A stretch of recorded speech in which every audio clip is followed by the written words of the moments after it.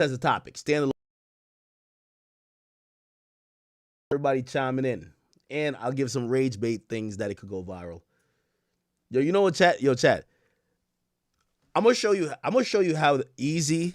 You see, when I think I'm hated a lot, but let me tell you this: there's no media nigga who live like rappers, okay? Who, you know what I mean? There's nothing in life I want that I don't got. You get what I'm saying? But nothing comes with just love.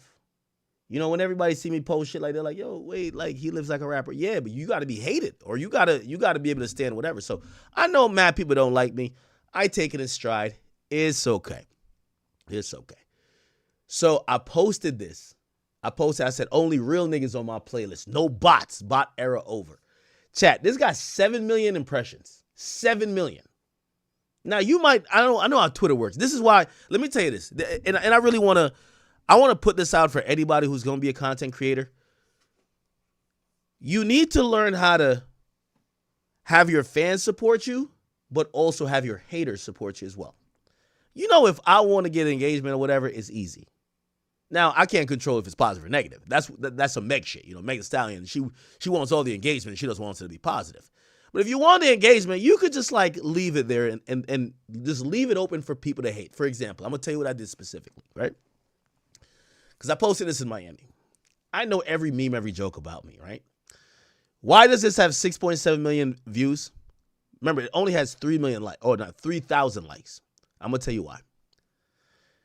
I'm in SLS. Well, I shouldn't dox myself, but I'm in Miami. That's where I'm staying.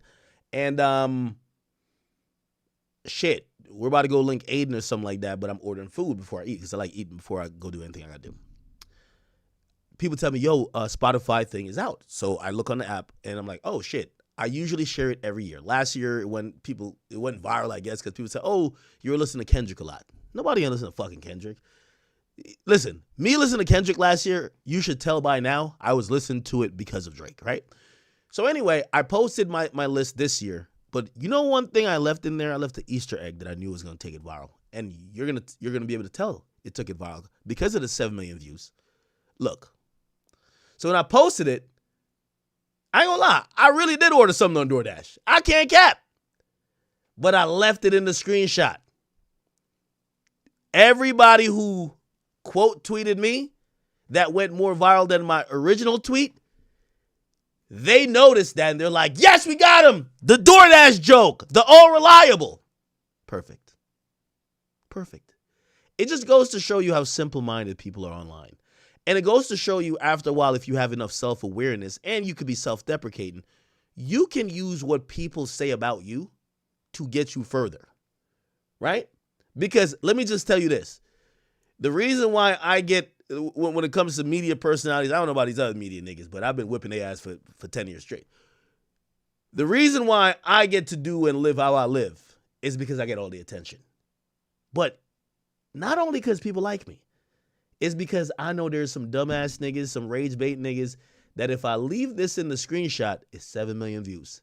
Just that's it. They didn't even know what I ordered. Low-key, I ordered some Jamaican food. There's a spot in Miami called Dunkanu. Fire! I ain't gonna lie to you, I like it. Anyway, that went viral for that. I might actually put some other shit up right now on DoorDash. Yo, by the way, I'm trying to secure the DoorDash DoorDash sponsorship. Remember, I was gonna have a sponsorship, but Meg Thee Stallion called me fat and I was distraught, and I'm gonna sue her. So I missed out on the sponsorship, but I'm gonna double back. Anyway, yeah, okay, no. So this is what it said. Okay. Here we go. Oh my God. What's up with this techno music? Fuck out of here. All right. So this is Spotify Wrapped. I don't know if I can show it online. Youngboy's the top. Then we got, it says Youngboy, Drake. You know Drake was there. People are saying, why is Ye there? Yo, Ye leaked me a lot of exclusive music. I was listening to his shit a lot. Yes, my life is actually what I listen to. What the fuck? Alkaline. I knew there was going to be a dancehall person on here. I thought it was going to be Vibes Cartel, but I did listen to a lot of Alkaline. And Rod Wave actually came in number 5, so shout out to Rod Wave. Top songs you guys have seen: World War III, Vet Motors, Somebody Loves Me, Hello, which was ironic. I didn't know I was playing that much Pop Smoke. It's an old record, Pop Smoke and A Boogie. And then Missing Everything, which is a YB record. Now, here's the thing. You got to see this. This is the listening age shit. Look at this. Look. Wait. Look. Oh, this is my top genres. I got trap, that mean reggae, melodic rap, and drill. Okay? Now, the next one is, look. They try, age is just a number. Look. Look. Yo, chat, I'm doing this just to go viral. Watch. Everybody's going to make this go viral. You know why?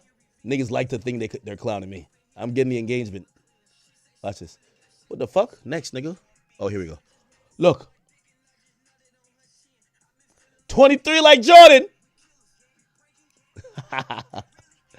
I get it. I get it. I ain't gonna lie to you. The old niggas, they're doing podcasts like Mano. You get what I'm saying? They've put the mic down respectively as they should. We don't want to hear them rap about Coogee jeans and all that bullshit, Pele jackets. We don't want to hear no drop down to get your eagle on. Fuck out of here. We want to hear the YNs talk about the Micro Drake in they fucking boxers. I'm sorry. Yes, I only listen to YNs, and I only listen to niggas who are killing niggas. I'm sorry. There is no apologies.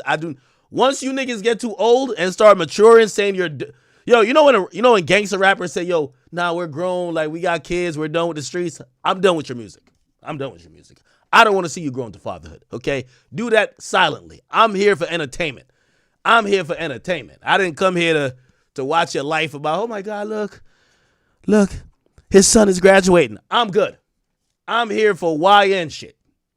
I'm here for crash outs, save the other shit, and keep it in the family, like, almanac or something like that. I don't want to see it. I'm sorry. I don't want to see it. So as soon as you stop being a YN, I find the next YN. I'll find the next YN to listen to. Oh, you not by that life no more? Oh, you got locked up for like 2 months and it scares you? Okay, that's okay. I'm proud of you. All right, let me go find the next YN to listen to. I'm not listening to a nigga that ain't about it no more. I ain't gonna lie to you. Now, that wasn't at Mano. I'm just saying in general. Mano and Jim Jones still about it. They just haven't caught a charge in a while. Okay, we'll get to Mano in a bit. But yeah, they say it's 23. My listening age is 23. And it made me think. I said, wow, it's a couple questions we have to constructively ask. If the music that I'm listening to, and by the way, these are the top songs, right? These are the top songs. Young Boy is 25. Party Next Door, how old is Party? But I don't know if he's in his 20s. I think he's in his 30s. Pop Smoke was in his 20s, obviously. Young Boy's in his 20s. Like, if we're going down, I think Cardi's in his 30s now, right? Or how old is Cardi? How old is Cardi? Cardi is 30 as of this year. He's officially 30. It's officially 30. So, I mean, I'm kind of listening to, how old is The Weeknd? The Weeknd's 32, right? How old is The Weeknd? Not 32, but he's 30 as well. He's 35, right?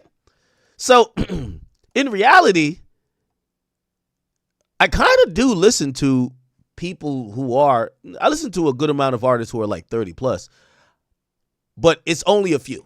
Because the majority of 30 plus artists are washed. And this is why we encourage them to put the mic down and pick up the podcast mic. No more rapping. If you're not Drake, if you're not prolific, and y'all are 35 pushing it, there's this idea that you could rap till you're 50. No, you can't. If you're good, you can rap till you're 50. It's like basketball. Nobody should be playing basketball on an NBA team till you're 40. Unless you're LeBron. If you're LeBron, you could do it. But if you're Joe Schmo, bro, go build a house. Go paint something. Nigga, go sell some weed. Like, nigga, go, yo, bro, go smoke some fentanyl. Like, go do something else. Nigga, like, basketball ain't for you no more. Rap and music pass, and they're not gonna like when I say this. This is like when you tell a bitch she's like 30, and she's so insecure. Or when a 30-year-old chick be like, you talking to a girl who's 21? And you're like, yeah, like, what's the problem? And they're insecure because they're thinking that, damn, we're aging out of this shit, right? I get it.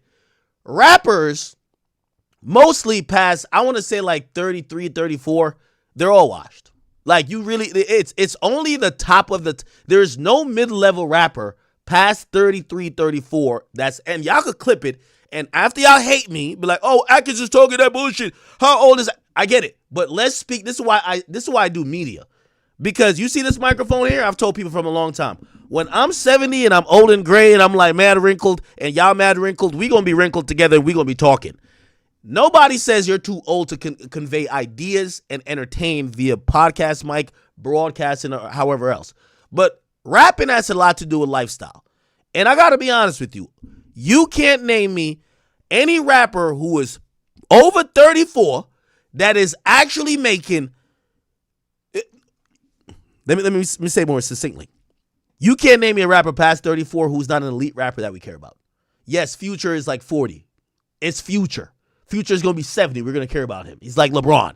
We don't care if LeBron's 55 with a walker walking up the court. We're still going to care. We're going to be like, yo, he's going to get 3 rebounds today. We're going to give a fuck. It's LeBron.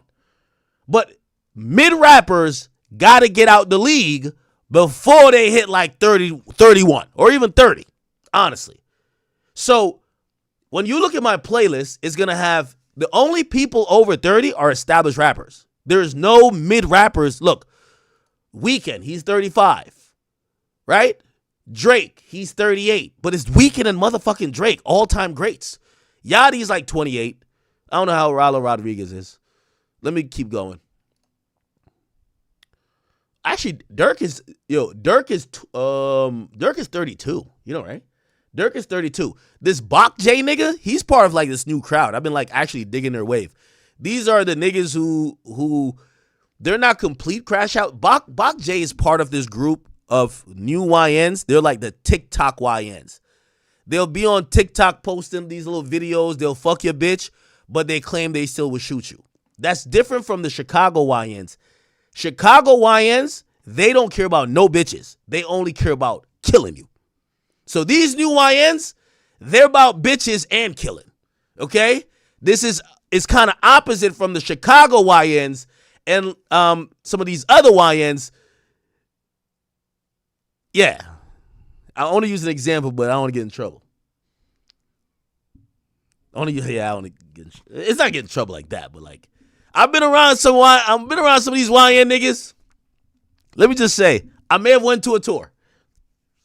And some of them YNs, keep in mind, you know, every tour there's going to be like the baddest girls from every city. They want to come back. I don't know how they get backstage, but they know a nigga or they're fucking a nigga, whatever. They're somewhere there.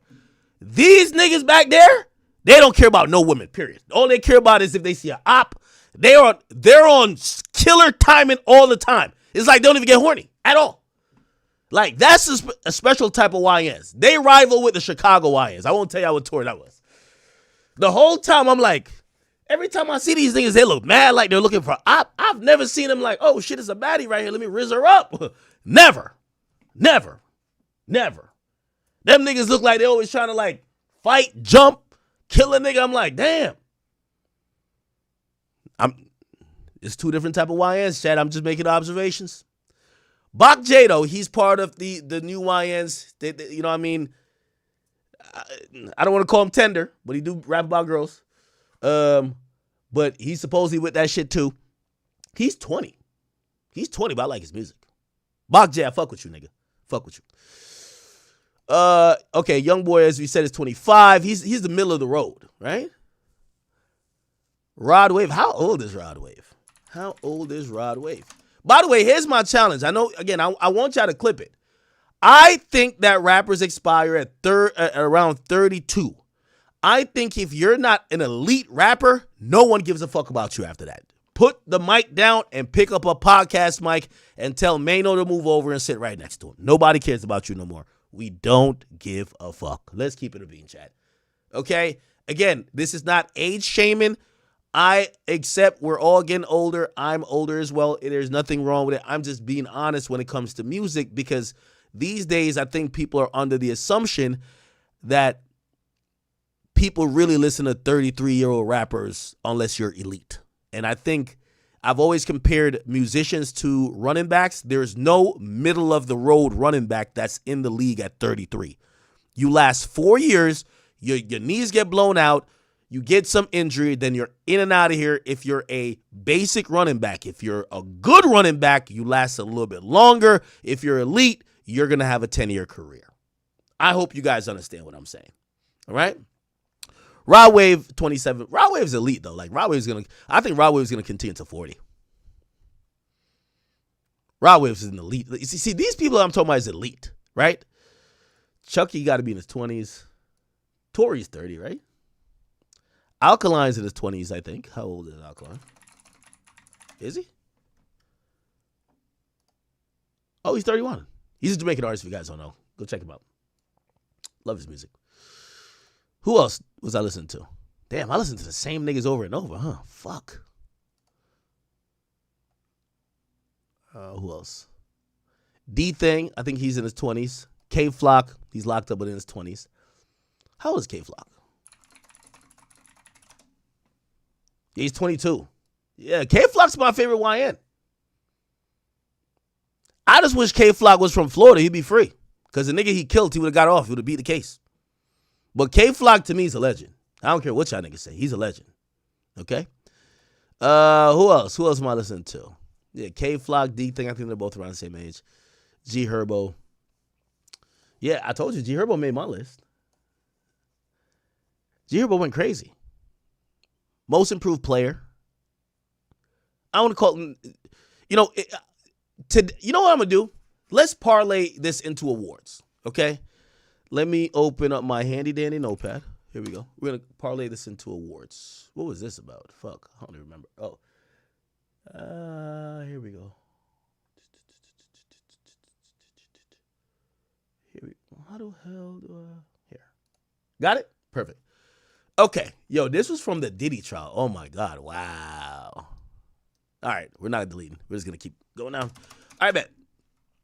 So let's go. What are the awards they give out each year? Most valuable player. Right? Most improved player. Give me some award names, chat. We're going to give out awards right now. Let's do awards. Is most improved is like comeback player? We can't put like defense and shit like on it. So what else? Chat, give me some thing.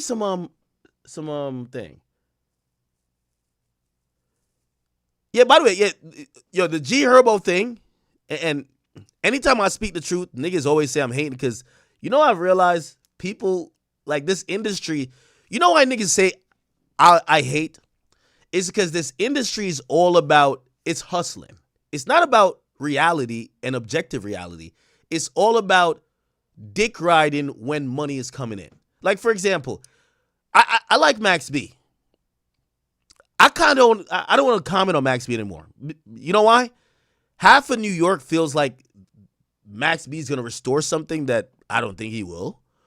And also, they're kind of being diluted. And if you point that out, they call you hating. Like oh, what the fuck? You waited 25 years for him to get out of jail and hate? And they're like really mad at you if you have any constructive criticisms. Like any constructive criticisms about Max B. Like, for example, I'm going to be honest with you. I've been looking to see a dope-ass Max B performance. I've seen one that was at XL nightclub in Jersey. But I think we're trying to figure out if, like, the hype around a guy that's been incarcerated for a couple decades coming out, that's great. But where's there's no music that I think people are reminiscent of. Pooh Shiesty just got out. All right, everybody remember, yo, I got my own fire, don't need security in the club. There's no song from Max B that has the same feeling for anybody outside of New York City. If you level that, I wouldn't call it criticism, but that just objective critique, I see how, like, I see New York DJs commenting anytime I've been objective, like, they feel like it's hate. They're like, yo, you hating on Max B. Yo, I'm like, oh, okay, so you don't want constructive criticisms. All right, bet. So, I try to, you know, I try to just keep it objective, but I do know people don't like that because hip hop is the only place that they don't respect objectivity. It's all about dick riding in a sense of so-and-so's. Hip hop is still seen as a hustle. So even fans, when things are happening and someone is supposedly going good or getting money, you making criticisms is not going to be taken as, oh, okay, you're actually being objective. It's going to be like, yo, why you hating on that nigga, bro? It's seen as hate. Like, for example, it was all cool to call everybody a snitch, but if you talked about Young Thug a certain way, it's like, yo, bro, why you hating on Thug, bro? You hating on Atlanta, bro? It's like, yeah, because Thug was kind of marketed as the guy to bring back Atlanta. So now, if there's critiques of him, people don't like it. When we're criticizing Gunna, everybody don't mind. 6ix9ine, everybody don't mind. So I've gotten to realize that that's where my commentary, when people call me out on my commentary most of the times, it's not because they think, and there's times I am being biased, but they don't think I'm like just lying. They don't like when you say objective shit about niggas that they're dick riding at the time. It's facts. Okay. Let's get some more categories. Most improved.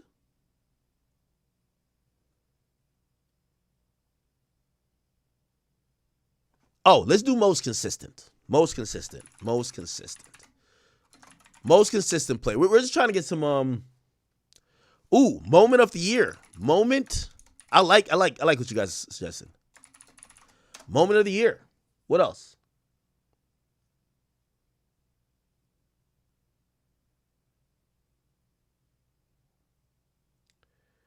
Somebody say I can't name even 5 Jay-Z songs.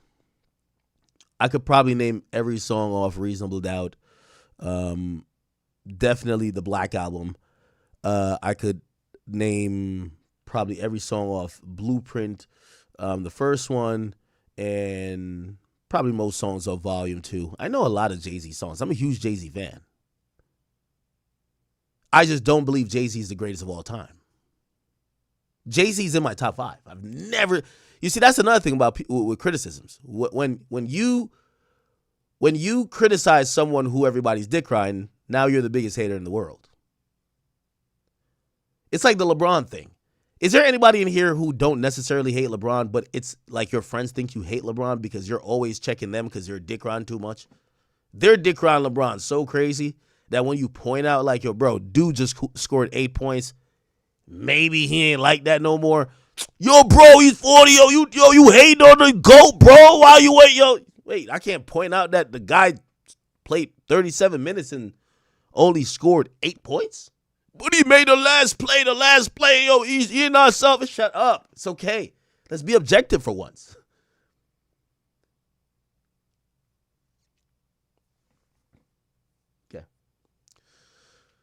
Most improved, most valuable, most consistent moment of the year. And I think we can get to, we should get Rookie of the Year. Thank you for that. Rookie of the Year. That sounds dope.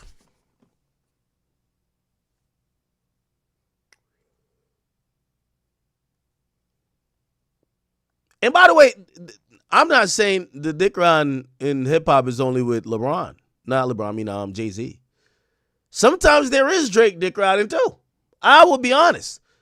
And again, all rappers have faults. The quickest way for you to figure out if you're dick riding anybody is if you rank them number 1 in everything. Like, for example, I think Drake is the greatest rapper. Do I think he's the greatest lyricist and the greatest MC of all time? Or the greatest freestyler? No. You know, I know what he's good at. I know what I've seen other people like seemingly be able to compete or maybe be better at, and it's okay. You know? Usually the people who are dick riding, like, they're delusional. Like, the niggas who are telling you LeBron is scoring 8 points, but he's still top 5 in the league. You're like, this guy's retarded. Like, this nigga, man, right? Okay. Most influential. Y'all turn this into an awards show. I was trying to make it like end of year awards, like it was more like a NBA season. Most influential. Okay. All right. Give me our most important. Snitch of the year. Let's not call it Snitch of the Year because no one wants that title. But let's say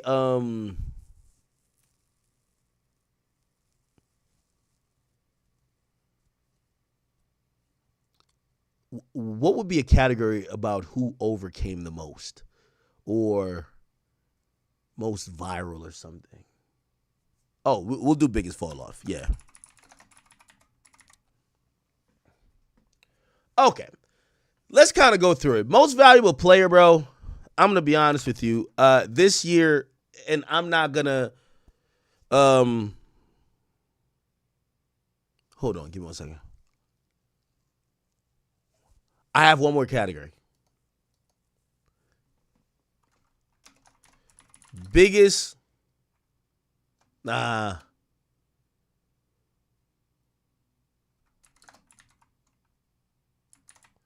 biggest level up player of the year. Biggest level up player. Do you get that category? It's like a player that was seen as here, and by the end of the year, we know he's here. Like, he uses year to kind of cloud up to really do his thing. All right, I'm going to go down this list. You guys tell me, you tell me if I'm wrong. This goes to NBA Youngboy. I'm sorry. NBA Youngboy is the most valuable player or most valuable rapper of the year. I believe through his music, his story, I believe his tour, his presence on hip-hop, it gave a new life into what some people feel like. People feel like this is like a holdout year. People feel like this is like a shortened season. Like, this is a year where a lot of people didn't participate. They feel like this is a year that's still feeling the it's still feeling the fallout of Kendrick and Drake, which is last year. Youngboy didn't give a fuck, went on the road and made moment after moment, and I think clearly he's the most valuable player of the year. Most improved player of the year. Now, this might be a little bit controversial, but I don't think it's controversial. And the only reason I'm saying it's controversial is because I think some people are going to be like, nah, Ak, you can't give it to this person because he's been around for a while and he's been dope. And I agree. But this is going to go to G Herbo. And what I mean by most improved is not that his talent got better, but G Herbo had a pocket. You know, he's had little ups and downs or whatever, but like he's had a pocket where people knew G Herbo was going to fall into. And G Herbo, to me, he went up like, you know, I have tiers in terms of rappers. Like, we have the A tier rappers. That's the A plus tiers. That's the Drakes, the Kendricks, or whatever. Then you get to the A tier, and that's the Young Boys, the Cardis, the whatever. And then you get the B tier, and that's, you know, it's kind of eluding me who would probably be B tier. Then you have the C tier and the D tier.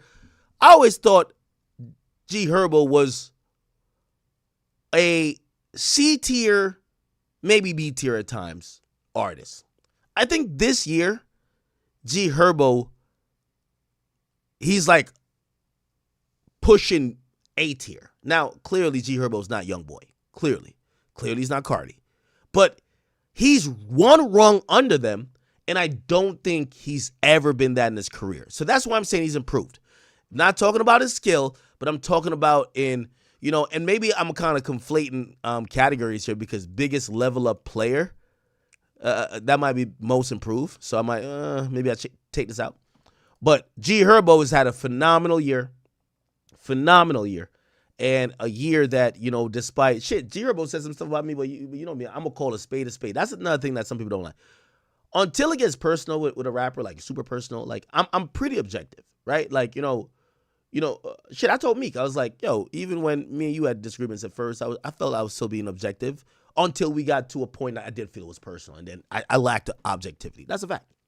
But for the most part, I do keep it very objective, or I try to be.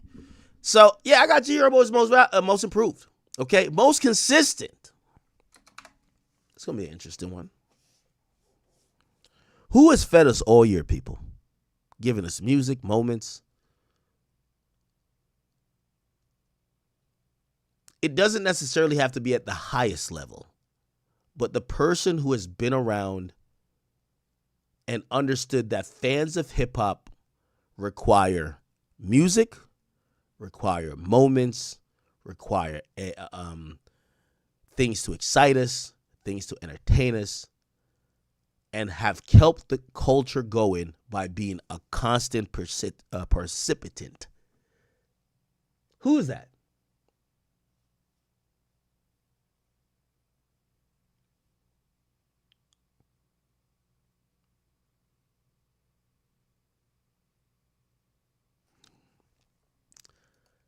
I think I got my answer.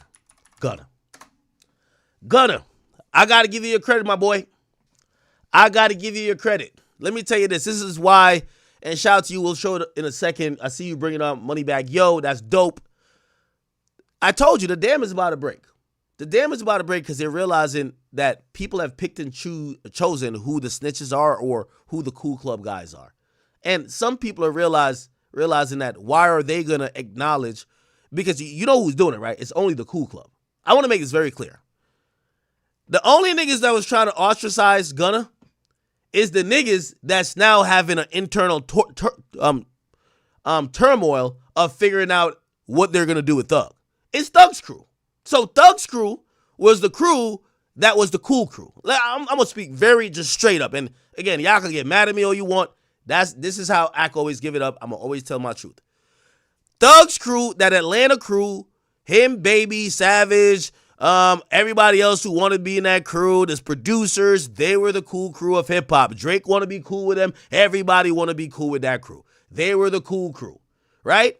Now, it's easy. When 6ix9ine's a snitch, everybody in hip hop that's a street nigga could just say, fuck 6ix9ine. 6ix9ine never was cool with no street niggas, right? And even the few, like, close to street niggas who was cool with, niggas would look at them like say a Tory and be like, yo, Tory, you fuck with this nigga? He's right. Gunna becomes a cooperant, and the cool crew says, we're kicking him out. We're getting him out of here. The cool crew is still seen as cool. Young Thug gets locked up. Everybody, which, by the way, I do want to also bring this up. Maybe I'll do this as a separate topic.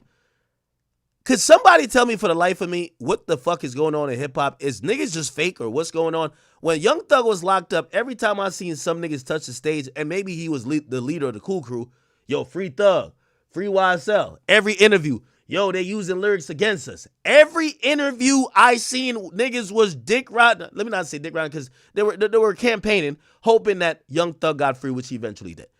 How come Dirk is locked up? And I've been watching these concerts. I don't see one nigga say free Dirk. Not one. Not one. The cool crew don't say it no more. Nobody says free Dirk. Is anybody gonna say free Dirk?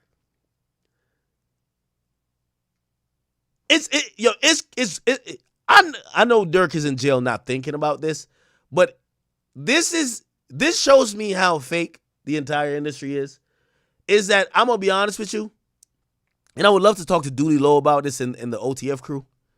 I'm not saying these guys maybe have not, either, donated. Like, for example, Young Thug said, I sent my lawyer to go help Dirk. But I haven't heard Dirk's name in these niggas' mouths, pause, like how people kept the name and the legacy of Thug alive. Like, people were like, no, we need Thug, like Thug. And I don't know what that is. Because I'll be honest, Dirk was part of the cool crew too. That's a fact. The cool crew of hip hop. This is why him and Baby did that album. That was the cool crew YN album. Everybody know, right? When Dirk and Baby did the album, then Meek, he was the OG of the cool crew, right? Then you have Baby. No, you have Spider. He's in the cool crew. And I wouldn't say Future's in the cool crew, but he fucks with the cool crew. That's a cool crew. Let's keep it a beat. There's a cool crew. There's a cool crew. You know who's not in the cool crew? And this is why, think about the niggas who's not in the cool crew. This is why they've never been popping. And this is why I said shit is changing now because the cool crew looks a little different. YFN Lucci never used to be in the cool crew. That's why his shit couldn't really go nowhere. Rollo ain't never been in the cool crew. And y'all can say he ain't that talented musically, but that's why his shit ain't go nowhere either. It was either you're in that cool crew or fuck you. And then the cool crew now has taken many different shapes. They kicked Gunna out, so everyone would say Gunna's a rat. And then the whole YSL thing happened and the leaked phone calls and interrogations, and now they're talking crazy about Thug. But then the cool crew, we see Wham stop picking up the phone, and then we seen a little bit of fracture, but now they're trying to put it back together. And I'm like, it's interesting. But I do want to tell you, in hip-hop, the cool crew is a thing. And I think because the cool crew broke up, and this is just my thought, y'all can get the rapper, they're all going to hit me like, yo, what are you talking about? Bro, I'm only talking facts. Ever since, the only reason why more niggas is fucking with Gunna now, because I see Moneybagg Yo coming out, They're fucking with Gunna now because the cool crew who was setting the rules for everybody who wanted to be in a cool crew, y'all are having a inner turmoil and a civil war because y'all couldn't figure out how to either call a spade or how to properly explain the Young Thug interrogation video. That's what it was.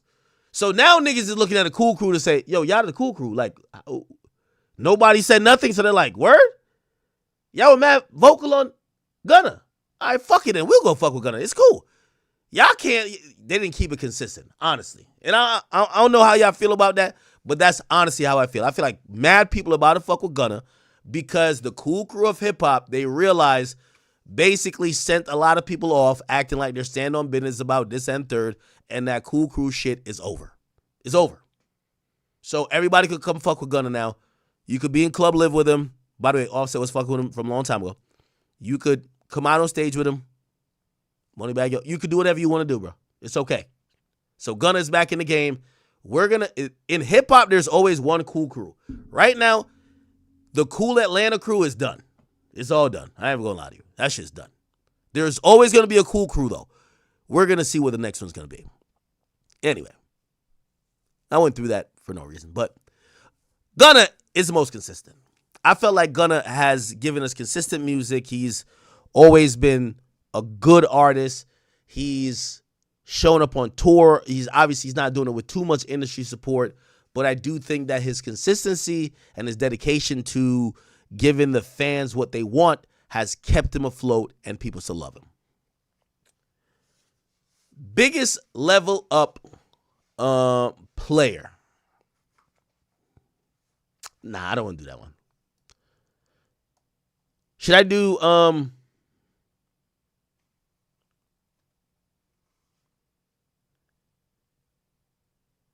okay, I got a new category.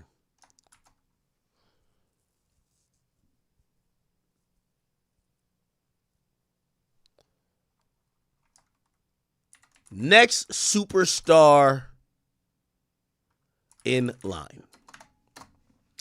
Now, I keep telling you about hip-hop. That's why I was even telling you about the 30s thing. If you're a mid-rapper in the 30s, like, you're done.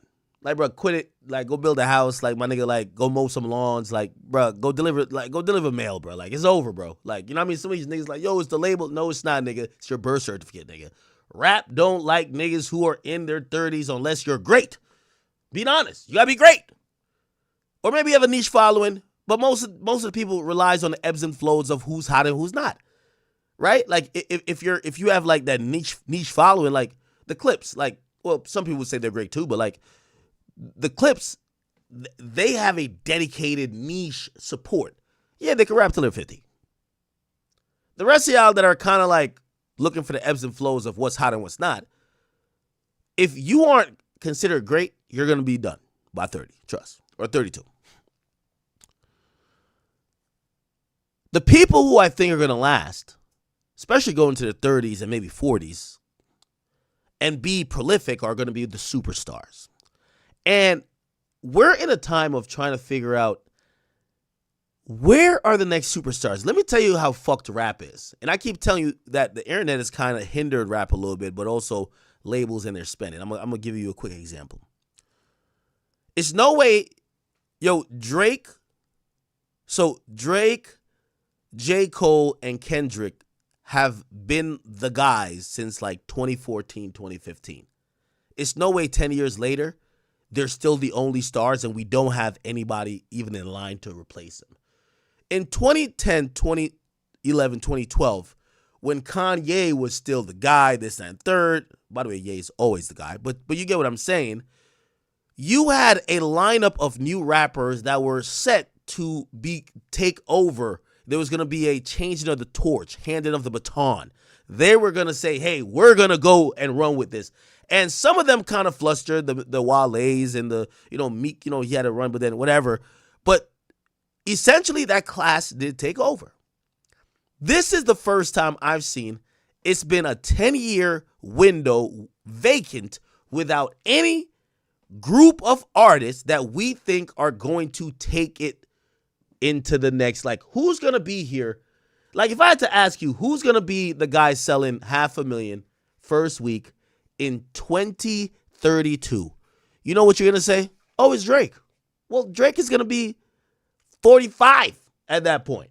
It's going to be 45. Oh, it's Kendrick. Kendrick's going to be 44. Oh, it's J. Cole. He's going to be the same age. We have no artists that are young that are looking at superstardom. Now, here's my explanation for it. I believe a lot of these artists aren't enticed to chase superstardom anymore. Why? Because as soon as they become marginally famous, they have a hit on TikTok, it gets to the Billboard charts, they get a deal, there is no more incentive to chase going up a really narrow and steep hill to become a superstar. So they don't even want to be a superstar. They just want to be on and getting some money. Oh yeah, we show up to the club, we get 30 bands, we do this, that's it. Where Drake, Kendrick, and Cole are, it probably requires things that are like ancient to this generation of artists. Brand development, artist development. You have to have these artists that develop a catalog, come year after year, realize that you can't perform. Like your biggest song when you're getting booked this year can't be a song from 2 years ago. You got to keep doing it, reinventing yourself. You got to it's so much to get to the level of Drake, Kendrick, and Cole. I don't see nobody even trying to get there. So, of course, those are super duper stars, but I don't see many people trying to be a superstar. I guess that's what I'm trying to say. These guys want to be stars. And this reminds me of a conversation and an argument I did have with Joe Budden. Y'all could go back and watch that episode. Maybe I could Google and find it. We argued about superstars. Let me see. Academics, Joe Budden, superstars. We argued about it like almost 10 years ago on Everyday Struggle. Everyday Struggle. I can't remember it. But we were arguing about what it is to be a superstar.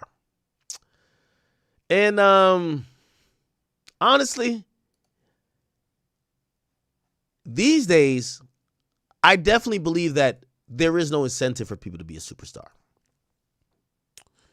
So, I feel like I've said a lot, but with that in mind, I think the closest person to have broken this mold, and when I mean this mold, of maybe you got a niche following, maybe you're lit in certain aspects, but you want to be a superstar to the highest extent.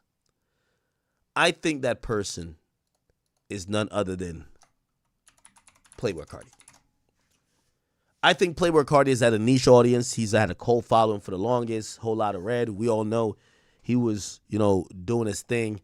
But I think with this album that he dropped this year, Music, was his biggest attempt to try to bring the mainstream to what he already does, but stay authentic, and also get to the levels of Travis Scott, a Kendrick, and a Drake. And if I had to say, I would say if we're looking at all the current crop of artists who are next in line to become a superstar, remember, a superstar is the A+ tier. The Kendrick Lamars, Drakes, J. Cole. There's not that many of them. We're going to add Travis Scott and probably Future. Those are superstars. Nicki Minaj as well, of course. I think Playboi Carti is there. Okay? Playboi Carti, I believe, is the artist that this year he's positioned himself. He's the next in line. Chat, can we name all the superstars currently in hip-hop? Tell me if I miss anyone. Drake, Kendrick, J. Cole, Future, Travis Scott, Nicki Minaj, Cardi B. Who am I missing? Superstars. Who am I missing? Who am I missing?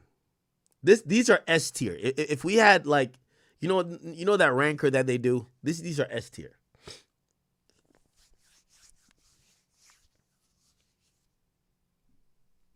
I gave you 7 already. Uzi and Kodak, they're not superstars. They're not superstars. Ye would be on that list, yes, even though I feel like we needed some more musical contributions from him this year. But yes, Ye's on that list. This is a rare list.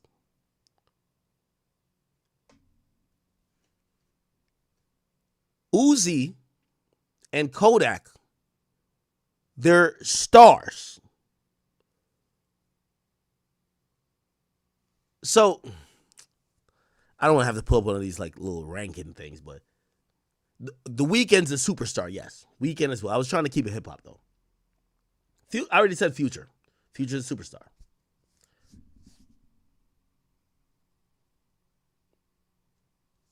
$21.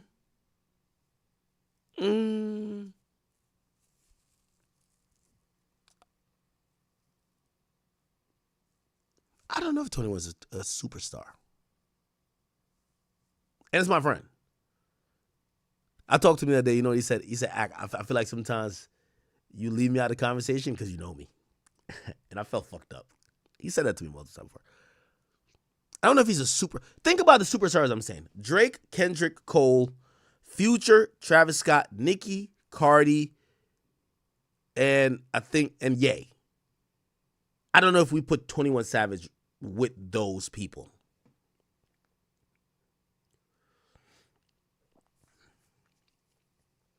By the way, if you ask me, Cardi and Youngboy are neck and neck to be in that next realm. I just put Cardi because of the album. I think his album was a global and a hip-hop-esque album. No matter, like, there's a song for everybody on there.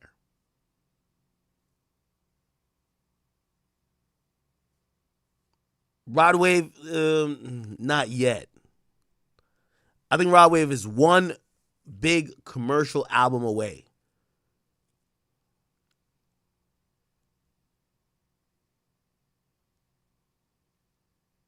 But Rod Wave is absolutely he's a megastar. So Uzi, megastar. Savage, megastar. But then when we talk about Drake, he's a superstar, right? Okay. Moment of the year. What is the moment of the year?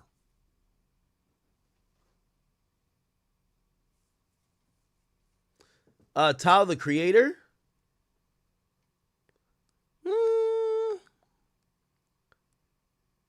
Tyler is either a superstar or he should be competing with Cardi for that award that's given out. Yeah.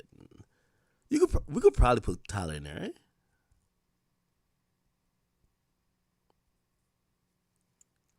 I still don't understand the full Tyler wave. So that's why I don't want to definitively say what it is. I feel like I understand these other guys more than him.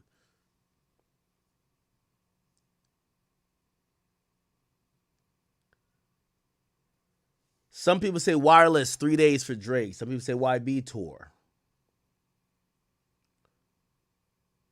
Just give me the moments that you guys think were the ones.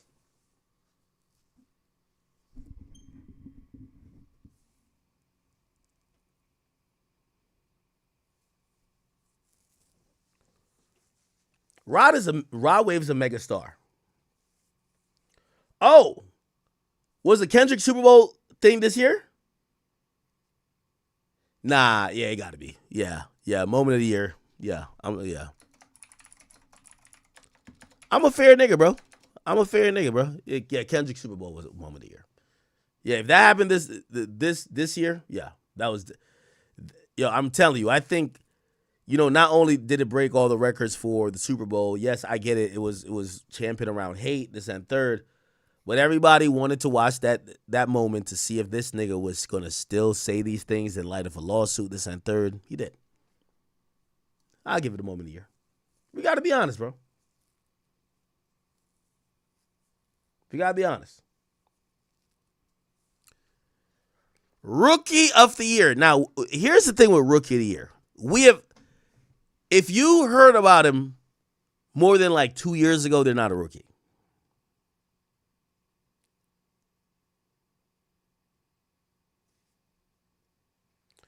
Top left, bro. You said bro said Gunna's more consistent than Drake. I'm saying Gunna is delivering to his audience consistently and having consistent results. That's why, a lot of people thought Gunna was going to fall off, and that the hype of him dropping music after he told was going to be over. He's kept that up by consistency. He's consistently dropped music. He's toured. He is consistently active. And, when you think about a consistent player, it don't got to be the best player. It got to be the player that shows up, does what they have to do.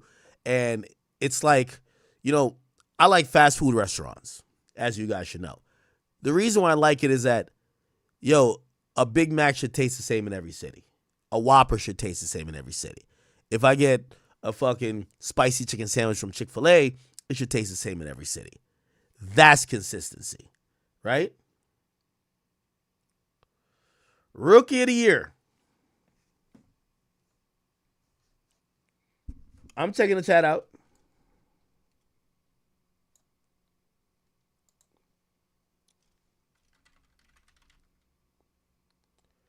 Who is rookie of the year? I'm seeing some good names. Oh, you guys got some names today. Wow.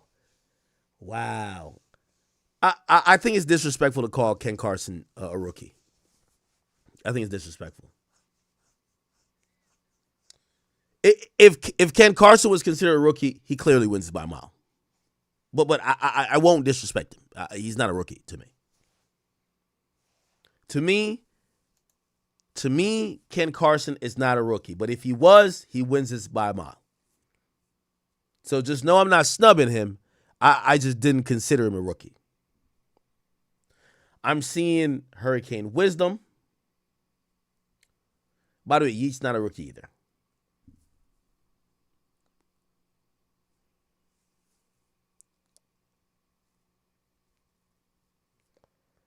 Hurricane Wisdom, EBK Jabo. Okay. Big X the Plug. Are we still saying Big X the Plug is still a rookie? And Bossman D-Lo.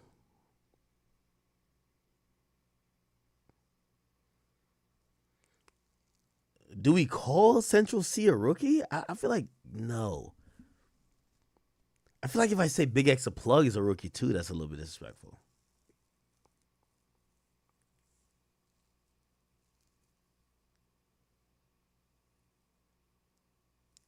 No, I think we got to call him a rookie. He dropped his, I believe, debut album within the last year or so. Yeah, EBK. No, not EBK Jabo.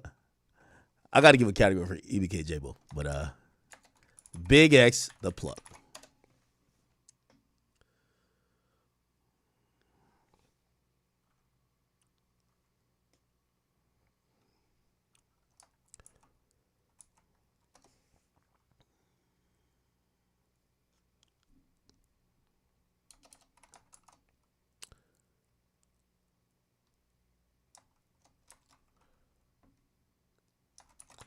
Underground YN of the Year Award.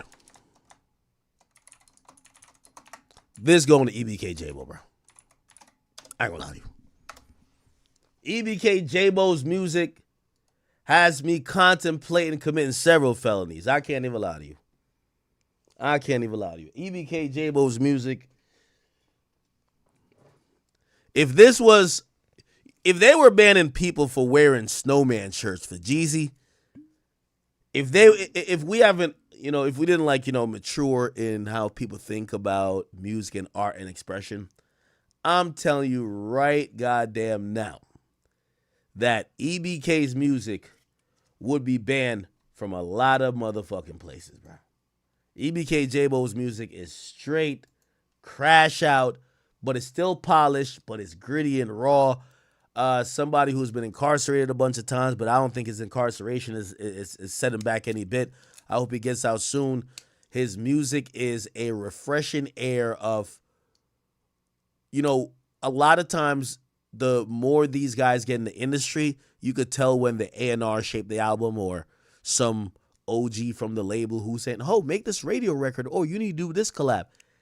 EBK J-Bo music, up until this point, feels like a YN making a polished music. His project felt like, obviously I won't compare it to or say it's equal to, but it gives you the vibes of when you heard Chief Keef for the first time, when you knew it was authentic. You knew, oh, this ain't no label shit.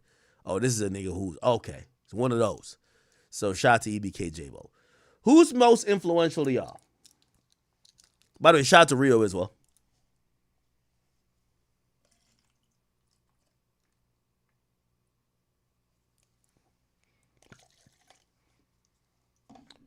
Who is the most influential artist this year?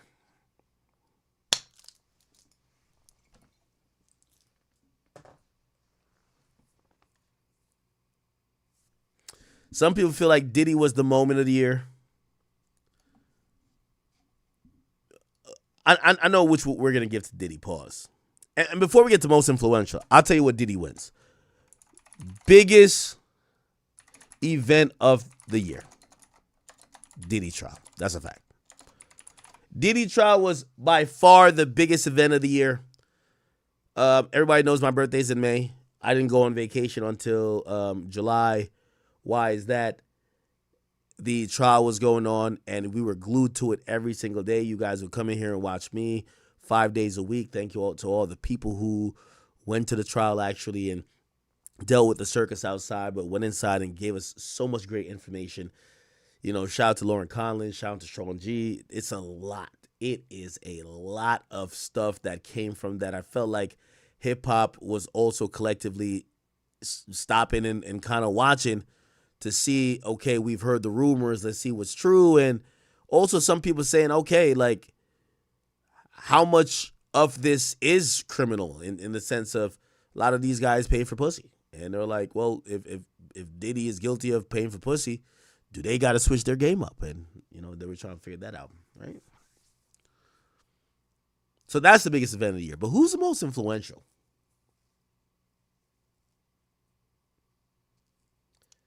Some people say Kai Cenat is the most influential. Now, we're trying to keep it with the rappers, y'all. Who's the most influential to y'all? Who?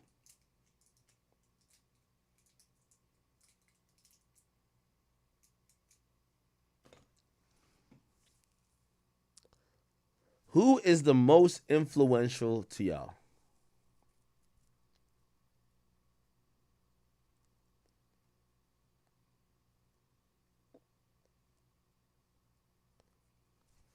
Kendrick? I don't think so. Skrilla? Nah. Ken Carson? Nah. Cardi? We have to see the influence, right? We have to see the influence. Somebody say Ye, YB, Future. I feel like we're missing something. Name me like an artist or a wave that they had.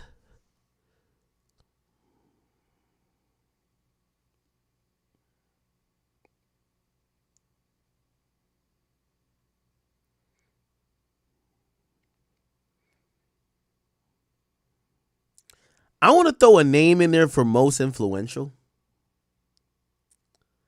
I want to throw a name in there for most influential for 2025. But I feel like y'all going to be mad at me. Y'all going to be like, what are you doing? What are you talking about? Because nobody said that name. Not one of y'all are saying this name. Not one of y'all are saying this name.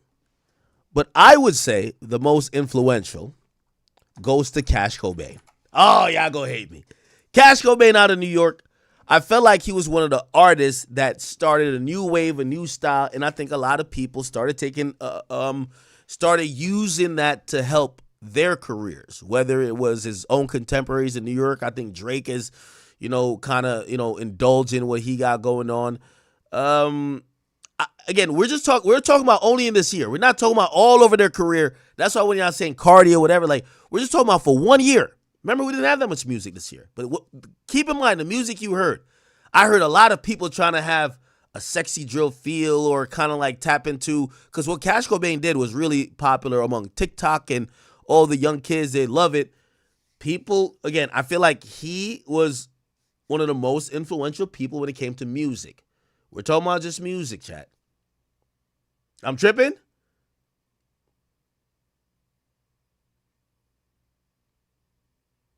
I'm getting on Discord right after this, or maybe I wait for a second because I do want to cover the Diddy and 50 topic.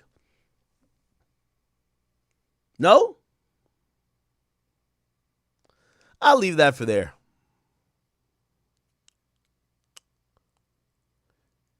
I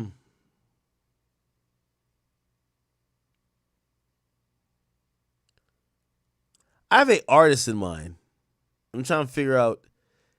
You see, if I was doing an award show, if we're going to award people, we can't leave out the players who did they shit.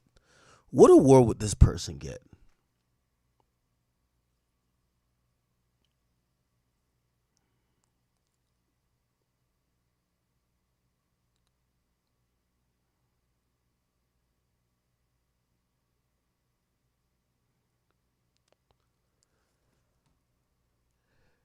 Chat, y'all figure out the category. But I'm going to be honest with you. For 2025, I wouldn't feel comfortable even giving out awards if I didn't give Glorilla an award. I got to be honest. Glorilla did a thing this year.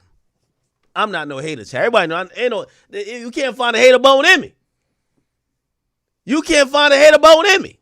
So, chat, what award? We got to give Glorilla some award. Most improved, like, I don't want to say most improved. Like, what would it be? Glorilla need an award. For what Glorilla did, she needed an award.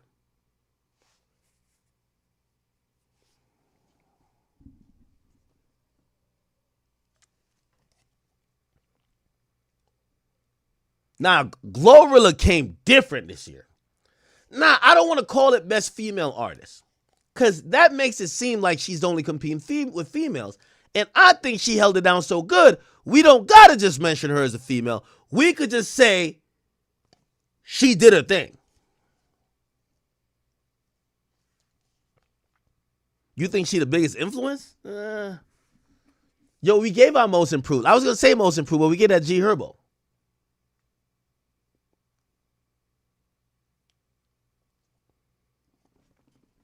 Hardest working?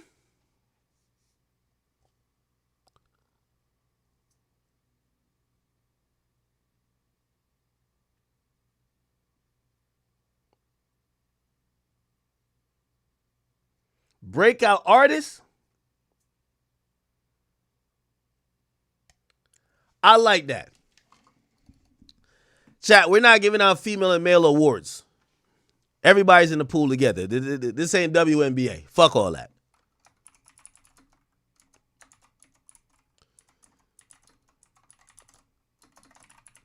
Glorilla killed it this year. Glow, you went crazy, girl. I can't even lie to you. Glow, I'm saying this because I know some people think, and they'll be like accurate hate or whatever, and I'm never somebody who's too cocky to say I'm wrong. When Glow, remember when me and Glow was getting into it, I was sowing the seeds because I was seeing it. I said, oh, this chick is about to be done. So I'm like, yeah, she about to be finished. And I love beefing with rappers when I could predict the end. Because you know why? They come to me and say I killed their careers. Yo, I'm at Complex Con. I want to tell you who I was talking to. They're like, yo, Ak, they're naming rappers, but they're giving me credit. They're saying you killed their careers. And I'm like, what? They're giving me the credit like I killed these rappers' careers. No, the rappers beef with me at an odd time, and I seen the end of the road, and I just documented it. So if you gonna give me credit, fine, but it really wasn't me. It's not like these guys were lightning hot. I've never killed somebody's career that's lightning hot. I quote unquote killed their career when they drop something whack, and then they say something about me, and then I walk them to the door. That's all that happens. So, Glorilla, I want to say you've proved me wrong because I did see the end for you. And when I seen the end for you, you came back with some more hits and then some more hits and more hits and some more hits. And I got to say, if it was somebody who could come out and if you tweet it right now, act, what up now, bitch? I proved you wrong. You're right. You're right. I'm not no hater. You're right. You're right. Glorilla went crazy this year. Got to be honest. Now, this category right here, the biggest fall off.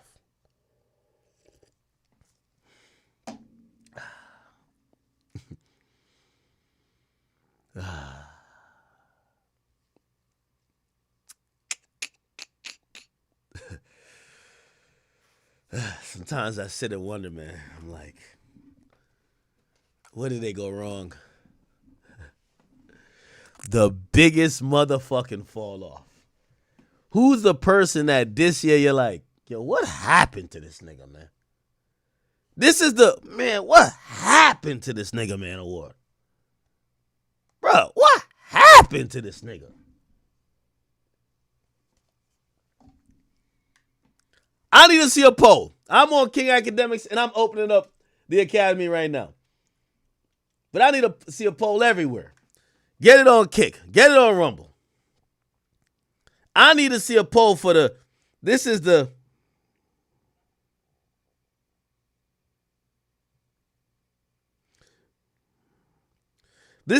what the fuck happened? What the fuck is Wack doing? No. What the hell video is this? Anyway, I'll pull up a screen. What the fuck is...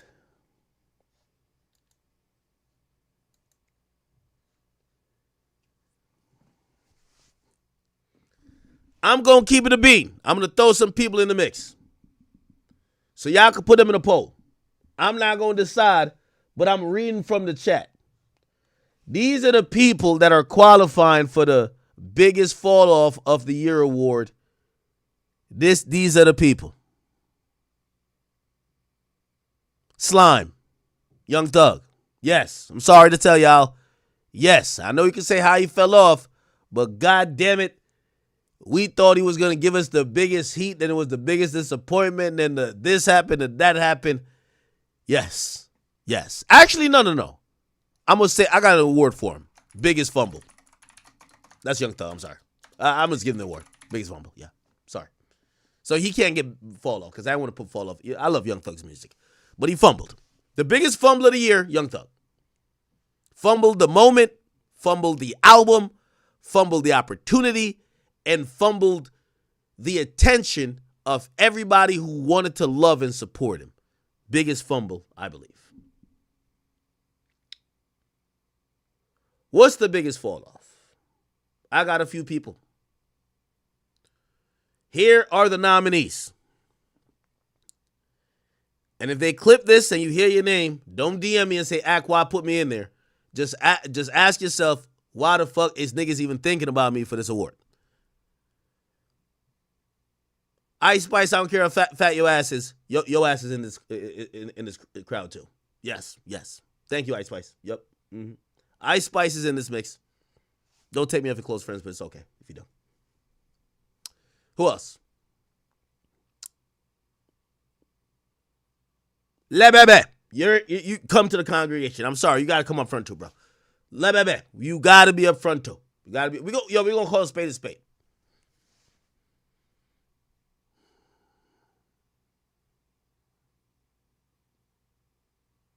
Yak is not going to be in this. Yak dropped a pretty dope project. So I can't say, if it was trash, I would put him in there, but it wasn't trash. Roddy Rich, I don't even want to put you in this, but I got you, bro. They said, Roddy, you got to be up in this jump. Sorry, bro. Yeah, got to bring you up in here. Sorry to tell you, brother.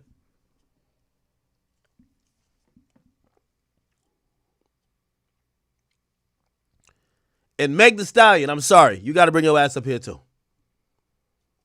We can't tell your last hit. We only know about your last lawsuit, and even that you barely got a dub.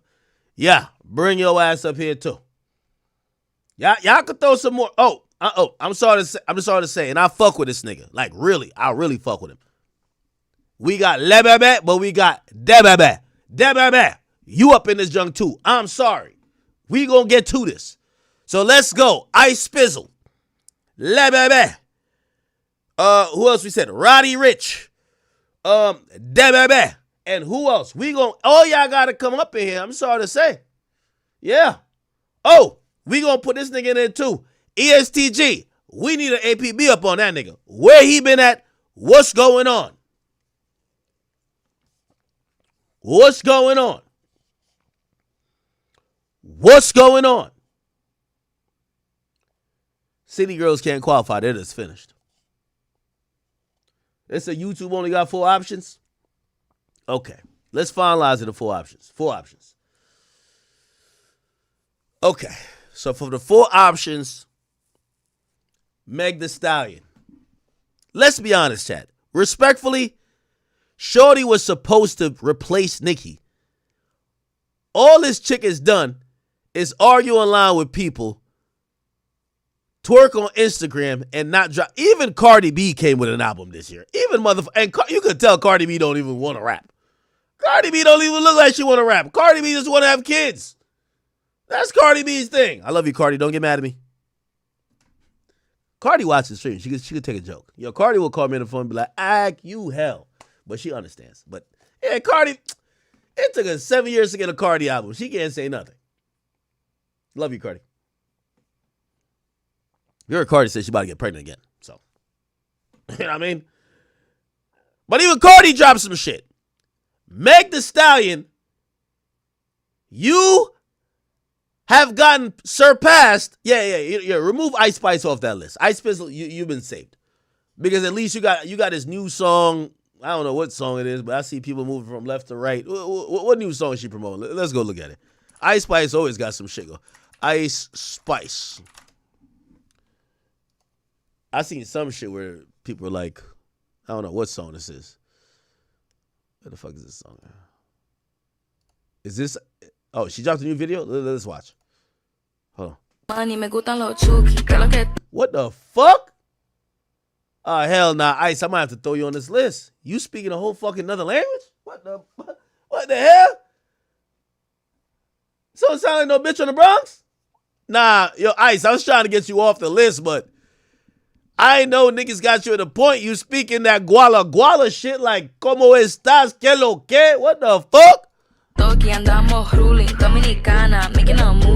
hell nah. Yeah. Ice, you on that list? Yo, Ice been light-skinned, ambiguous for mad long. She claiming Puerto Rican and Dominican now. Yeah. She on the fall-off list. Yep. I'm sorry, Ice. I'm sorry. I love you. Don't get mad, girl. Yep. Ice is Dominican? What? That's too fat. No me cabe en el pooch. I'm cocky, bitch. You can't outdo me. I put on a panty. Crop top hoodie. Still look big. Yo, they sent her ass to a favela in motherfucking DR? I know this spot. This is where from Yailin's from. I ain't well in them niggas. That's where 6ix9ine went to go find out the love of his life. Holy. No, this shit sound good though. Hold on now. Hold on.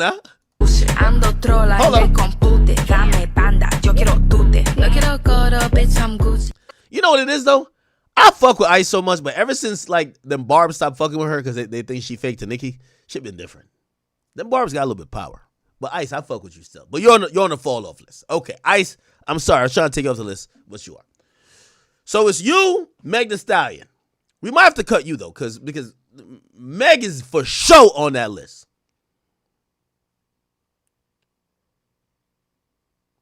Meg might as well quit rap and go join Law and Order.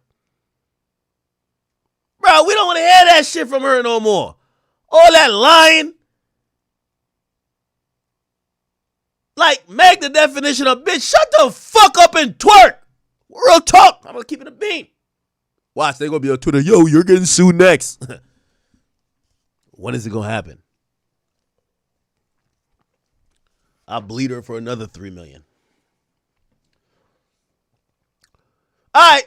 So Ice Spice, Meg.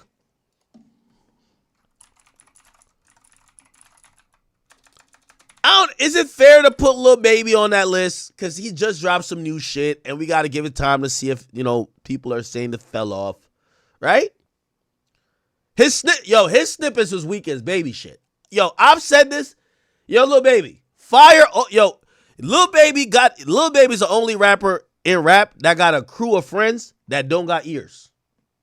They don't have ears because they'll let that nigga put anything out. That's the problem. Because I listen to his leaks and I've heard a couple snippets here and there. I always call it out. I could tell what sounds good. Lil Baby got too much dick riders in his crew. That's a fact.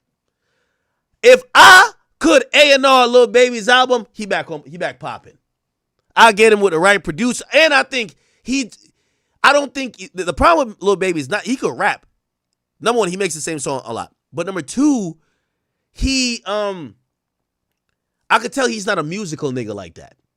You see, Kanye's a nigga who'd be like, yo, nah, those drums is whack. Take them out. No, cut the beat here. Yo, just the hi-hats. Yo, we need this instrument. Yo, bring on the harps. We need the flutes. That's Kanye. That's why Kanye is always going to be good. Kanye's goated. I'm not expecting Lil Baby to be that.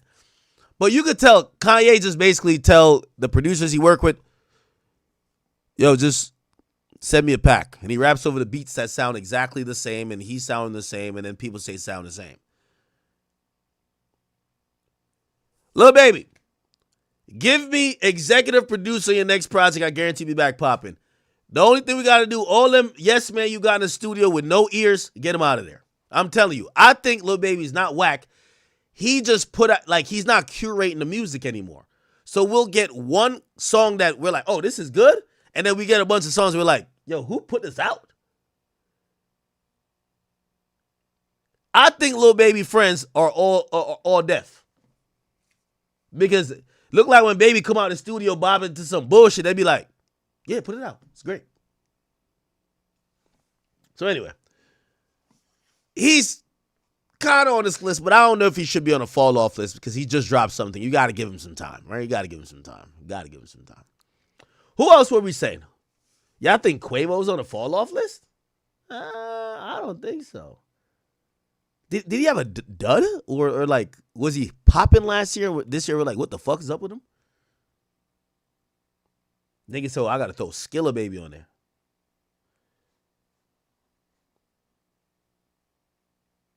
Mac Williams music. I'm reading every comment. I've seen 4 people, or I've seen 4 comments that say Drake, and 2 of them were the same people. Everybody know Drake ain't fall off. Stop it, bro.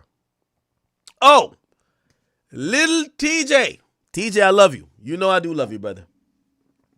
You know how many times TJ was ready to go up on them streamers, and I'm always DMing TJ, and like we talk back and forth, be like, yo, TJ, chill, bro, like the stream club. And I always like I rock with TJ. I like him, bro. You know, and I also understand rappers that kind of, you know, they're not in tune with everything that affects the culture. Even though he's a young artist, he should know this stuff. But like, he's like an artist that has the mentality of like an older artist because he doesn't get streamers and shit like that. But you know, he's always kind of like listen to me when I'm trying to explain to him shit. But Lil TJ, I got to be honest with you, brother. You might be a candidate on the fall off list. Lil TJ, let me tell you one thing I always know about you. This is what niggas is saying. You always stay with one on you. Pause. And what I'm talking about, I don't know what these other niggas talking about. You always got a hit. You always find one. Some way, somehow. And I don't know if this year you found one. And I think it's been a little while. So TJ, I think you're on that list. You can't find it no more? Think you're on that list. Roddy Ricch. Man. I'm a big supporter of Roddy Ricch. I'm a huge supporter of Roddy Ricch. I'm a huge supporter of Roddy Ricch. I feel like Roddy Ricch has been cursed by the box. And no, I'm not talking about some scallywag on the gram, not Layla Cakes, not none of these whores. I think the song The Box put him in a position. Like, I really don't know, man. Like,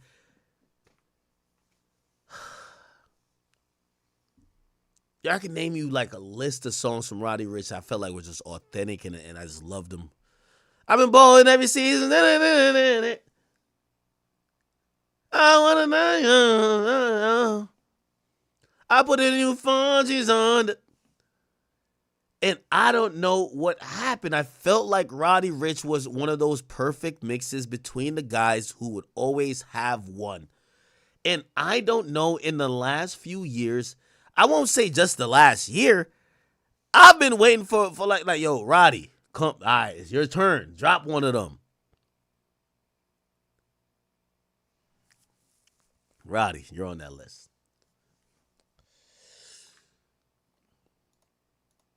Uh-oh. What y'all do? Savage just called me. I gotta tell him I'm on stream.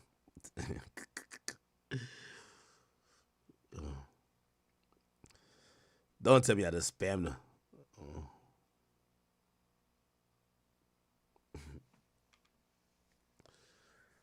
The baby. I hate to say it, y'all. I love the baby. I think he's hardworking. I haven't heard the best way I explain the baby recently is every time I see the baby when I'm scrolling, nothing tells me stop.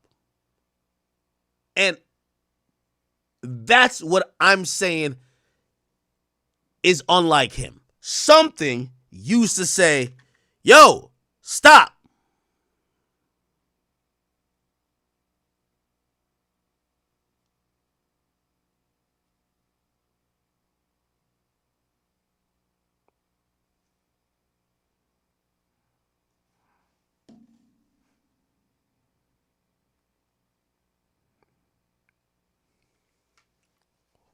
Savage didn't see what I said.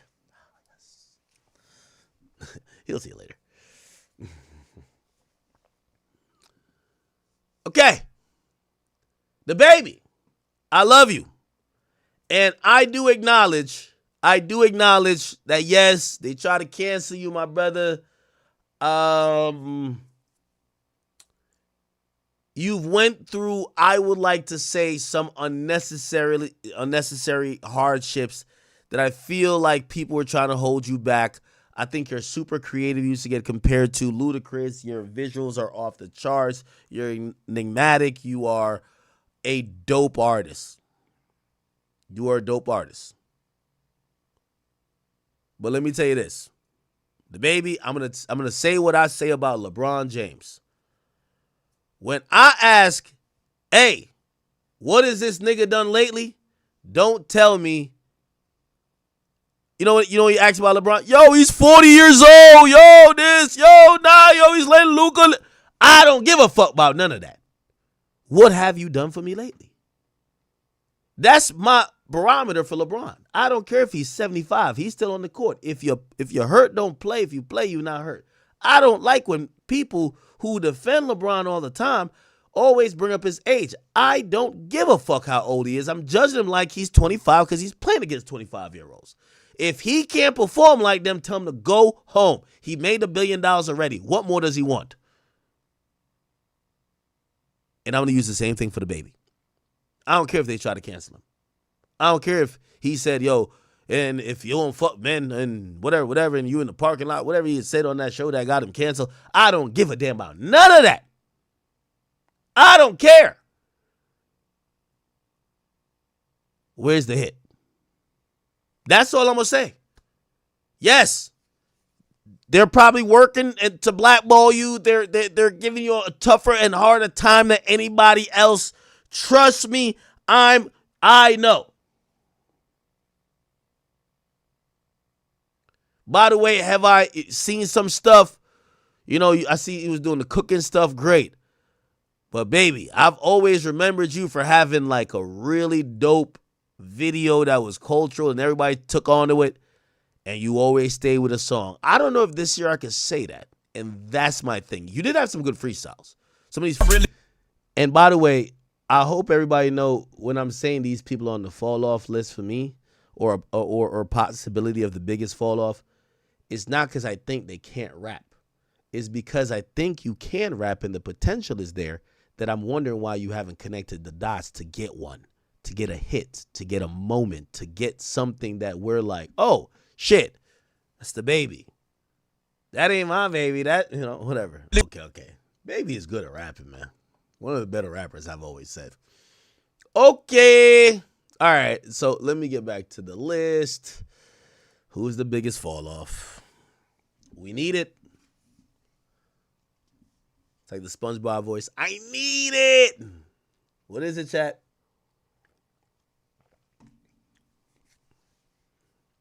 Feel like we've given everybody an award.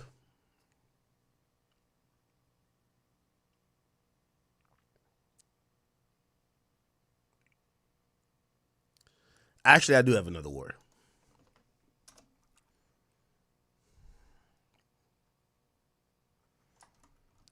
Overcame. Either I want to do overcame the hate or overcame the most award. Who y'all think should get this one? And by the way, that's the last of the awards, okay? I think we've had enough awards.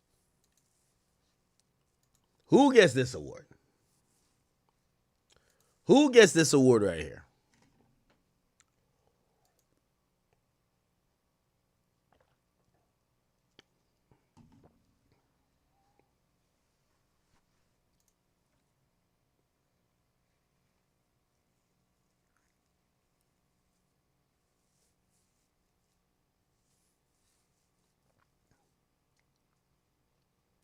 Who?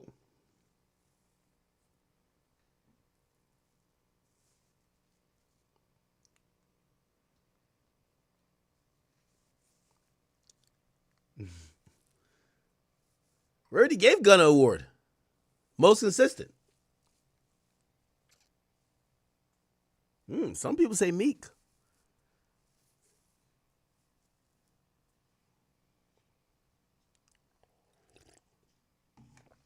Hey, I do want to say, and I want to throw Meek's name into this whole thing. Meek, you know me, I'm not the guy, and this is not some hater shit, I'm just being real. I've never been the guy who have showered you with praises, but I don't know if you've been hacked, or not hacked, but mentally infiltrated by aliens. But I do believe I've seen Meek in the last 2-3 months, move the smartest. And I know I'm not drunk. I'm saying this for real. Meek has moved the smartest I've seen him move in years. I've seen him let shit roll off his shoulder. I've seen him understand internet culture. I've seen him start moving in a way that if he moved his whole career, Meek and Future would be neck and neck. Well, maybe not neck and neck, pause. Just because I think Future is just while Meek could rap better than Future is just so prolific with hit making. Future is just a different type of monster. But I always thought Future and Meek were like very close. And when their careers start to go like this, as opposed to go like this, close to close, I was like, yeah, Meek is making some of the wrong moves. I will say, in the last couple months, I've seen Meek kind of move a little bit better. And I don't know if maybe quit the perks. I don't know if he's on perks, by the way. Maybe quit the lean. I don't know if he's on lean. I don't know what Meek has done, but I see Meek moving very different. It's giving his music a little bit more light. Nobody never said he couldn't rap. But I'm seeing him not make the mistakes that he used to make. Yes, he's going to have a stupid, funny tweet. He is. But I'm watching Meek, honestly, and I'm saying this now, if he gets a went legit type song, I wouldn't be surprised if the year we're saying that G Herbo had this year, we say Meek has next year. By the way, Meek was nominated for a Grammy this year. I want to be honest. He was nominated for a Grammy. But again, I'm watching people tell me, yo, that boy's kind of like, he's kind of getting a pocket. And hey, I like to watch it all happen. So I'm telling you, because y'all like to call me a hater sometimes. Y'all know me and Meek has never been the best of friends. Come on. So when I give credit, y'all be like, yo, I got paid for this. You know I definitely didn't get paid for this. I wouldn't be surprised if for 2026, if Meek could fuck around and catch a song that hits the hearts and souls and minds of everybody like Went Legit, that he has a year like that. And I'm only telling you that is relevant because I don't know if it's someone around him or I think maybe he's maturing a little bit. I told you I talked to him recently. Perhaps Meek Mill could stay out of his own way. I like how he's moving recently, but sometimes he's one crash out away or maybe 15 tweets away from fucking it all up, honestly. In the last 3 months, I'm seeing him doing a little bit better. I want to be honest. So overcame the most award. I do think that he's a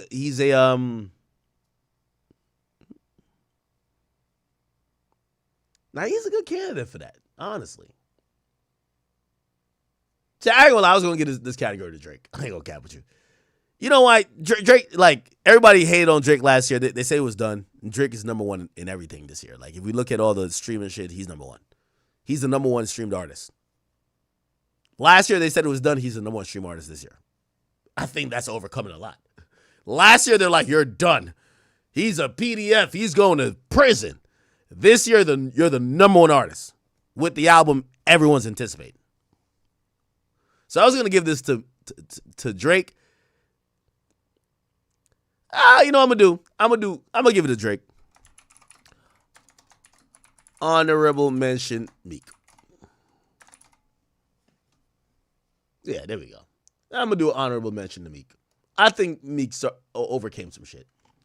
Because low-key, the type of like smut and all this other shit that people thought and associated with Meek, niggas thought they would never hear Meek name again. So I'll give him that. But we still ain't get this one last one, bro. The biggest fall off.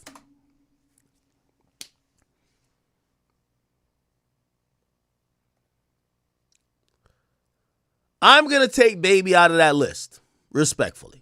I'm going to say because he just dropped the leaks, it's unfair to say he fell off without really seeing what people feel about it, right? The Baby, I think his trajectory has been trending a little bit down, so I can't say like last year I'm like, oh, the Baby's super hot, and then this year I'm like, what happened? Take him out of it. Ice Spice, I ain't gonna lie to you. Ice. The thing with Ice, because she's never focused on an album, Ice is good as her last hit. Her last, whatever the last thing she put out, that's how we view her.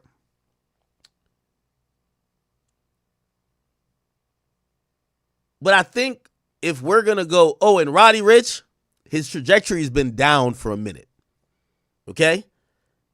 So here's my final three. Roddy Ricch, Lil TJ, unfortunately,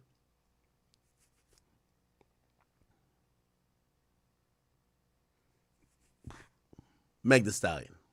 Chat, we giving it to the horse. Meg Thee Stallion is fall off of the year. I'm sorry to tell y'all, chat. We have talked about this person for everything but music. We talked about her cooking Klay Thompson some pig food, some chitlins. We talked about her for suing a blogger and getting a nominal amount of money awarded. We've talked about her, as usual, for lying.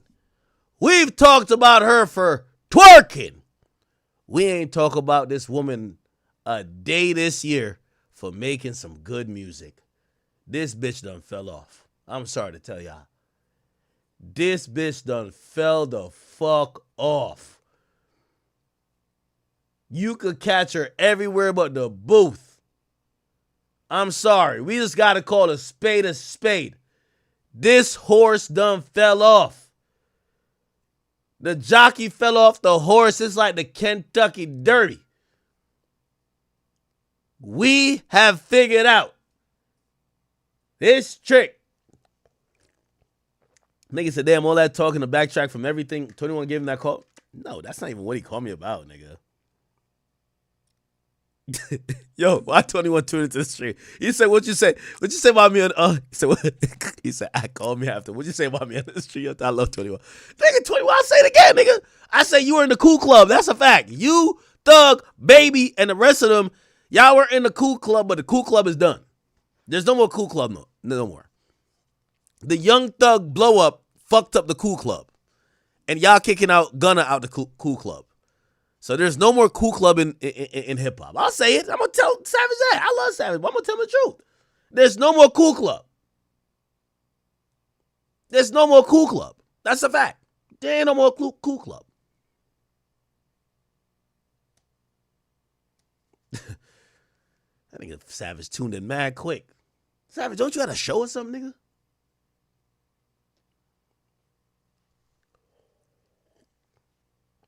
Somebody said, oh, Savage fell off too. You be fucking lying. That's a lie. Savage is always a nigga that's in, like, you know, because he drops so infrequently his albums. Like, if we did, all right. See, now you're going to make me give just like how I gave a category for Drake, you going to make me give a category for Savage. You want me to glaze? All right, glaze. Best feature player. All right, I'm going with Savage. Convince me why it's not. We already gave, we gave Most Improved to G Herbo. Let me make sure y'all can see it. Here we go. This is a complete list. Best feature player. Convince me why it's not Savage. Best feature player. Convince me why it's not Savage. Because I'm going to give it to him. But here's my problem with Savage. I think he won this award last year too. So, brother, it's only so long you could. I was having that problem with Cardi B too. Cardi B didn't drop her album, but remember there was a year that Cardi B jumped on Lotto's song and jumped on a bunch of other songs, just killing shit. You're like, all right, this is dope, but where's your shit at?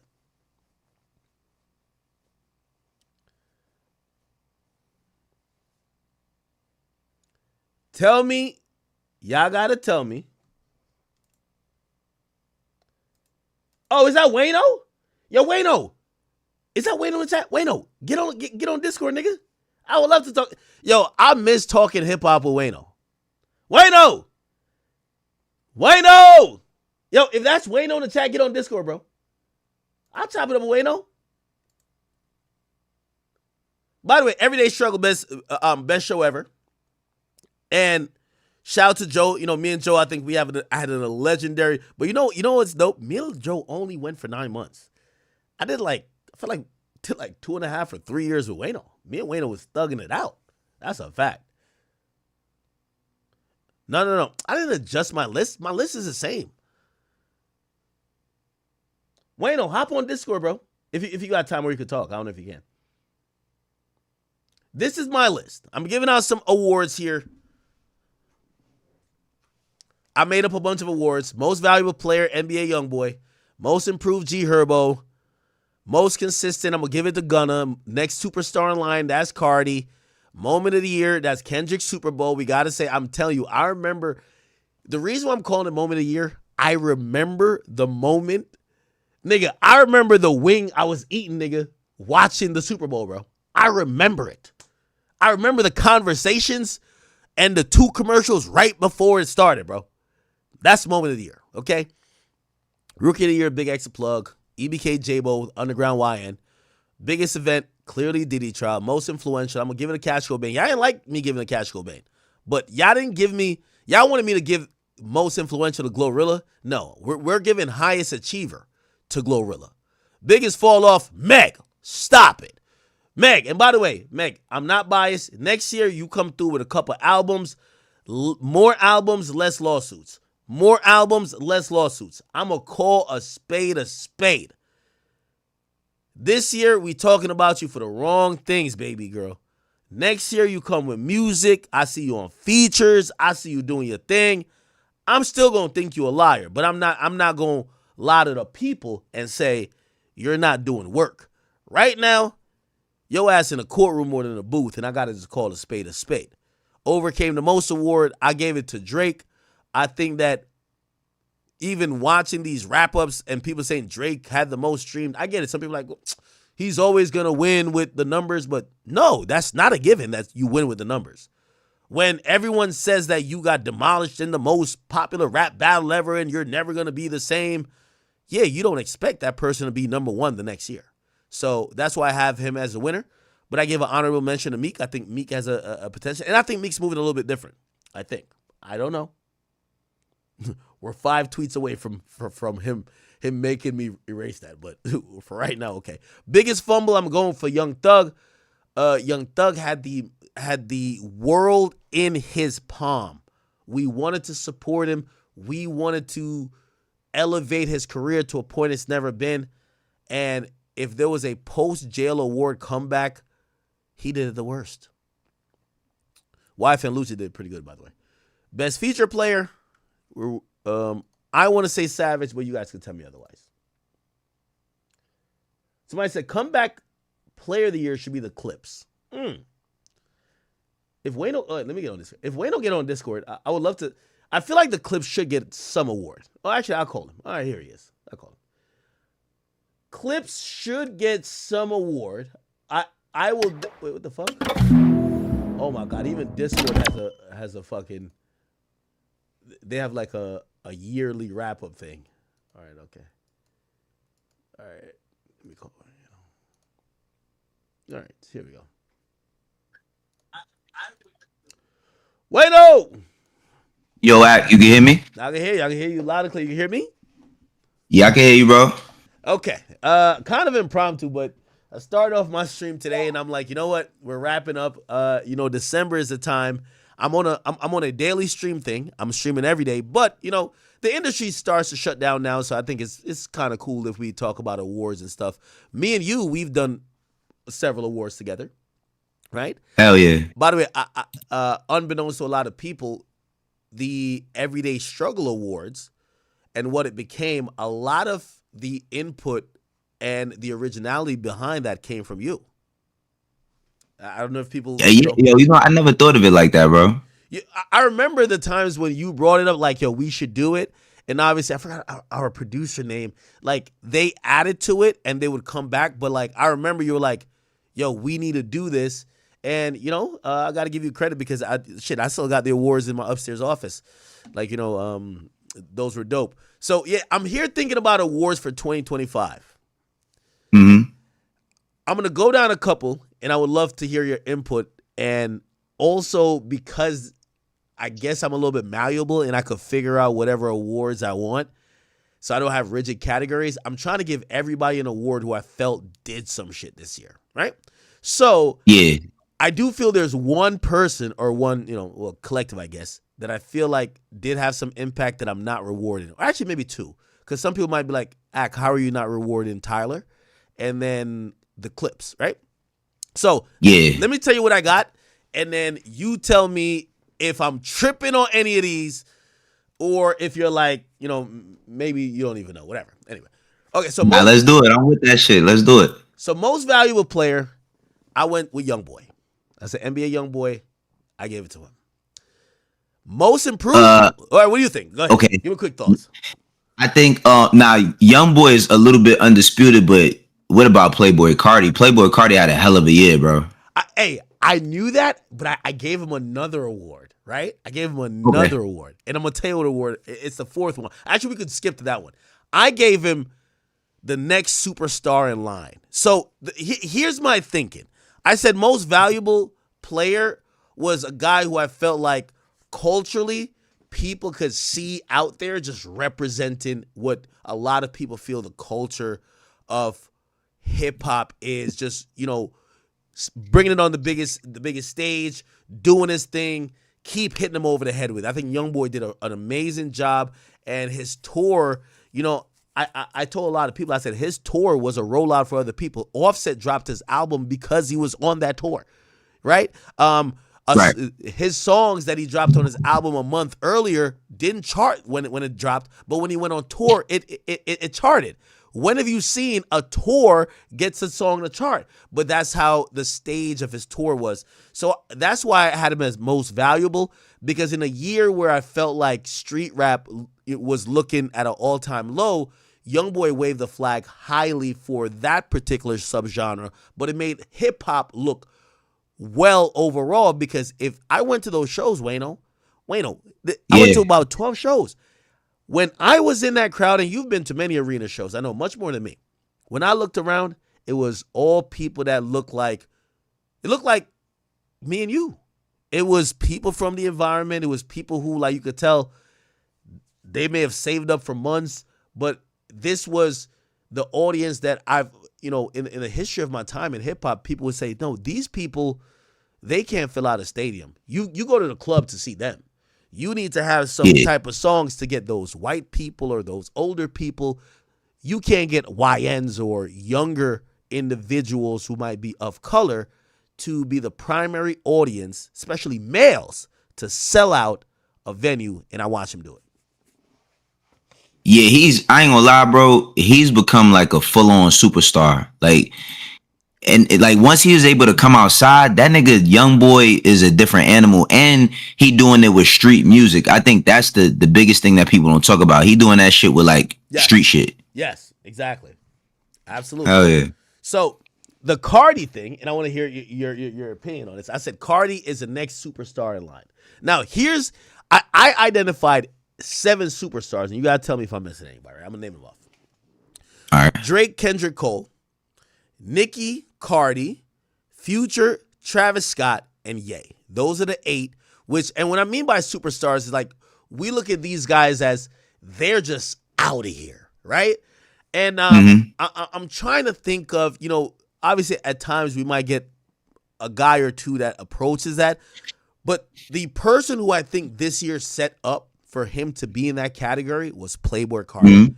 Playboi Carti, I felt he crafted his year to have a superstar year, and I gave him that award. What do you think about Cardi, and what do you think about even the list of superstars I have?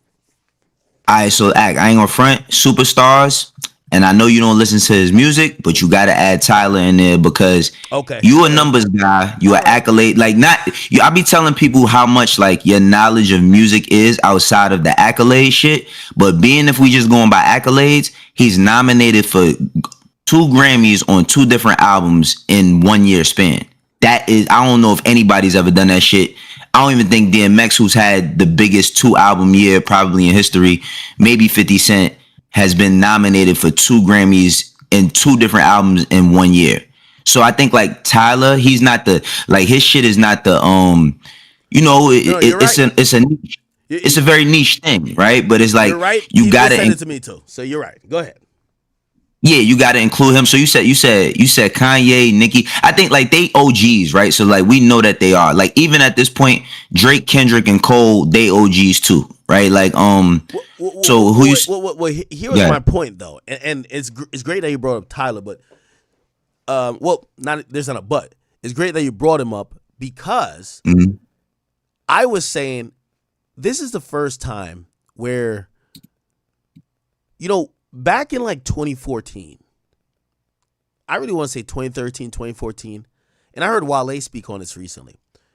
In 2013, 2014, we were basically prepped and primed for these guys who were all buzzing and competing to be the next up, where the Ye's and everybody else would kind of pass the baton, or they would become the contemporaries. Right. It's been 10 years.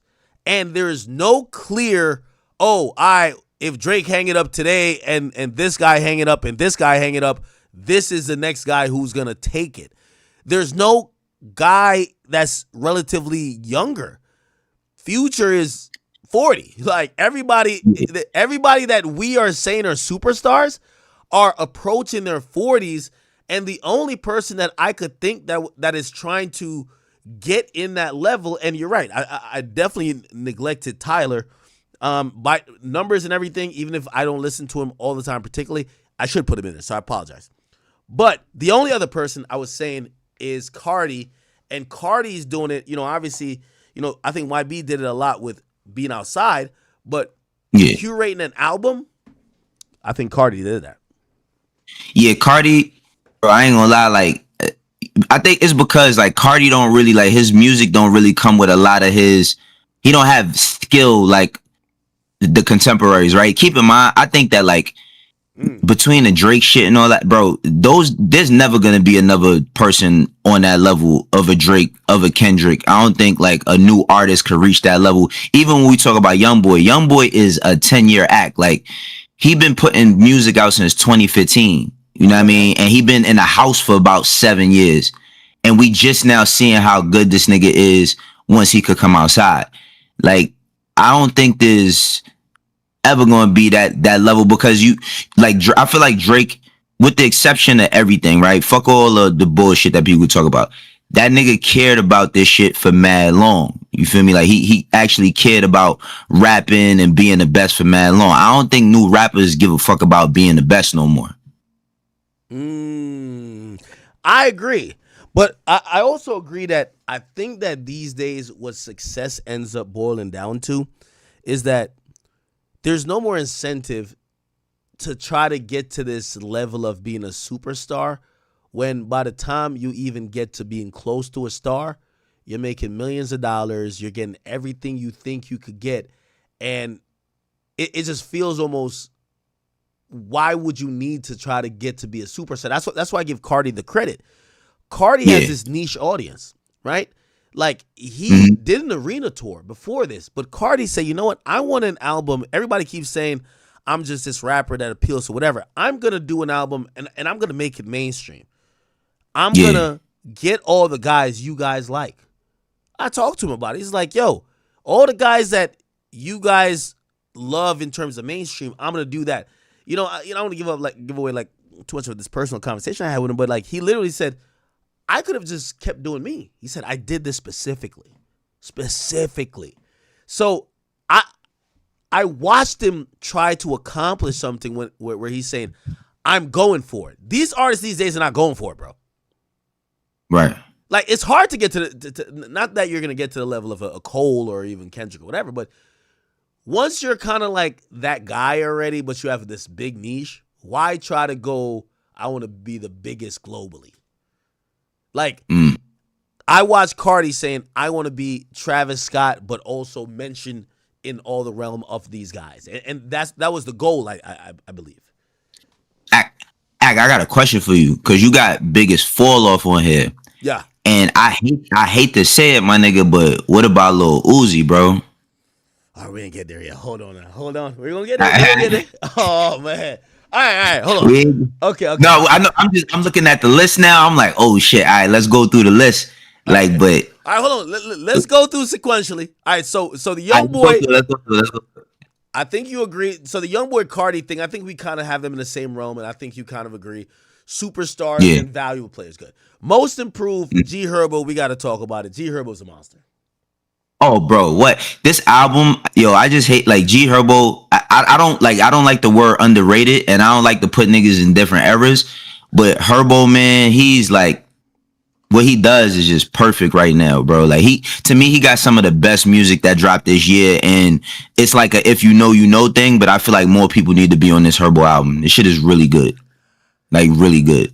I put him as most improved, but I felt like a little bit conflicted, because and I had to point out to the audience, when I'm saying most improved, it's not that I'm saying he was ass or like, oh no, he was okay, then he got better, because he's always been this good, but he connected the dots in terms of getting the songs to get the attention that it could be on his talent, right? Because I don't think necessarily he's rapping better now than he's rapped before. I think that he got the songs that got the masses' attention, that they're now tuning in. And what happens is, when people start tuning in, I then see him as a feature with Lil Baby or with this guy or with that guy, because they now realize he's a hot commodity. But he's always been that guy. But most improved in terms of, improving his status currently or where his career was, I think he's a clear winner, man. Yeah, I don't think that's in no question by far. Do you got? I know we going through it sequentially. Do you have an OG of the year? No, we're gonna add it though. I'm glad you. See, that's why you're here. OG of the year. Right. OG of the year. We got it. All right. So remember, there's clearly we're gonna debate a little bit about biggest fall off. Clearly, but then I have best feature player. I'm a little bit biased. I really created this for Savage, so we're gonna see if he gets that. And OG of the year, which we'll figure out. Okay. So cool. So the most consistent player. This is the third award right here. Most consistent player. I gave this. Yeah, like, and I want to explain what consistency that's coming from me, right? So consistency to me is someone that when we see them, they might not be loud, flashy, or whatever the case is, but you could always rely on it. Just think about the aux. Yo, put this nigga on, and you could, even if you don't know the current or the newest song this person has, you know it's of high quality. It's just consistency. I've said it's Gunna. I think that Gunna has consistently delivered for the audience, and I think that's why people have really taken a liking to him. He's never been the guy who comes out and he's like really flashy and he's, I'm going to do this interview or do this stunt. But I think he's consistently given us projects and music where people are going to be like, yo, I know he's going to give us one. And I have him as that. And to be honest, I feel it would be criminal to have a year like this year where Gunna is one of those guys that he's been flying solo dolo a lot of the year, doesn't make excuses, got his head down, he's working. Fuck all the snitching or whatever the stuff that people talk about.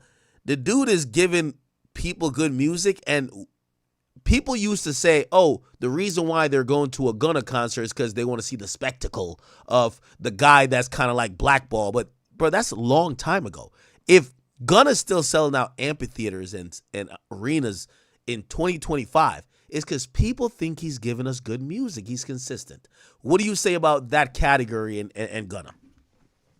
I would agree, but see, consistency. Well, Gunna's been home. When Gunna came home? 2022, right? He's dropped. I don't even know when he went in. That's the thing. Now my boy came home quick. He went in 2022. I think he came home 2023. He's dropped in 2 years. He's been home. He dropped 3 albums, I think. Yeah, he's dropped 3 albums. I'll give you the consistency on that as far as like overall brand, right? Like, and elevating. I think that he could also fit into well, maybe not most improved this year because G Herbo got it, right? But like, if we seen what he's done, like he's turned into a star. I think that he had the qualities of being a star, but him losing the weight, him not dressing like he used to because he was a bad dresser before, that his just overall, he kind of reeled back the mystique, right? Like there wasn't really no mystique to Gunna. Now Thug lost the mystique, Gunna got the mystique, and he's a bigger artist. And that's not no slight to Thug because I love Thug, but I'm just comparing them in that context. But I think like Gunna, yeah, I say that, but I got somebody I got a challenge with though, and I know you don't be listening to his music because you don't fuck with him. My nigga Freddie Gibbs, man. Freddie Gibbs. Listen, aside from his antics, aside from anything you see on the internet, the bullshit that he be into, the fights, the stuff with Benny and all that, music wise alone. And yeah, he done got at you on this album. But I feel like Alfredo too, and everything he does, like he's consistent as an artist as far as putting out quality rap music. Hey, by the way, chat, this is why I enjoy doing a show with Wayno, because when I'm doing a stream by myself, the niggas who I don't like, I erase. Like it's like they don't I erase out of hip hop. They don't even exist. So when me and Wayno was doing a show together, Wayno would, because here's the thing too. At the end of the day, my obligation, what's made me everything in life and that I'm fortunate for is hip hop, right? And of course, like we're all men, so sometimes you might feel a way about it, whatever. But like, It is what it is. Now, Wayno would always bring up and again, it's not him trying to antagonize it. He's saying, yo, no, this is something that you're just not peeping into because you don't fuck with the dude. I get it, but shit, he's making something happen. You got some shit. I haven't tapped into everything he got going on. Only thing I know, everybody tags me every live show he goes on because he has this part in the show. He's like, yo, fuck academics. But I know he's not a trash rapper, right? Right. That might be a thing. And shit, I would probably defer to the audience on that because I know you're bringing it up as some shit you're seeing because you fucking are tapped in. So, chat. Yo, my chat love me. They're like, I also take into account though too, like I'm older, right? So it's like I already know what's coming. Like, oh, of course he listened to that shit. But I'm just as up on like, bro, on my Spotify rap, like my most listened to album was Cardi's I Am Music. That's my most listened to album. Oh, really? Same with me. Hey, by the way. Hell yeah, that's my most listened to album. But me and my daughter bumped that shit heavy. Like, that's me and my daughter album. Like, we bumped that shit super heavy. Favorite song off of there? Come on now. Favorite song? Mojo Jojo. My daughter hates Mojo Jojo, and I love that shit. Like, I just love well, of course, Evil Jordan is the easy pick, right? Evil Jordan is the easy pick, but Mojo Jojo, like, I don't know, it's just something about the energy on that song. And K-pop too. K-pop is my shit too. And yo, that's another thing too, Act. People really don't talk about Cardi as an exec. As an exec, he kicking ass too. Oh no, of course. He just don't. I know. And by the way, in chat, you know, I had mentioned, yo, was it yesterday? I think it was yesterday. Yeah, yesterday because I'm in Miami. Yo, yesterday, I get called like 20 times from like this number. I don't know what number it is. And they're like, this is Cardi. And I'm like, oh, this is definitely ain't Cardi. So I hit people around him. And it was actually Cardi. Cardi hit me like tweet. And really he said, because he seen my tweet when he saw that I posted that I listened to his album the most. And he said, yo, Ack. He said, the reason why I called you the night before my album dropped to play my album is because, you know, and again, obviously, I know artists, so maybe he's blowing smoke, but I guess he'll be blowing smoke for a long time because he tells me these things all the time. He's like, yo, Ack. He's like, I grew up on your commentary and a lot of things that you listen to. So when I played my album for you, I was hoping if you didn't like some shit, you should have told me, yo, Act, yo, Cardi, cut that shit. And I was just like, and he's like, I knew that you were genuine with everything you said to me because you listened to my album after it dropped the most of any album that year. And I told him, I said, no, I really like the album. You know, I think some people thought I was like dick riding when I was like, yo, I think this guy's going to have like one of the best albums this year. And for me, it was the most listened album. How is the listening experience with you and your daughter in terms of Cardi? So I've been like, I've been on Cardi. I've been listening to Cardi like since 2015. You remember like me and East, when I was managing East, they had the same booking agent, you know what I mean? So like I was kind of in that wheelhouse of what Cardi was doing by like 6 degrees of separation. I always liked Cardi as an artist. But like me and my daughter, bro, like she puts me on the shit, but like when we get in the car, she'll throw on stuff that I might not be into. And then like or like it's songs that I'll play her that she'd be like, oh, all right, I'll try it. But like Cardi, bro, that's like our mutual ground. Like we turn that shit on. And we be going, bro, every time. Like, we turn that on and we be going every time. But my favorite album by Cardi is probably Die Lit. Like, I love Die Lit is that shit. I don't think he get credit enough because I had a debate one time.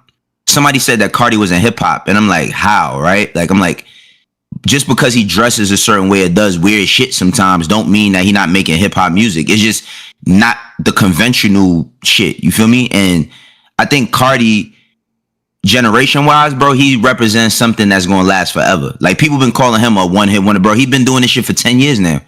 Since 2015. He's a 10-year artist. Like he's a developed 10-year artist. He got what, 4 albums? Fucking the self-titled album, Die Lit, Whole Lot of Red, you know what I'm saying? Then I Am Music. Yeah. And I don't know if I'm... Yeah. And by the way, let me say this. And me and Cardi, we were talking yesterday and he's, you know, he's saying, like, he's bringing up, like, shit from, like, so long. Because it's kind of interesting when I'm talking to some of these artists because these guys are superstars now. So I'm like, yo, I'm, like, hella excited for them. But, you know, and I know y'all will be like, yo, nah, Act, they're just, like, playing you along. Like, they're telling me, like, yo, Act, I remember when you made this video, this and third.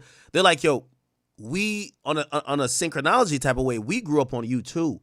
And they're like, yo, that's the dope shit about it. But when it comes to someone like Cardi, I think he left his contemporaries and peers behind. And I reminded him yesterday, I said, Cardi, I knew you were going to be exactly what you are now, because one time there was an artist I wasn't getting along with. His name is Young Bands. And Cardi hit me up, and Cardi said, Act, I love you, and I know I can't tell you what to do, but can you give this artist a chance? Musically, I'm starting to fuck with him. And he said, yo, listen, I've kind of created a wave. A lot of people like it. A lot of artists are leaning into it, and I'm embracing them. And that told me the difference between him and every other artist. Because, you know, a lot in hip-hop, niggas like, yo, niggas is biting my shit. Niggas is this. Yo, niggas is, you know what I mean? He embraced these artists, and he was saying, if you guys are inspired by me, come work with me. Be a part of what I got going on. I'll build with y'all.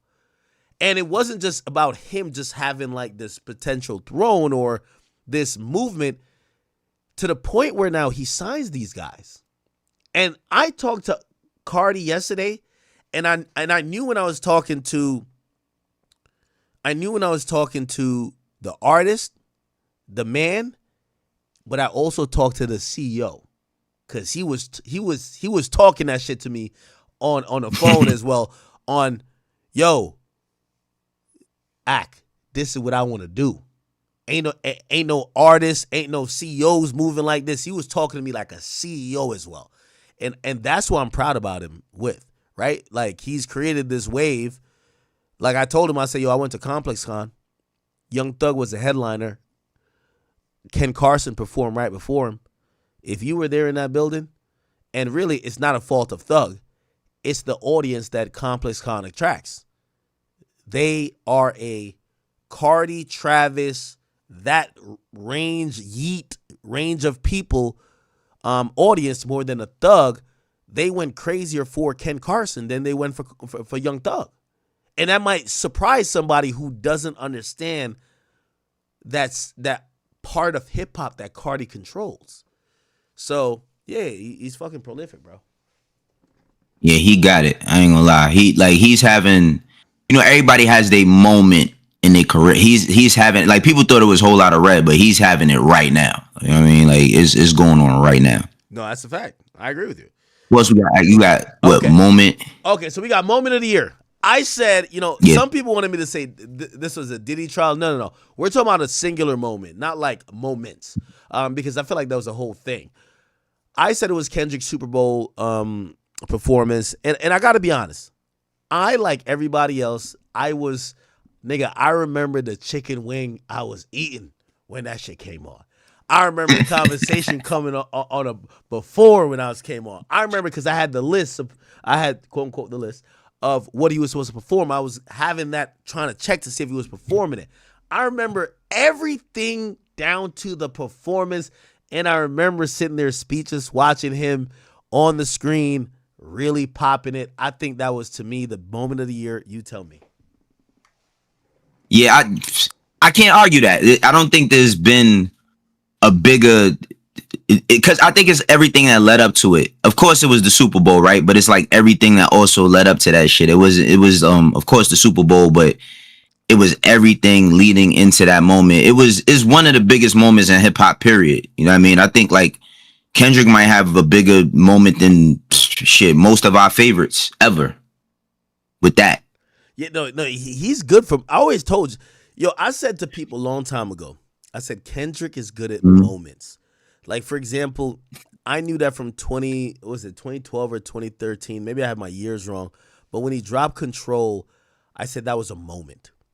Kendrick makes moments, and you know, shit. I've explained this to everybody in the sense of sometimes we think these moments that he will just dominate the conversation and change the conversation is the end all be all, but it's important when you make moments, and he's good at that. The Super Bowl was a moment. Not Like Us was a moment. Like That was a moment. Control was a moment. He's made a lot of moments. And when it comes to moment of the year, could you suggest anything else that could be a moment of the year? No, yo, I actually did. You know what's crazy? I did a whole episode about like how you was more of a fan, because I just learned how to use the internet. You know what I mean? Like last year, but I did an episode where we was on Everyday Struggle, and you was like, "To Pimp a Butterfly is a classic," and I'm like, "I don't think it's a classic." You like, nah, you like, yo, Kendrick might got like 3 bona fide classics. You know what I'm saying? It was dope. But yeah, I think it's undisputable that he has that moment. Like there's nothing else that could compare to that. Even with people saying Diddy try, like we talking about actual music here, not like if we talking about media, salacious, crazy shit going on, then yeah, it might be the biggest story of the year. Even the verdict, it might be the biggest.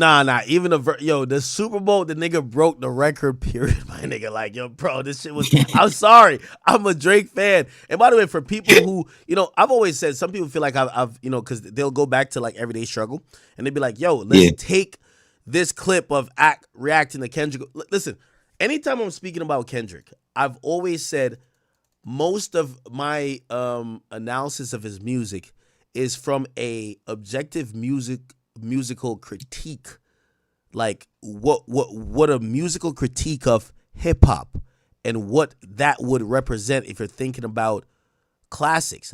Like, for example, the most enjoyable Kendrick album for me is not To Pimp a Butterfly.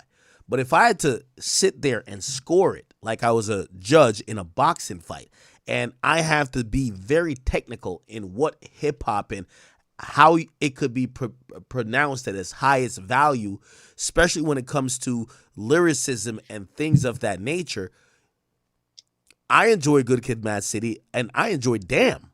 Of course, Damn way more than every other album. But To Pimp a Butterfly was a technically superb and a flawless album, and an album I've always said is a classic, right? Again, it's not about me loving to play all the songs all the time. It's about if I was scoring that, if this is the boxing match, they used to say Floyd is boring? Yeah, you want to see the knockout, but if you got to score this fight, and you score, you'd be like, wow, this guy, he just fucking checked all the boxes. It was a perfect album. But, for me, it was a Super Bowl. Kendrick's good at what he does, man. You know what I mean? I hope at some point we get past, because I think we're still in the divisive part where like Drake fans hate Kendrick fans and Kendrick fans hate Drake fans. But yeah, everyone serves a purpose. Everyone serves a purpose. Oh yeah. Okay, Rookie of the Year. Who you got? I won't tell you who I got, but I think you're looking at my screen, so you kind of know. Who you got? Rookie of the Year? Mm-hmm. Shit. I mean, I ain't really. I don't know who's new actually. Like I don't know who's new. Rookie of the Year, I see it's Big X the plug. I mean, Big X been doing this shit for a couple of years, but I understand why he's Rookie of the Year. If I was going, the only new artist, like super duper new artist that I've been paying attention to, that I've been listening to, this shit might sound crazy, but Mona Leo. Like, I fucks with Mona Leo. She's not at the level of Big X the plug by no means, you know what I'm saying? But she growing. I think she got some shit. You know what I mean? Because she got more than like, she ain't pussy rapping. She talking about real life stuff that she going through. You know what I mean? If she die, like, she got some depth to her. So I'm checking for Mona Leo right now, but I can't argue no Big X the plug. Like, but what's the criteria for rookie? Because like I said, Big X, he been on a run for like 2 years now. So when I was thinking about rookie, first of all, I think, I don't know how you feel, but I feel like this year hip hop been in a lull. So there's not much. It's not like we had 10 different examples. So we're kind of stretching the rookie thing to like maybe, the last 2 years, as long as, and this is what I'm looking up now. When was the album that is the breakout album? When did that drop? And I'm looking at it now. It dropped in 2024, but at the end of 2024, it was Take Care, right? That's the album. And that's the one with, the largest, that's the one with Change Me and everything like that. Mm-hmm. And of course, he did drop, and he followed up with an album afterwards. But I think it was a run that lasted the last year to year and a half. So I was saying, even though he's been doing his thing for a while, I'm going to take his LP, or the one that everyone has recognized as like his debut, even though he dropped one before. And I'm gonna go with that one, you know? Take Care, yeah. Shit, I'm trying to think of like, cause yo, Big X is managed by QC. Remember, I was working there, bro. I used to see his numbers. His shit's, yeah, bro. He managed by Solid Foundation.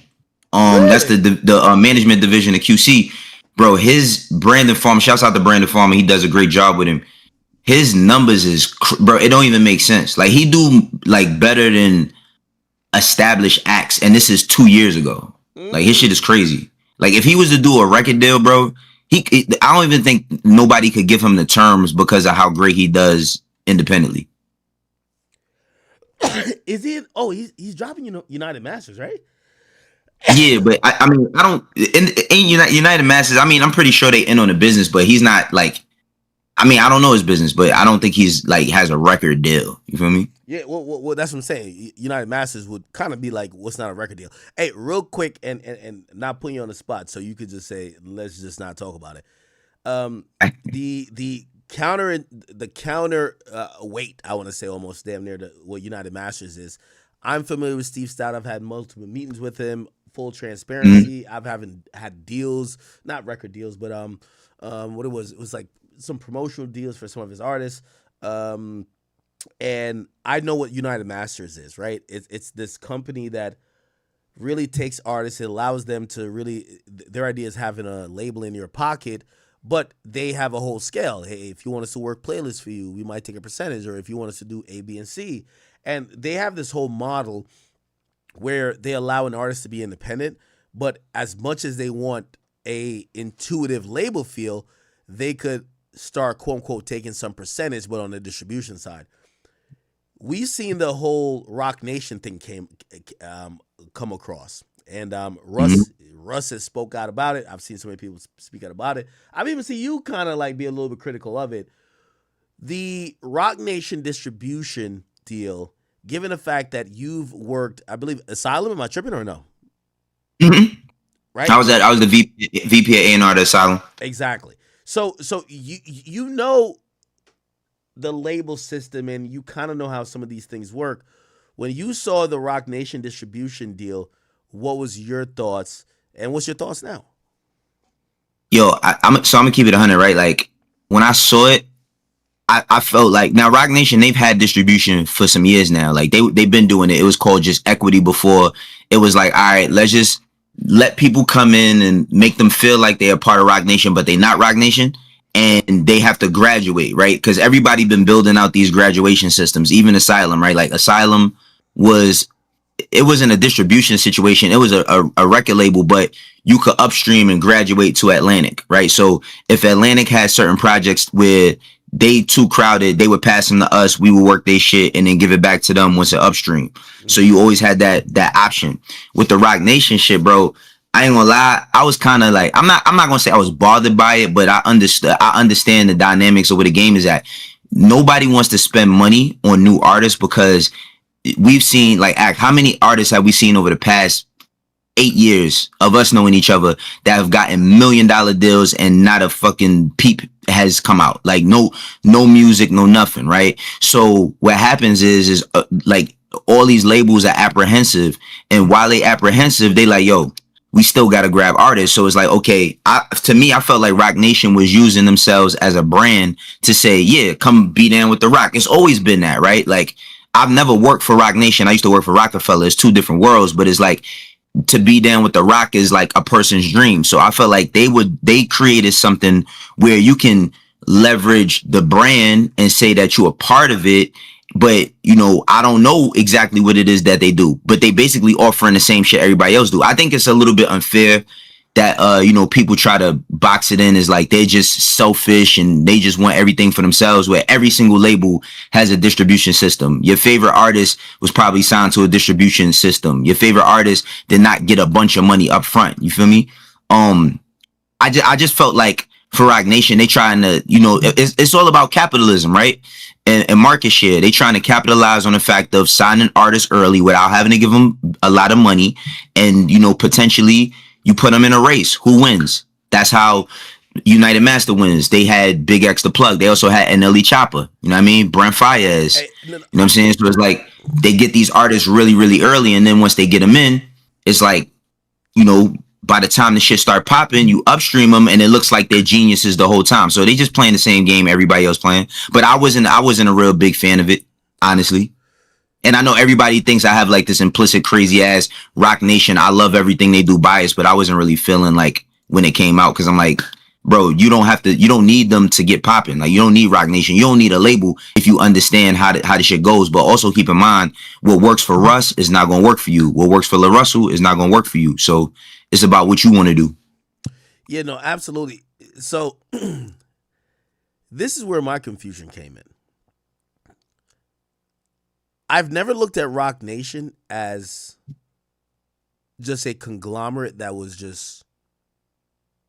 I've never looked at Rock Nation as DistroKid. Never looked at them as TuneCore. I feel like Rock Nation has been tied to the idea of Jay-Z is us, one of us.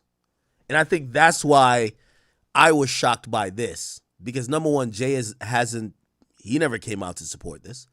When he wants us to rock with him, whether it's Tidal, he comes out, he says, yo, if you love us, you love black people, you're going to go with this. Jay never came out for this. And that's where I got confused with Rock Nation, because I felt like Rock Nation, Jay-Z showed up to a meeting with Roger Goodell and said, hey, we're past kneeling. And guess who got the contract for the Super Bowl? Rock Nation. So Jay-Z basically said on face value, I believe culturally we're past kneeling. And he got the contract. So this felt like a corporate move. And I was looking to hear Jay-Z speak as an artist, because I listened to all his lyrics. When he said, yo, he couldn't get a label, so he made the label. And, you know, his plight and his progress in hip hop is really one to imagine, because I've taken the same approach when it comes to media. I always wanted to be on the Breakfast Club when I started. Right? I wanted to be on the Breakfast Club. I wanted to be on a big radio station. And I felt like I didn't know nobody. I wasn't in the circles to kind of network, and I was just too late, and I was in Jersey. And, you know, I said, I'm going to make the biggest platform. Why try to get on their platform, which I think is the biggest? Make the biggest platform and be the guy on the biggest platform. That's the Jay-Z model. If I can't get on the record label, I'm going to make the record label and be the biggest artist on the record label. So I believe in that model. I feel like it's the first time I've looked at Rock Nation and I'm like, oh, Rock Nation is acting like the companies that Jay would tell us to look out for. Yo, look out for them, because they're not in it for your best interest. Look out for them. All right, so go ahead. So let me ask you. So why do you? So my only thing is this, right? I feel like, you know, it's crazy. I didn't understand when you used to be saying shit like, yo, I built this on my own. I didn't understand what that meant until like last year when I, you know, went on this journey of doing independent media, right? Like I thought like, yo, I have to have a check in order to be valid. Now that I'm building it independently, I feel more free than I've ever felt, right? Yeah. But as far as like I think that like Jay-Z don't speak because he can't. There's nothing he could say that's going to be. Yes, he can. Yeah, no. I don't think he can. Well, keep in mind, though, act like he stopped speaking for years unless he has something going on, right? Like we didn't see him speaking unless it's the Kevin Hart shit, and then that convo is kind of limited. Kevin Hart is not going to ask him nothing challenging that the people want to hear. This is something he has going on. Here's the thing, right?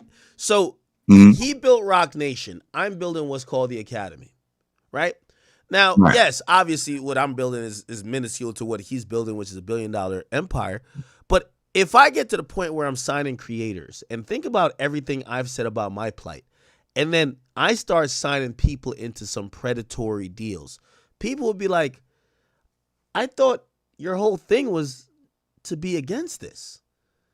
And maybe I'm that big that I don't have to speak about it.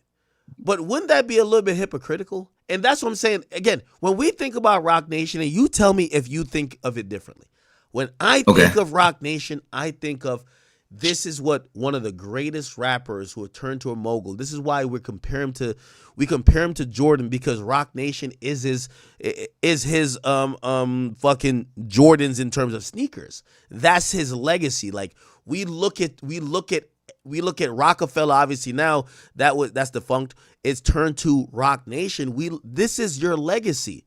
So when we see it doing things like regular record labels, we're like, would Jay, when he was trying to get us aboard his efforts, would he say that we should do this? And his silence tells us that he's more complicit with allowing a corporate structure to run through Roc Nation because he's gotten to a certain point, rather than doing what he's always done. Listen, you could rap it too. I know it. B-side concerts, you remember that freestyle. We know it. Everybody who loves hip hop, we lived and died on them words. When these things come up, these are just as equally as important.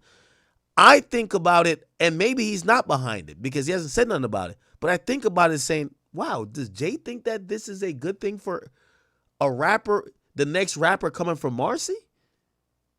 That's how I think. So I think it's two things, right? On one hand, the way Roc Nation is, it's a company and you got Jay-Z and his niggas.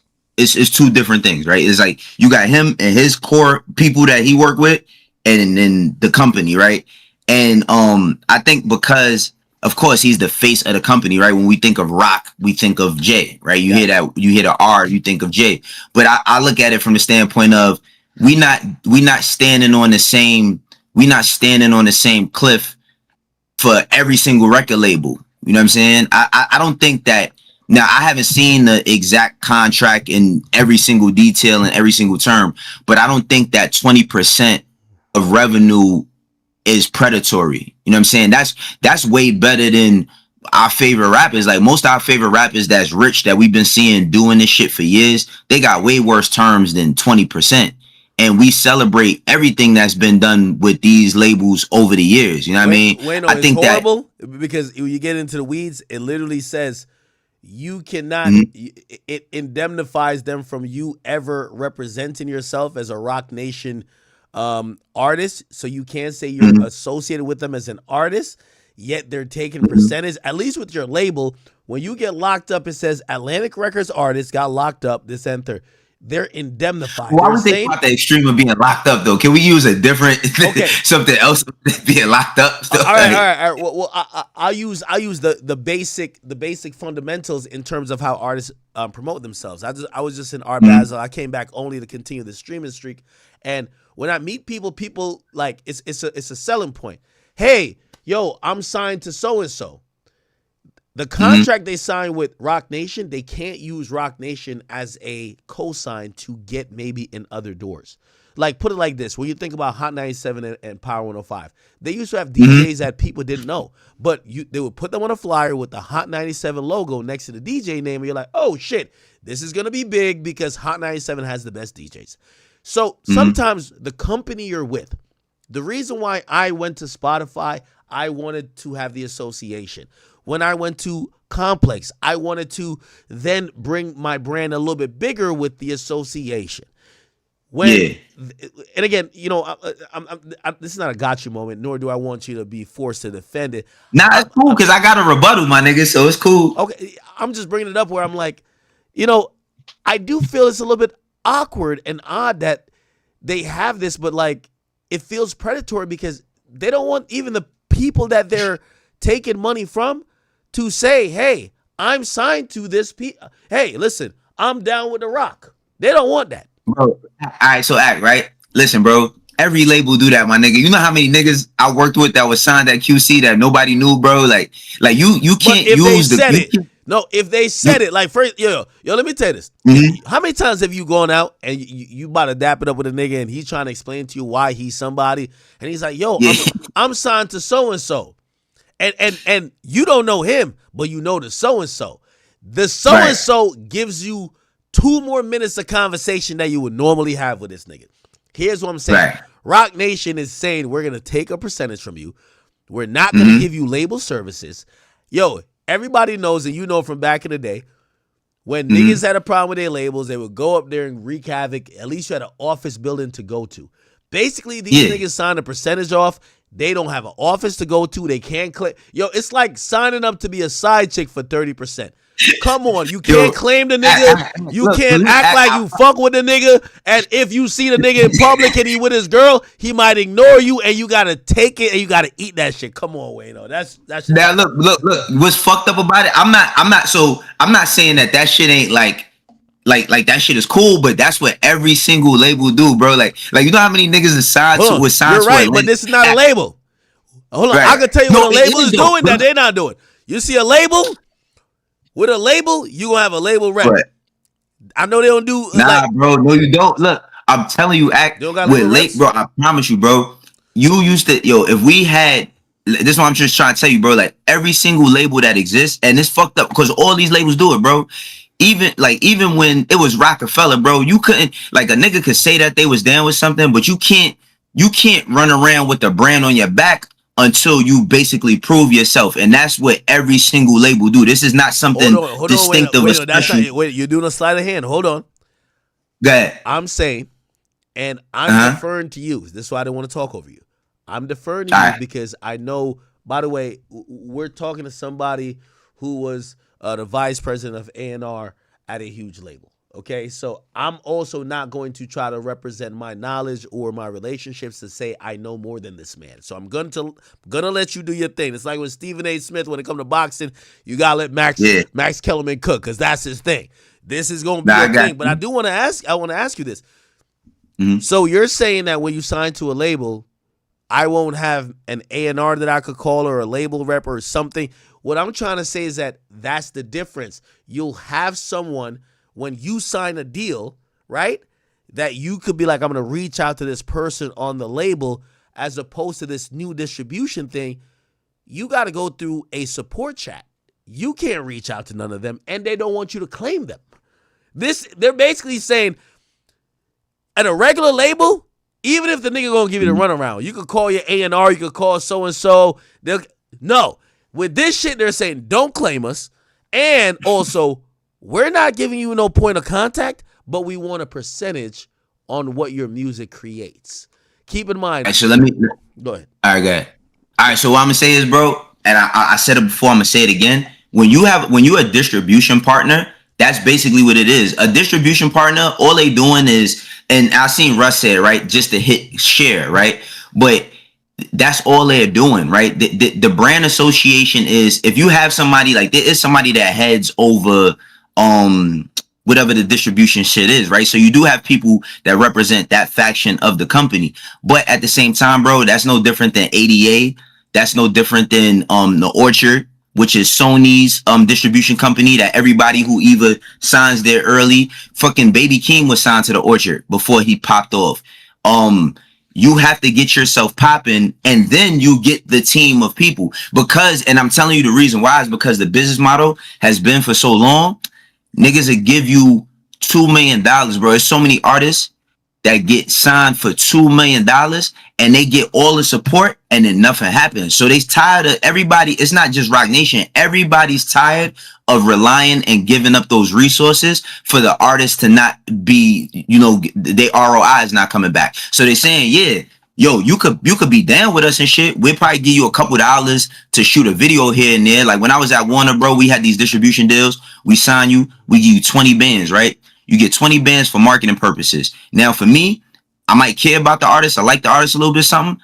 I could deal with them, but I don't have to at all. Like, they couldn't just call Wayno. Like, they can't call Wayno like, yeah, he's my A&R, but we giving them a distro service because all you require, you getting 80% of your bread to have a cosign behind the scenes. So even though you might not have, you can't get into the party and none of that shit, guess what? Wayno is good friends with Carl Cherry. I've never asked Carl Cherry for a favor, but I might be with him one day, be like, yo, you should check out such and such. That might lead you to getting an extra foot in the door, not on a rap caviar, but getting at some sort of entry level point. So the thing is like, of course, I understand right now that Roc Nation is the super duper evil empire.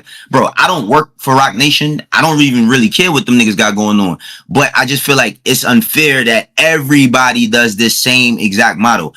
Everybody, Interscope, That's not UMG. Wait, no. And I hate to quote Russ, but I wouldn't. It's not even quoting Russ because I've done my own distribution situations, and I've had a joint venture label deal as well.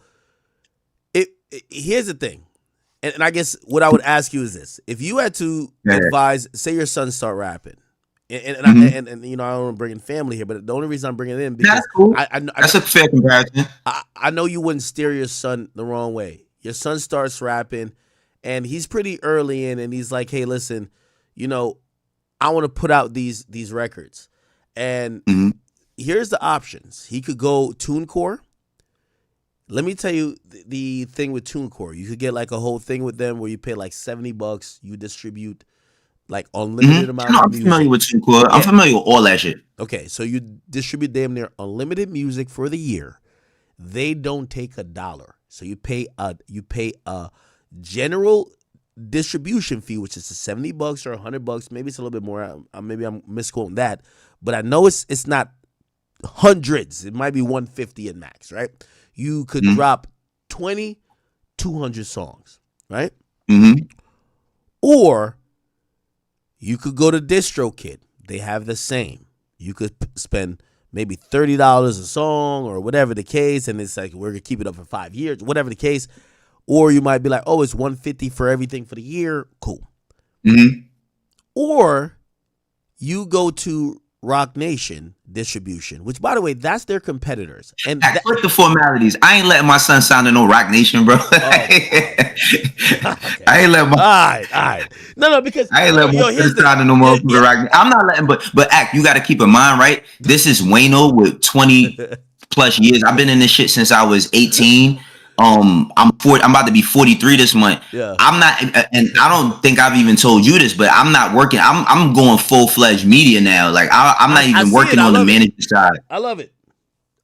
Yeah, I'm not doing, but yeah, bro. I went and let my son sign to no label, bro. Like I honestly wouldn't let my son sign to no label because all of it is some sort of level of capitalism, bro. Every single one of them, and it's like this shit is fake. Every label you could think of, and I'm not slighting nobody I worked with before. I'm just saying, like, this shit is all, bro. Once you get distribution partners and you start making big money, everybody's in love until money comes. Once that money comes, that shit changed everything. So I would be doing my son distribution myself. That's how much shit I know. I wouldn't let my son sign to nobody. Hey, Wayno, I've used consistently. You've told me the manager's paradox, and I've used it consistently when explaining. I forgot what I was explaining. I don't think I would say it, at least publicly anyway. But you're the first person that told me, it was like, hey, listen, the thing with rappers are selfish. And actually back then I had used it to understand why 6ix9ine and his homies was falling out over money.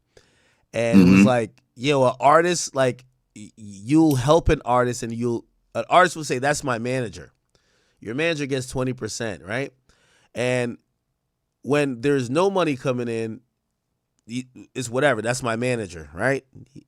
$100 comes in. He's like, I bet. He breaks you off 20. He takes 80. Life is good. $1,000 comes in. He's like, yo, my manager hooked it up. He did all the work for me. He breaks you off 200. He takes 800. Life is good. But now shit done blew up. The $1 million check comes in. And he got to break you off 200,000, and he starts to say, "Yo, that's my nigga and everything, but yo, bro, here's 40,000, and I'm gonna take 960,000. That's more money than you would have ever got. That 20% shit is out the window, and that's really how a lot of people view it because artists generally look at their money as, man, fuck all that shit. I made that. Why do I give? You know what I mean? So think about a rapper who gets a multi-million-dollar deal. You get a deal for $2 million and you got to go pay your manager $400,000. You might be like, yo, wait, 400. Nah, hold on. Nah, get that nigga like. You know, this is my story, right? Huh? Like, I went through the same exact thing, nigga. I got it from you. I got this. Yeah. I got this from you. I literally got this from because you explained it to me in the same terms that I'm saying it, where it's like, yeah, we were always with 20% until the millions came in. They look at the millions to say, wait, it didn't feel like 20% anymore. It felt like they were giving you more than you were worth. So if it was $10, they'll give you 2. $100, you could get 20. 1,000, you could get 200. $1 million. Wait, hold on now. Get this nigga like 15 bands, and we go. You know what I mean? So, bro, I promise you, you know what it is, but it's mad variables to that, right? Like even with like the 6ix9ine shit, right? Like I'm gonna keep it 100, bro. It was that situation was bound to go bad just off of everybody that was around him was a robber. You know what I mean? Like he wasn't around like dudes that was like get money serious guys in the street that they was getting money in the street because they was hustling. They take. So it's like when you there's no percentage. They like, yo, what you got for me? Once you like, let me reduce that, then it's gonna turn bad. As terms are just management, bro. The problem with artists is these niggas don't see no value in nobody but they self. Like everything is cool. Yeah. Wait. The reason why I tell this story, and now everybody knows, I got this from you. But like the reason why I tell that story is because when people say, like they'll say somebody like 6ix9ine or whatever, I always said all these artists that y'all think pay me, the only way I've maintained a relationship with them is by not including money, not asking them for money. I've had them, every artist y'all like, they have said, Act, do you want to manage me? And I've thought about it and I said, I want to be your friend. I don't want to manage you because you know what's going to happen? For me to do that, I got to give up some of what I'm doing with what I got going on, and I got some good shit going on. Right. Now, when I'm requiring certain things, now we're fighting over money. Now you're saying this bitch ass nigga Act trying to steal my shit. He fell off. He's just trying to steal my money. Like, I'm good. Every artist I've ever been friends with, we've never done business together. You know why? But Act, let me ask you this question. Y'all might have not never exchanged $1 because of I did this for you, did that for me. Yeah. But the affiliation with and the affiliation, y'all can both leverage that to make other money. No. That's what I do. But what I'm saying is that, like, I don't want to mention some of the artists because, like, you know, I don't want to turn into like a clickbait thing. Yeah. But like, I could have managed 6ix9ine. Of course I don't want to do that. You know why? Because, even recently, I've been operating, I feel like almost like a manager with 6ix9ine. Honestly. I'm going to give you a story. These are real facts. Right. But chat knows I'm on some real shit. 6ix9ine, he's back home, whatever. Like, he's been popping off recently, doing a lot of shit, right? Now, for me, I've always said, I don't have a lot of friends in this industry, but I think I'm one of the best friends to have. I've always said, like, I don't even know why. If I'm rappers, I'd be friends with me. You know why? Y'all should look at my track records of people who I'm friends with. I go hard for them. I make sure every opportunity. People haven't said 6ix9ine name for a long time. Bro, he was trying to get back, trying to do his thing. I said, I got you. Let's do this and third. He's like, yo, Act, no one's fucking with me. He's like, yo, I've been trying to do Aiden's stream for 2-3 years. He won't do it. I waited till Aiden owed me a favor till I said, yo, I don't need no money. Do a stream with my guy. Because everybody looks at him radioactive. I called Charlemagne. Yo, I went to the Breakfast Club one time at the interview. They called me. I never asked them for anything. I called Charlemagne because he told me, he said, yo, Ack, I think I'm banned from there. Like, they won't give me an interview. I called him. I said, yo, bro, could y'all interview 6ix9ine? And I asked Charlemagne directly. For my friends, I'm gonna put my neck on the line. Pause. Right? Like, I'm gonna stick. I want my friends to win. Right. When it comes to money, I don't deal with it. So anyway, I'm getting 6ix9ine on everybody's stream. Now, here's the thing. I'm the one who told Vlad. I said, Vlad, man, get that nigga the money and go do that thing. Yo, that nigga gonna go crazy. 6ix9ine is so entertaining. He's gonna give you what I know you love. Biggest interview for Vlad. All right, bet. So shit's coming in. 6ix9ine is asking about this and third. It gets to a point, and I don't know, out people, but there's a guy named Deshae Frost. I hook him up with Deshae. an opportunity comes in afterwards because all these streamers want him. They come to me. I see the play in terms of, yo, you need this to keep the momentum leveraging up this and third. I sent it to 6ix9ine. I don't know if he didn't know it. He didn't know the guy that much, but he says, Ack, how much money they got for me? That's manager talk. I don't talk money with 6ix9ine. Ever. I quickly exit myself. You know, easily I could have been like, yo, they gonna give you like 70 bands, and then, you know, and then I could have told a nigga 80 or 90, and then, bro, I don't want I don't put my shit on the top. No way. I don't want no parts. I said, let me put y'all together.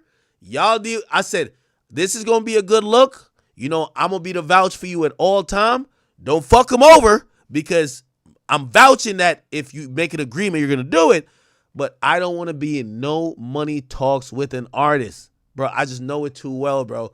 Money talk with an artist. Here's the thing. I've almost been in that situation to have money talks, and then you know what the artist do? He wake up that day, he feel like go fucking a bitch. He don't want to do what the obligation is no more. Now the person looking at me like I vouched for it. Now there's money involved. There's this, this. Now I'm good. So for me, I don't like dealing with money with artists, period. You know, I don't want 10%. I don't want 20. I don't want none of that. So I credit people like you on the management realm, because you got to deal with these crazy lunatics. Nah, bro, so I'm done, bro. Like, I ain't gonna lie. Like, I'm really done with the management, the A&R and shit, all of that.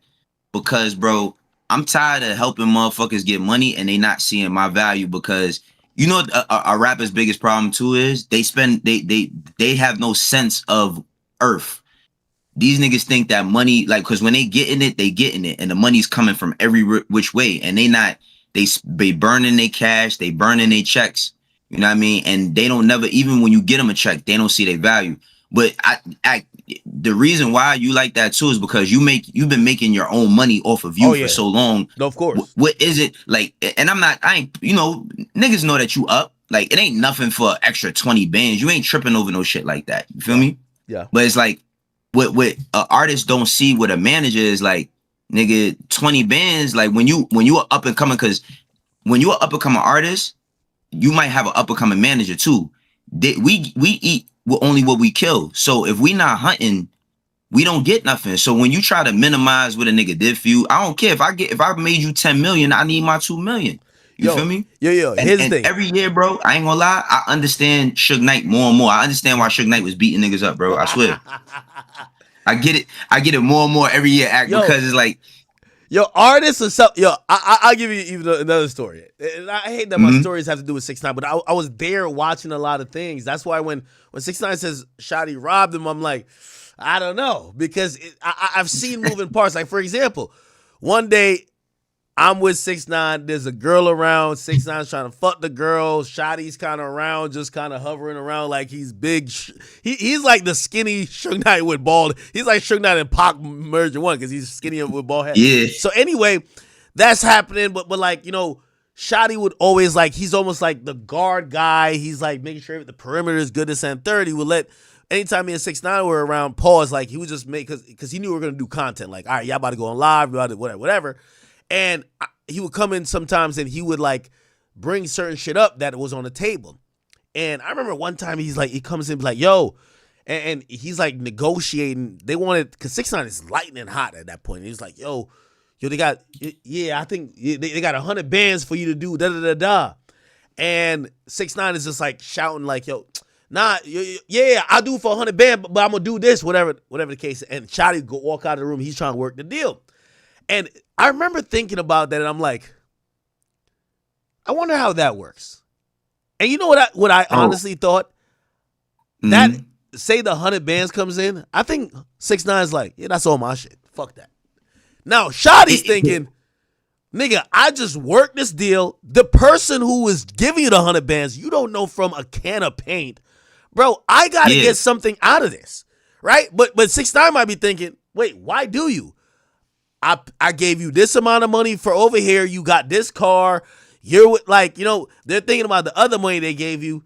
They're not thinking about the deal. And that made me realize, I'm like, don't work with rappers, because rappers think that no matter what you bring to the table, they were going to get anyway. Bro, I kid you not. So I just said this on my channel, right? Like, this is the biggest problem they got. You know how niggas say, oh, don't pocket watch, right? They tell you don't pocket watch. Rappers that have, look, they have 5 people with them. They know out of the 5 people, they have 2, maybe 3 people with them that's extremely dangerous. And they have these 3 people with them. Let's say 1 person with them that's extremely dangerous because they need that mystique. It might be just in a town. You know what I mean? Like you might see a person with the rapper that you have no idea who this is, but that person being next to them in a town is all the protection they need. They ain't got to say nothing, right? They'll take them on the road with them, have them in cars, hitting chicks that they never seen before, all that type shit. And then like go to the strip club, throw $150,000 in front of the person, right? And then that same person to come to them and be like, yo, bro, could I get like $500? And then they shun them.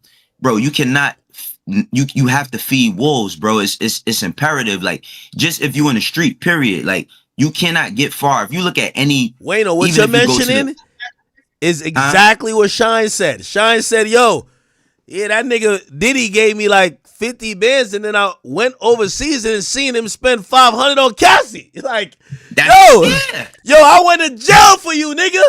You spent for 10 years, nigga. Yo, and what's crazy though, Act, is like, it's an ego thing, because it's like he'd rather stun on Shine and starve him to make him feel like he need him for something, to make him reliant upon him. And that's what a lot of these people do. They make you, be reliant upon them. You know what I'm saying? Like, and it's tons, it's so many people that do that shit. And then at the point where when they had enough, then when they up on your ass, then there's nothing you could do. You feel me? And it's not just the 6ix9ine situation. It's mad situation, bro. It's so much shit that happened that don't make the news, that people don't know about a person losing a chain or something, or losing some money, and then they got to chalk it up because they was just being fuck niggas. I feel like, yo, bro, if you want to have people around you, you got to have something for them to do. That's why it's like, it pays to just like not have niggas with you. You know what I mean? Unless you're paying them professionally. If you gonna have security, just have security. Don't have your homie doing security, because once your man beats somebody up or he shoots somebody, he looking for you to take care of his moms. You know what I mean? He looking for you to take care of his baby moms, his kids. He looking for you to do any and everything for him. You know what I mean? Okay, not. You're right about that. You know, it's interesting. And by the way, I hope everybody who's listening here, if you guys are watching. And by the way, shout out to everybody here. Damn. It's 226. We still got about 11,000 in here. Yo, chat, I want to pull up Wayno's channel real quick. I want y'all to support my guy. I did Everyday Struggle with him for so many years. Wayno, is this Wayno 119? It's Wayno 119. Yeah, okay. Thank you, Ak. I appreciate that for real, bro. I want y'all to, yo, come on, chat. We've done this for small creators, but like, yo, this is my guy right here. We did Everyday Struggle together. Please, let's get this guy we got to get Wayno to at least 70,000 subscribers. He got, right now, 68.9. We not getting off his channel until y'all get him to 70,000 subscribers, and I appreciate you guys so much. But let me tell you this. One thing. That's love, Ak. Thank you, bro. What you guys got to realize is that everybody I've ever done content with, I gained a rapport with. They gained a rapport with me, but I learned about them. Wayno gave me so much insight into the other side. And by the way, a side that I'm very interested in. Wayno has managed people. He's been in other positions where it's the person behind the scenes that's watching everything that is, of course, figuring. And that's me too, right? Like, I've always said, I never thought I would have been a rapper. I wanted to be the producer, and then I was like, if I couldn't be the producer, then the engineer, and then obviously media was a thing. So it's like there is so many people like Wayno and me. Maybe you guys are like us. I learned a lot from Wayno, like a lot. Damn, that was fast. Yeah, my fault. What?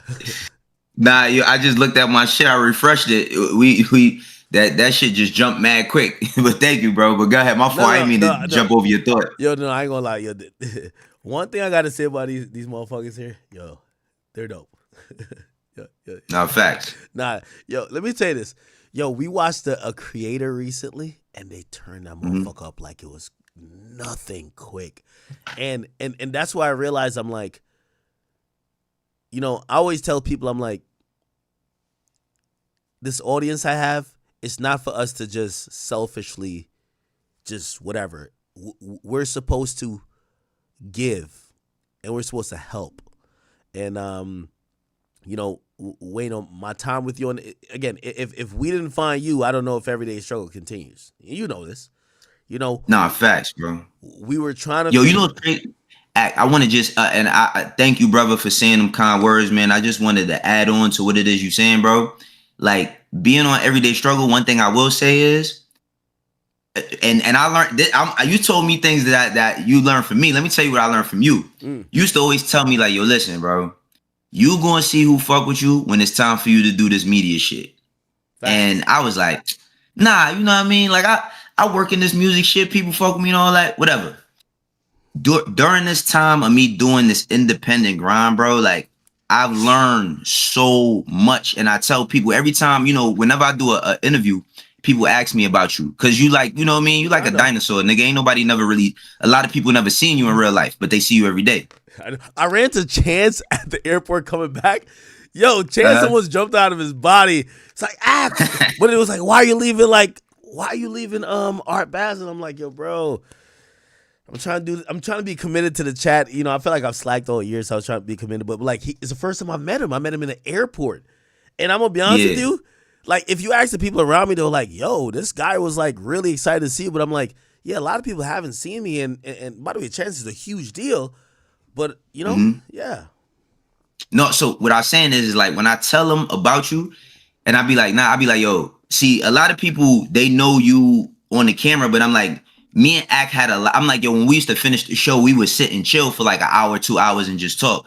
I'm like, I know a version of you that a lot of people is not familiar with. So don't get me wrong, bro. With all this cool shit, you know, you say crazy shit. You know what I mean? Like, I've done episodes on my channel, you know, talking about things that you did that I might not find distasteful or nothing, but I always make sure that I tell people that you're not a motherfucker that hoard information. You feel me? Like, you don't hoard information. Wait, no, you don't tell people like, bro, remember when I did my Amazon deal? Yes. Like, when I did my Amazon deal, I don't know if you remember, but you gave me a lot of game on how to do it. You like, yo, tell them you want to do this, like this and that, like that. That's what helped me. Bro, when we finished Everyday Struggle, I went and got a 6-figure Amazon deal right after that. You feel me? There we go. And you know what I mean? So it's like, hey, let me tell you, you know, leaving Everyday Struggle. So Complex, it came to me, and I remember there was two options, and one could continue the show for a little bit longer. I took that option because I could have just got some extra money and just killed it, because, you know, they were basically telling me like, we were pretty much at the point, but like, we could kind of extend if you would do this. And for me, I was just like, I was very keen on everybody falling on their feet. And I worked so much with you, with Nadeska, and with our entire staff. And you guys are amazing. You know what I mean? And I wanted to make sure at the end of the day, you guys had some shit going on. And I remember when you told me you had, you know, oh shit, you were working for this label. I'm like, all right, bet. Shit's happening. I remember when Nadeska told me about the Apple situation. I'm like, okay. I would have, you know, because, you know, when I think about that time too, I had one call with Joe, right when Joe was leaving, and Joe said, he basically said, Ak, I'm going to tell these motherfuckers I'm out, but you're the man now. And I'm going to do it in a way that without you, this shit is dead. And I appreciated Joe for that, but that came with pressure. That came with pressure to say, you need to make sure that everybody who is now relying on the show for their livelihood or whatever, you need to make sure they're good. And no matter what happens, you can't just be like, niggas, I'm out. So yeah. When I knew, like, you know, obviously, you know, things come to an end, I wanted to make sure y'all were good. And when I was hearing good things, I'm like, okay, good. And I was like, all right, let's make this. And, you know, I was okay with how it, turned out, because I always said that I didn't want Wayno, I didn't want Adeska to be like just bummed out and be like, yeah, like if the storyline was, hey, you know what, man, Act start mailing it in, or like, yo, he just kind of fucking snaked us, and like, yo, he told us he was here with us, and and I was just like, whatever it could be, that we all ended well, and I thought we had a good send off. And I ain't gonna lie, man, I love y'all always. And by the way, here's the thing too, and I want to say this on the record. There's nothing Wayno could say. If Wayno got a criticism of me, it's rooted in his personal experience. I got no problem with whatever he could say about me. Wayno has been around me, and I will tell everybody this. The difference between somebody like Wayno and Joe Budden criticizing me is because I spent days with these people. I spent moments with these people. They saw, and we had these conversations that if they said, yo, I don't fuck with Act doing this, I take it very much differently than somebody that don't know me, because people that don't know me go off the internet. Me and Wayno have argued each other down. We've been in those situations where he could know who exactly I am and I could know who he is. So if he says something about me, or he's like, yo, I can't believe Act is doing this type of shit, I'll take it much differently than a random person. Truthfully. No, facts, bro. And that's the thing, right? It's like, man, listen, like what I'm learning, and I'm telling you, bro, I ain't gonna lie, Act. I remember when I got the QC job, right? Yep. I think my wife had sent it to me. You spoke about me and shit, and you had talked about me asking you about Twitch and all that, bro. That's one thing I won't say I regret, but I wish I would have jumped on that shit back then. I'm like, damn, like I had the opportunity and I ain't really messed with it. It wasn't that I ain't messed with it. I just was cool with like, I was cool with the system, right? Like I was cool with getting my complex check, getting my wanted check, and all my artists that I had that was signed to different labels through me and shit. I was cool with that. But just this indie shit, like you told me years ago, now that I see it, I'm like, oh nah, bro, this indie shit is crazy, bro. Like I ain't, bro, Act, if I was crawling and learning how to walk, I just learned how to walk in the past 4 months.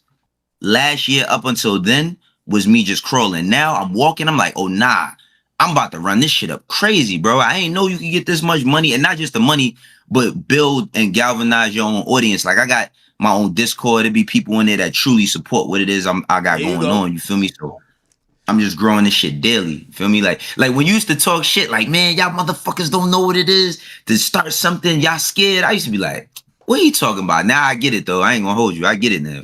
For real. Let me tell you this, and I always support you, and obviously, me and you still have much more to do, so it is what it is. Oh, facts. But I will say, you're on the right path, and you're building. And again, thank you, brother. I know everybody who loves me, they love you too, because they remember the times that we spent together. And of course, we always gonna link up like this. That's why I was like, yo, Wayno in the chat. I'm like, yo, shit, yo, Wayno, get the fuck on here. Like, what's up, bro? Let me tell you, yo, Act, I was in the bed, bro. No bullshit. I was in the bed, bro. I just finished recording. Like, I just finished recording and editing and all of that. Man, I'm laying down. I just seen you on there. I'm like, all right, let me just, because every time, like, I don't do it all the time, but I always throw you a super just to let you know I'm watching. You feel me? Oh, chat, let me know. Yeah, Wayno, let me tell you this. There's few people who I watch who, sometimes, I wake up in the morning. I watch my stream back to make sure I'm really critical of myself on stream. I'm not critical when I'm doing content with other people, because it's a wild factor where it's like their energy and my energy should make something. On my own stream, I always, like, when I look at like, so now I'm looking at a number on. So I go through Restream because I'm on like 3 or 4 platforms: Kick, Rumble, and both my YouTube channels. So when I see 11,000 people now, man, I ain't gonna lie to you, I feel humbled. Yo, this is why, like, when people ask, why are you leaving Miami? You could, like, and you're coming home. Well, I told my people I'm gonna do a 30 for 30. I gotta stream every night. It is what it is. I put it off, so I gotta do it during December, and I know December is the time where the industry shuts off. I gotta do it. I love these people. These people have changed my life. these are the same people who were there when they felt Joe was getting on my ass at one point. They got it complex. They're the people when Joe left, they were like, yo, all right, bet I gonna have to figure it out. And then me and you start working it out. And they're like, all right, well, we're gonna try to support them. Man, I love these people. And you're gonna love the people who support you too. I promise you. No, facts, bro. I promise. I'm on it. Like I'm on it. Now, again, I don't want to get too soppy on here because that's not this topic. Yeah. And I still got much more to go. Hey, wait, we gotta get to it. Your number's still the same. I'm gonna text you, bro. For real. Hold on. You either gonna turn it down or you're gonna accept it because we have been commissioned, and I asked and I called you out, and I don't know if you responded, but now you can respond. Okay. It was supposed to be a versus. I got Kanye and you got Jay. I said, you know what's funny? Because I've sat with you and you said nobody beats Ye, but you're the Rockefeller nigga. So I want you to get Jay and I get Ye. What's up? I'll do it with you. All right. Well, first of all, do you accept? I got to take on that, but go ahead. So here's your official challenge. Because I told people when Jay-Z said nobody could get on the stage with him, I thought I was laughable. I said, listen here, brother. Jay, we love you, and I don't want people to think that maybe whatever perceived thing, me saying whatever, is I'm against you. Respectfully, I think Drake will beat your ass, but I'll go even one further. You nor Drake can't fuck with Ye.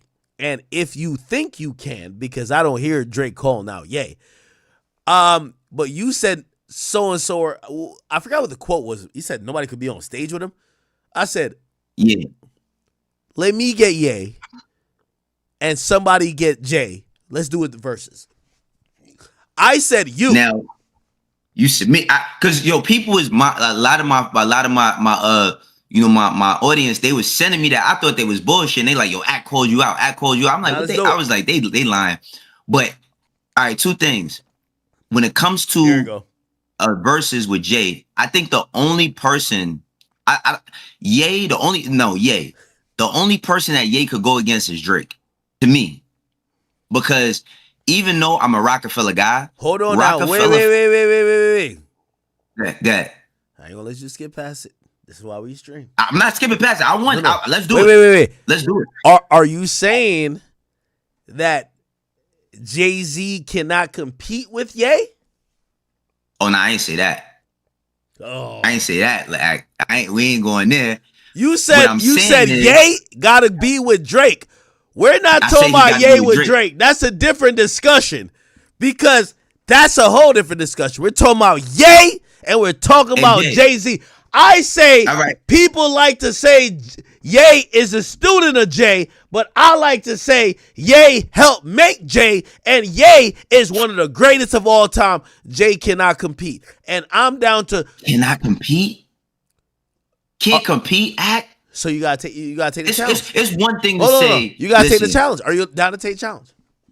Yeah. I'm down. We put together some song. We put together the songs and we play them. I'm all the way down. Wait, hold on. No. Wait. This is Wayno trying to mail it in. Nah. I ain't mailing in nothing. Okay. I like this chat. I ain't mailing in nothing. Are we doing 10 or 20 songs? Whoa, are we doing 10 or 20 songs? Because we gonna set this up. If you do 10, 10 is crazy. No, 10, I think you get washed crazy. So I would like to say, washed crazy? You think Jay-Z could beat, 50 Cent got a better chance at beating Ye in 10 songs than Jay does. No, he don't. No, he don't. By the way, no, he don't. No, he don't. All right. No, he don't. Yo, Wayno's streaming right now. This is Wayno streaming. Okay, man. Okay. Yeah. No, he don't. 10 songs. 20, but 10 songs. 10 songs? Nah, you gotta do 20. You gotta do at least 15. At least 15. Hold on. I'm down to do 20. Ye versus Jay. We're gonna wash Jay.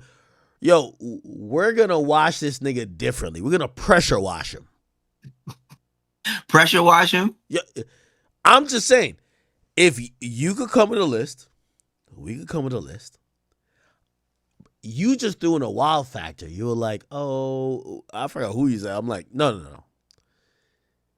In reality, Jay-Z, he is a force to be reckoned with when it comes to verses. But he cannot fuck with Kanye West, otherwise known Kanye as can't rap better than him. That is it's that simple. He can't rap better than him. Now, he got big records. Listen, Kanye, monumental records and all of that. Rapping, You're doing it right keep now, in mind, because I watched your stream. You're doing it right now. I watched your stream. Nope, you're doing it right now. Verses, You know why? You said verses. You said it's hit for hit. It's not hit for hit. Because guess what? It's what? When listen, it's not necessarily hit for hit. It's a performance value thing. Remember, keep in mind, I don't know if you, of course you watched Lox versus Dipset. The biggest moment in Lox versus Dipset was when Jadakiss did the Who Shot You freestyle. That's not a charted record. That's not even when they picking you apart. See, versus, yeah, they play hits for hits, but it's a picking you apart thing. It's a bravado thing. It's a shit talking thing. Kanye is not beating Jay at talking shit as a rapper. If you play a record, a big record, we all know the big record. I love you and everything. I love you and everything. Because I get the point you're trying to make. Here's the difference. Yeah.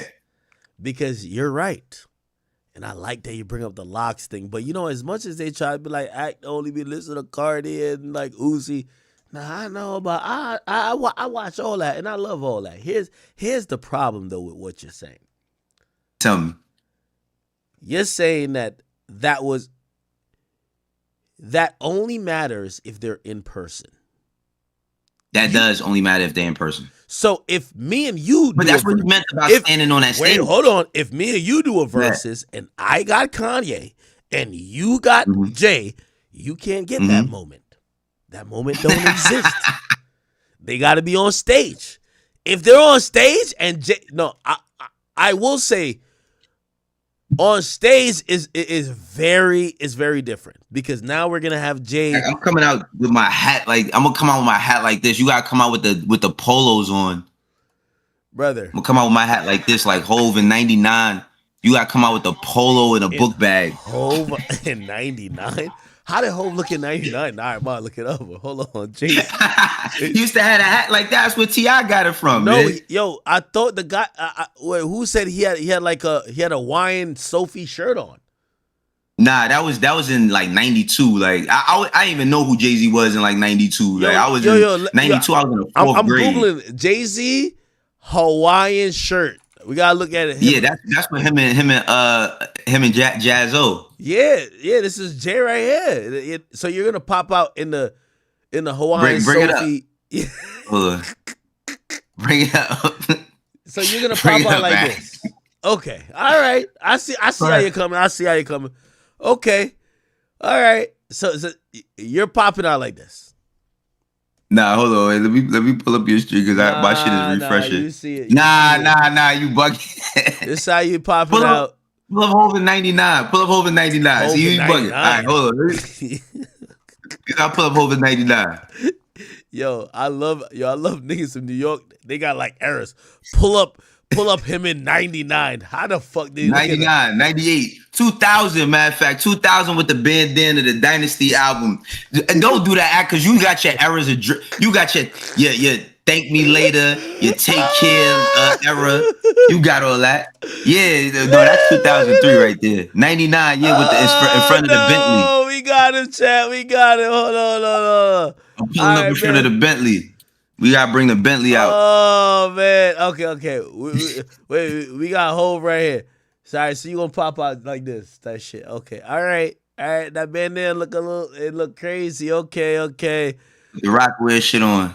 Damn, I see Ja Rule. This is how niggas was rocking it. Wait, what year is this? That's like 2000. That gotta be like 99 or 2000. Wait, yo. Yeah, but what you gonna do? Yo, you got pull up. Did you see them get on me for like? So I was talking about like Mano and like Jim Jones podcast. I'm like, yeah, you out of pocket, bro. You out of pocket. No, I'm not. I was really confused why Fab just had a headband on while they were in an air conditioned studio, and they were like, "Yo, bro, you don't get it," and I'm like, Now I'm watching these things. I'm like, why does Ja Rule got a fucking bandana on? And why the That's fuck? how we was dressing back then. See this? Look, right around this time. This Yo, this is Nextel chirp phone shit. Like, so I gotta get back on Nextel chirp phone. Yeah, no, look, you gotta do. All right, look, right. Fab and them, that's another thing. You can't do that, bro, because you gonna say, yo, this is crazy. These niggas should be dressing like you want niggas to dress like Uncle Phil, bro. Niggas is not dressing like you know me, bro. I'm never not rocking Jordans, bro. Like you want niggas to dress like Uncle Phil. I'm gonna be honest. I don't think you just as crazy as no. The thing is, Fab be wilding a little bit. Like Fab. I think Fab think he's a fashion icon to this day. He think he ASAP Rocky of the '90s, bro. Like he is not Fab. Fab was that nigga in the '90s, Jack. Fab was that nigga, bro. Right, was he I ain't gonna lie, look. You see ASAP. We stole. Look. Pull up. Fabulous Little Mo Superwoman. Oh this outfit, bro, on Easter in 2001, everybody had this outfit, bro. Little Mo Fab Superwoman. Yo, you can't. Hold on, we gotta figure out this outfit. What are you talking about? This right here? Hold on, let me see. Nah, you need Jesus. My shit's still lagging. Hold on. Nah, no way. A jersey?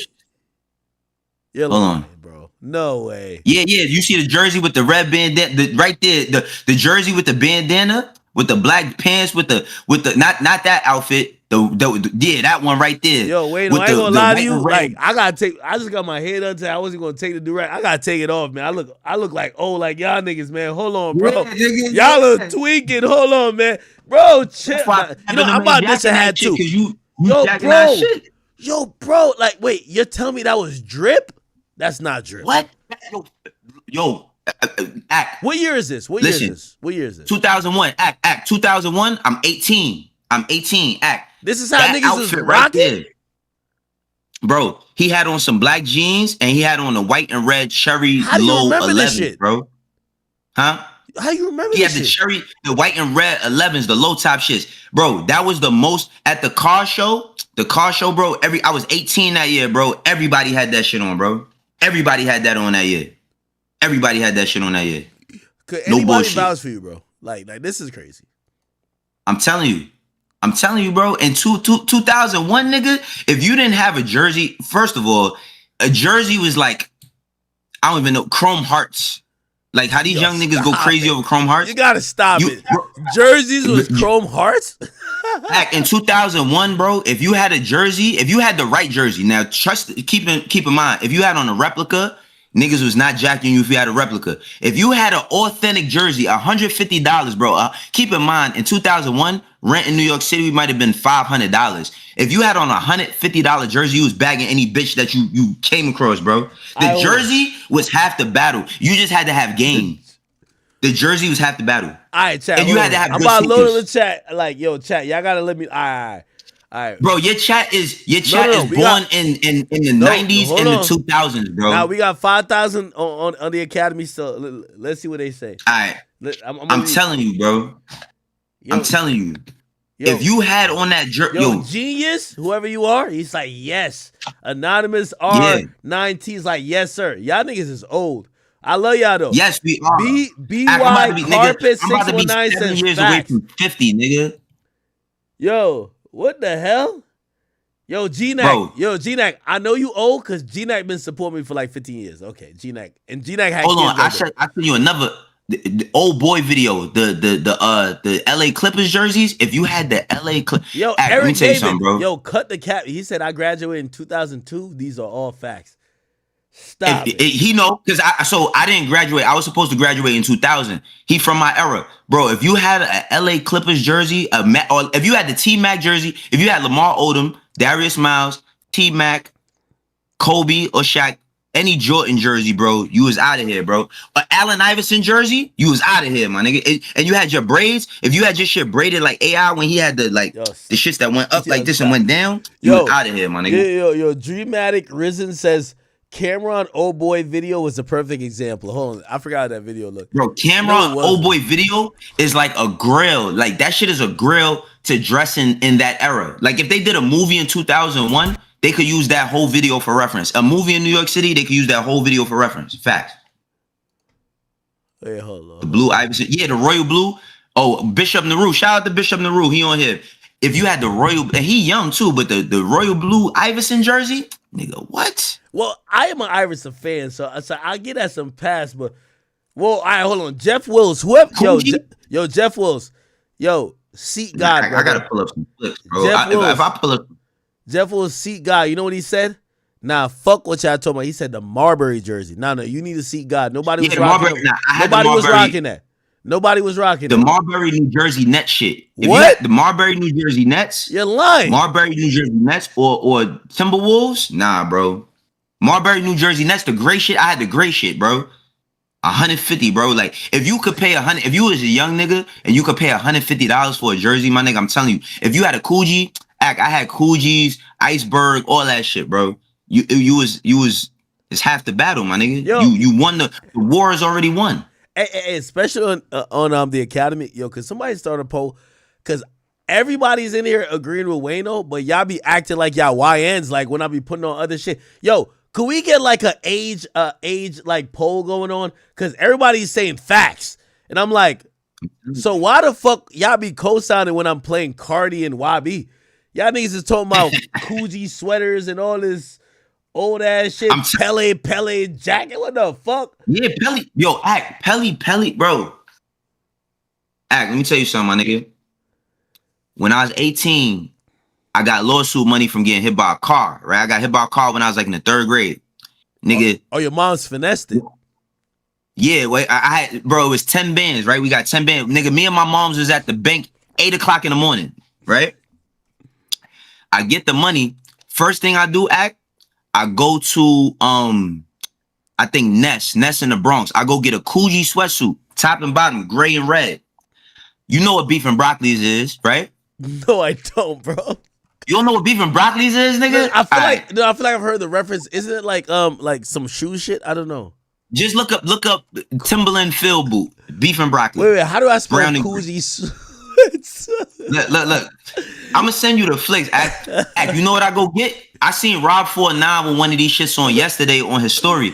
Nigga, I go to Genesis on 57th Street in Lexington Avenue, nigga. I go get the NBA jacket with all the patches, bro. I kid you not. Nigga, I was like Alpo, nigga, in the hood that day. I promise you.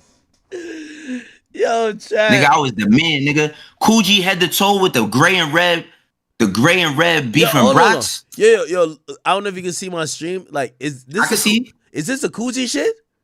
That's a cool, but that's new Coogee. That ain't like we ain't have zipper hoodies. Like that's new Coogee shit, nigga. That's new nigga shit. That ain't the real shit, bro. How do I find a shit that was like that? You know what I mean? That was that drip. That, you know what I mean? I'm about to hold on. I'm trying to see if I can scroll enough. I got a picture with me and Skip to Malou at the NBA store. Yo, somebody said I was in Jamaica still. Nigga, I might have been. Bitch, I might be. I ain't gonna lie. Or I just was broke when I was a kid. I didn't know what's going on, right? I'm telling you, bro. If you had this shit on at that time, my nigga, I'm talking like about that. You was... Omega told my what Omega said. Said, you must have been lame. We were in the chat and we had jerseys coming up. Nah, I always wanted an Allen Iverson jersey when okay. I moved over here like 2001 when the towers dropped. That's always, right. Yeah, that's when I moved over here. And like Go ahead. And then I was learning a lot of shit. I see Jay and Nas getting into it, then 50, and then like I'm kind of just going through the motions, but like I'm loving this shit and whatever. So, but like fashion wise, bro, you gotta remember when I'm in Jamaica, ain't trying to diss nobody. This is why I don't like the fact that Shaq don't like me. Yo, your parents in the United States know in Jamaica we don't got no drip, nigga. They would just send us like Shaqs, Starberries, and all the shit that costs nothing over here was dripping in Jamaica, nigga. I ain't gonna lie to you. That shit was the best shit ever. We get a barrel, nigga. Yo, when that shit say clear customs, we get the barrel. We're like, oh shit, nigga. We was treating Shaqs like they were Jordans. That time that shit was in Payless. Click on my stream right quick if you can from my YouTube. I posted the picture, bro. I got the Coogee on me and Skip to Malou, bro. No.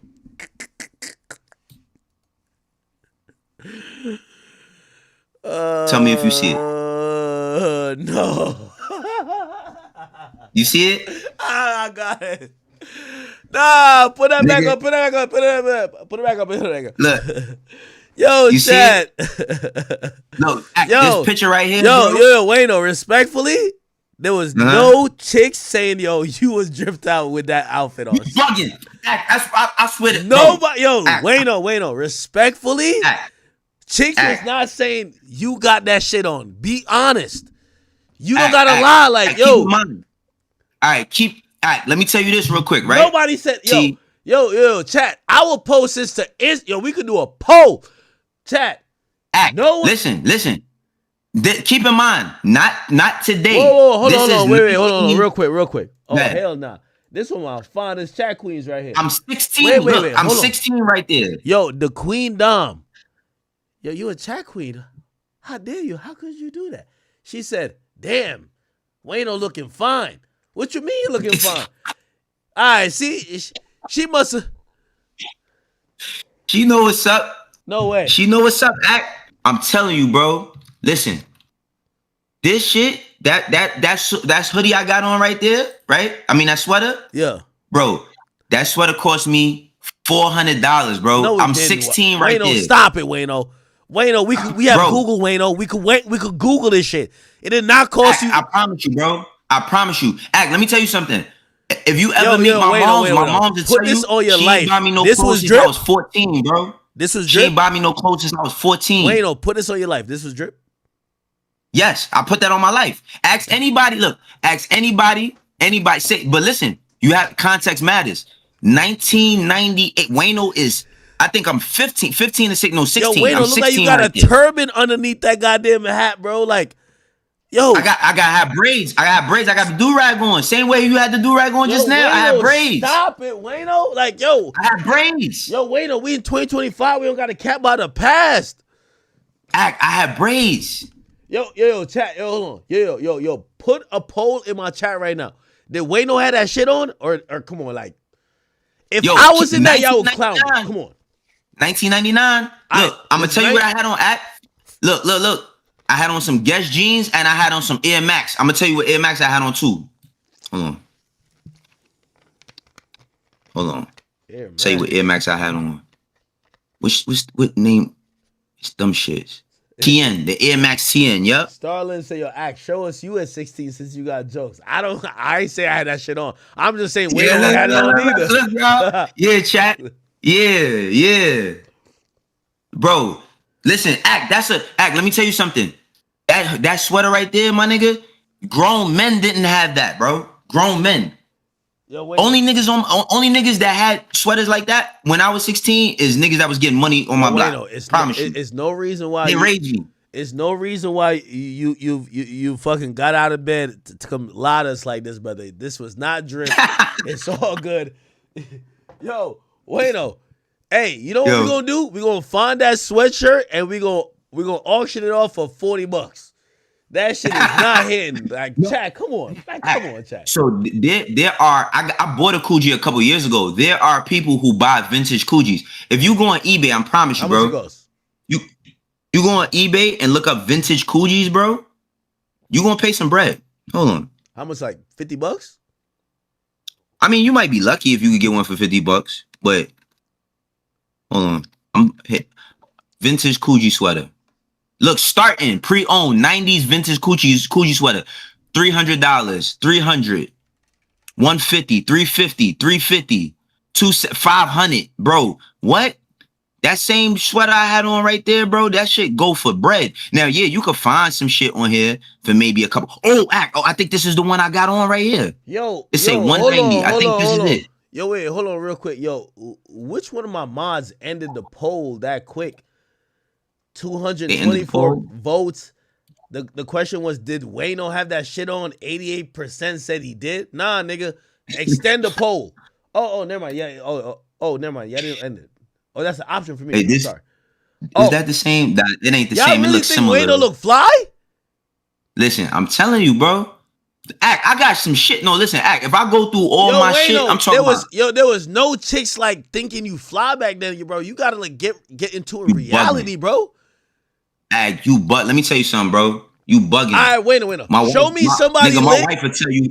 Nigga, my wife would tell you who I was back then, nigga. Of course, it's my your wife wife. would tell She you who I loves was you. back then. Show me somebody lit wearing anything close to what you wearing. Niggas is not jacking that, Wayno. Somebody lit, nigga? Hold on. Wayno, I know, nobody. Hold on. Just go on my stream in 1 second and look again. Nigga, hold on. We're watching your stream.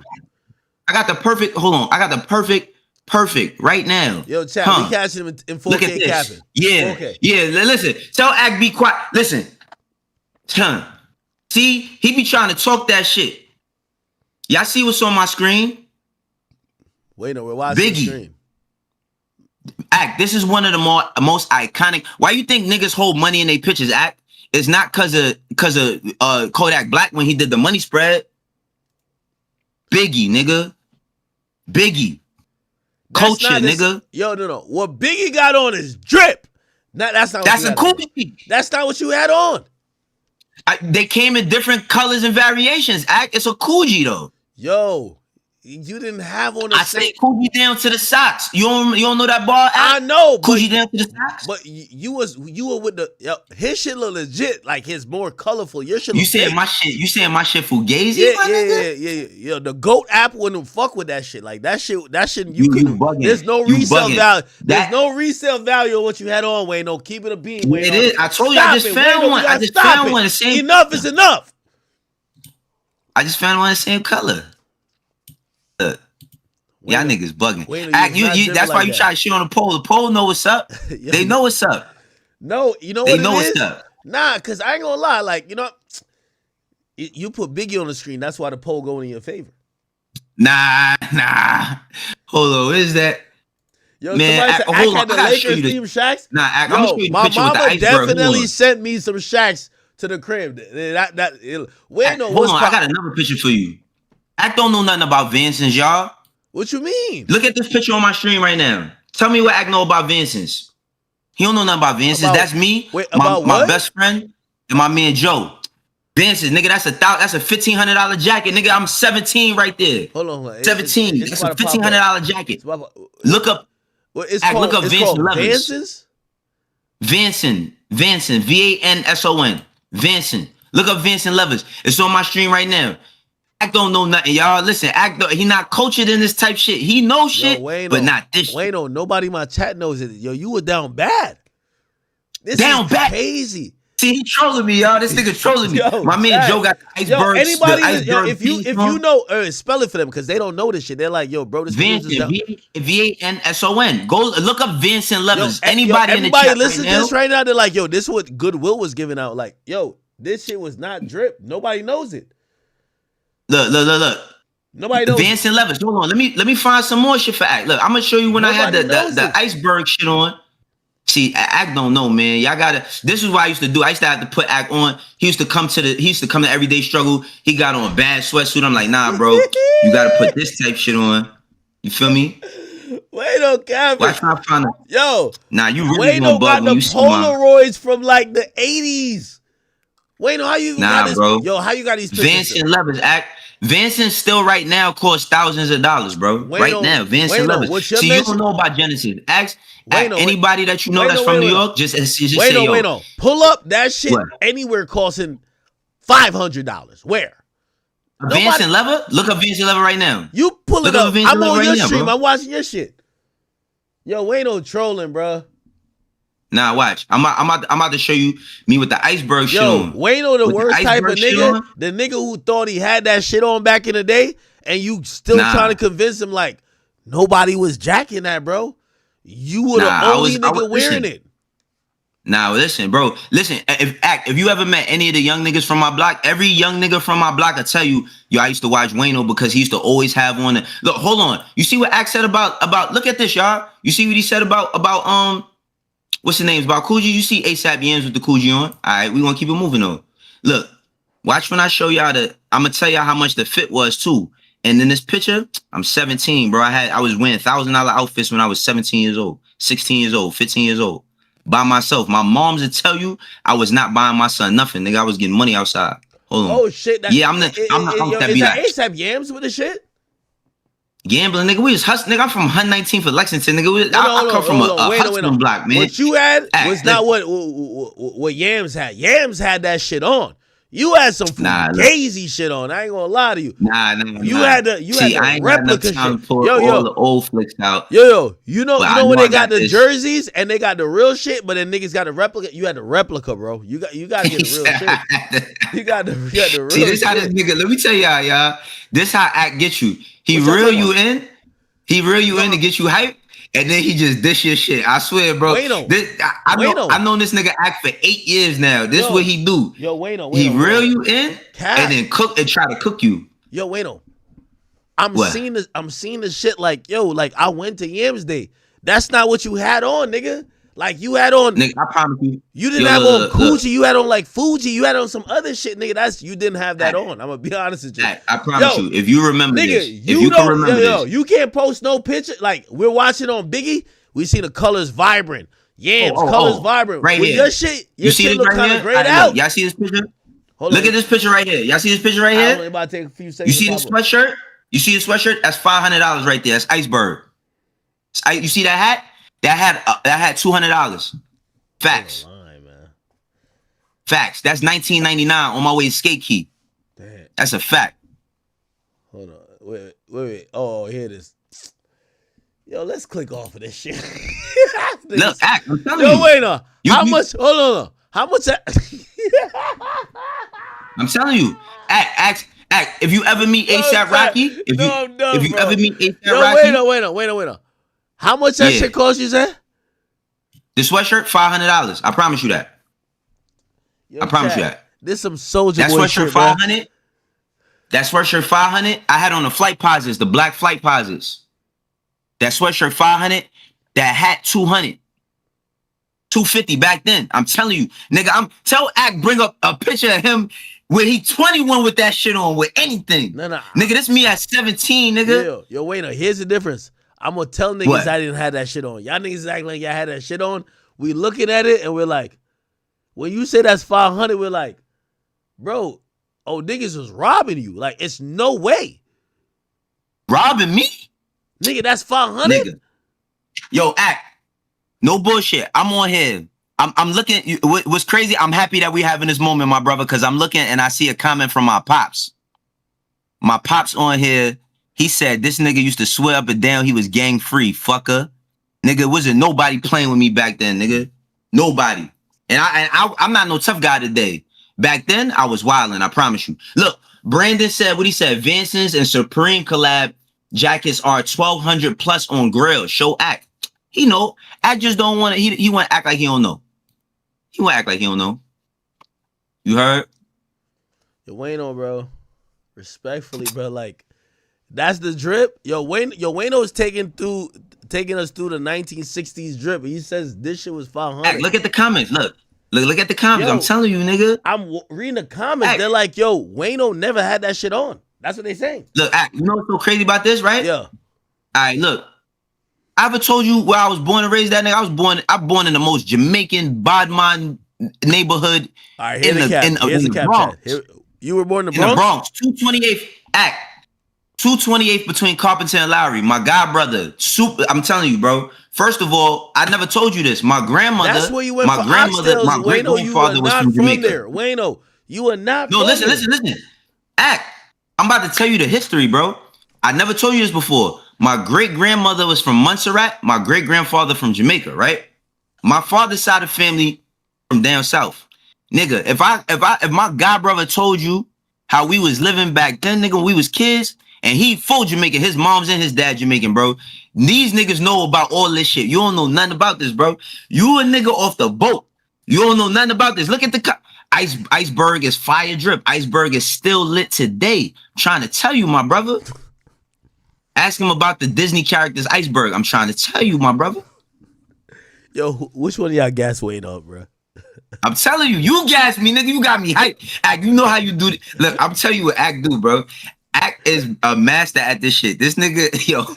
Wait on. Yo, I ain't gonna lie to you. I do this all along. When we was at Everyday Struggle, Wayno been waiting for. Yo, I remember the day. I swear. I remember the day, chat. So we about to get dressed for like, I forgot it was a photo shoot or it was like a award show. And the stylists come in. Chat, I'm not gonna do what Wayno doing. Like Wayno is like, Wayno think he got some drip. Me, I'ma just admit to the stylist. I don't know nothing. Just like whatever you gonna do, just do it. Like I'ma just go pop out and it's gonna be what it is. Wayno, like, he feel like he got some drip. So he trying to like, I'm bringing this to the thing.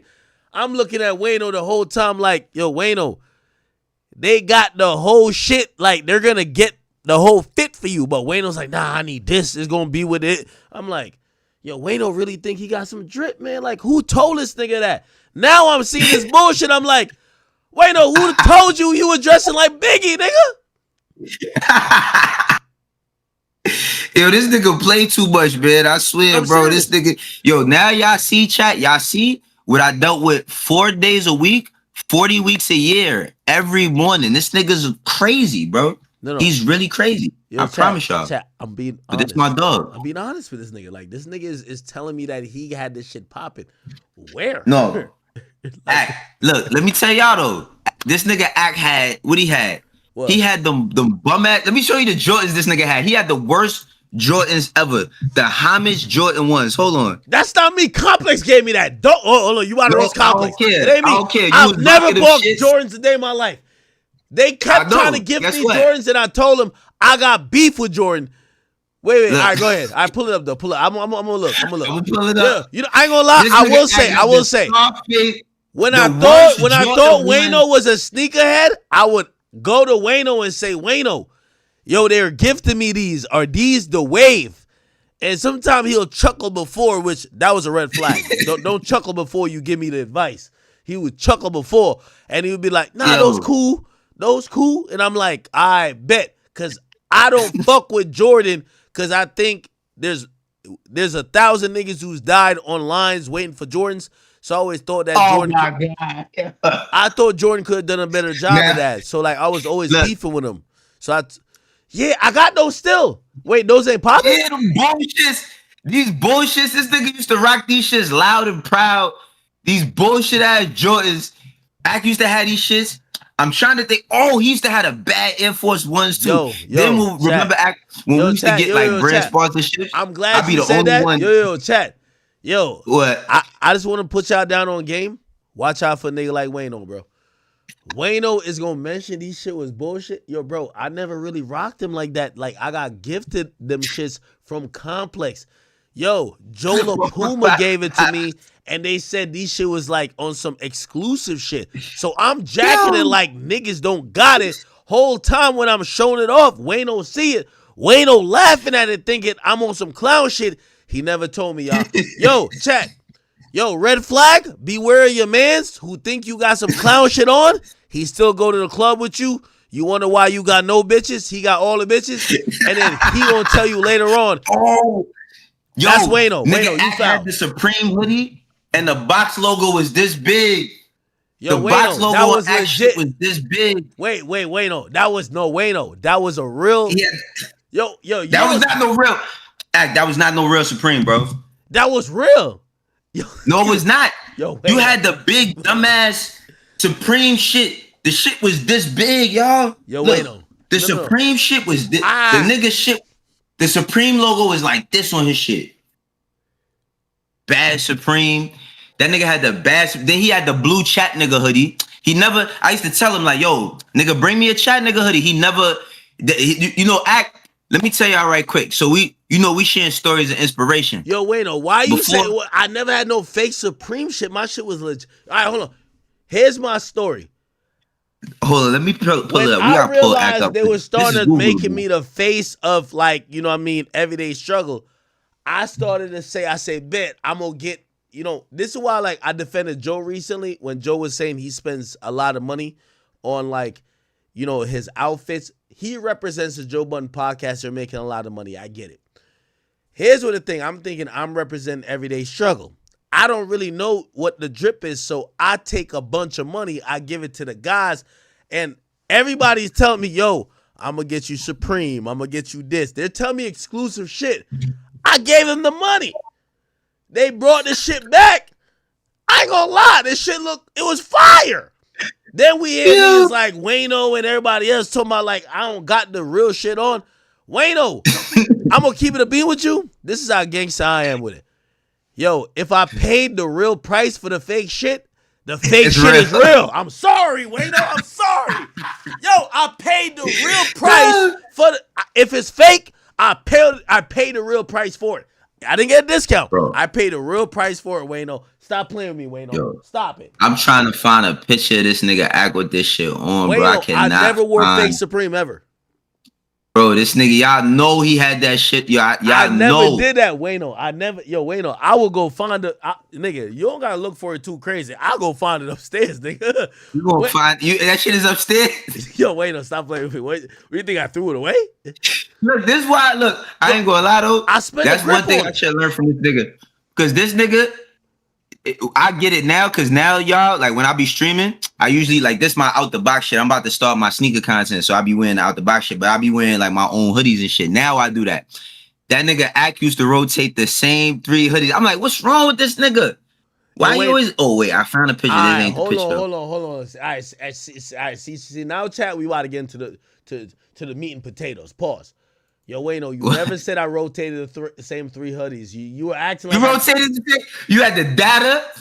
You had a data drink. Yeah, the true. Blue chat nigga shit or the blue. It was a blue data drink. You had the blue data drink, a black drink. You had like one other drink. I ain't gonna cap with you, bro. You was trying too hard, gang. I thought. Yo, Wayno. Can I be honest with you? What? All right. Like you don't even gotta react to this. The way how I saw you like putting effort into your clothing coming there. I'm like, yo, I used to be looking around like, yo, is Wayno trying to bag one of these bitches? I'm like, yo, Wayno, what the fuck is you doing, bro? We're just trying to get some quick shit for on camera. I'm going to keep it dark. What the fuck are you doing? You're doing too much, Wayno. There was a point that I'm like, yo, I remember talking to the guys, like the people who were doing our advertising. I'm like, yo, bro, Wayno is doing too much clothing-wise. Get him a deal. Like, fuck what I gotta go. Get him a deal. Why does he keep? Yo, the nigga been wearing. I never knew. Yo, this him being the manager without knowing. No. Look, bro, no bullshit.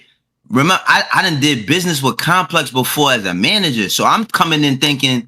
Remember, nigga, this nigga Ack used to tell me all the time, yo, bro, you be doing all that, like, nigga, like they would ask us to do shit. Ack be like, hell no, I ain't doing that shit. I'm like, what? Y'all got extra 3 bins for me? I'm doing that shit, right? I'm thinking, I do more effort, I do more shit, I'm gonna get more shit. Wrong, I was wrong. This nigga was right, but I used to be doing that shit because I'm like, yo, we got sneaker shopping in here. We got somebody gonna give me some type of check. And guess what, bro? When Everyday Struggle is over, some marketing company hit me up and I did some shit on Twitch for these niggas. They paid me wild bread over some sneaker shit. So wait, no, I did cap with you. It was to the point I was just like, yo. I was on some fab shit. Yeah, I ain't gonna lie. Like, different outfit every day. Yo, I remember.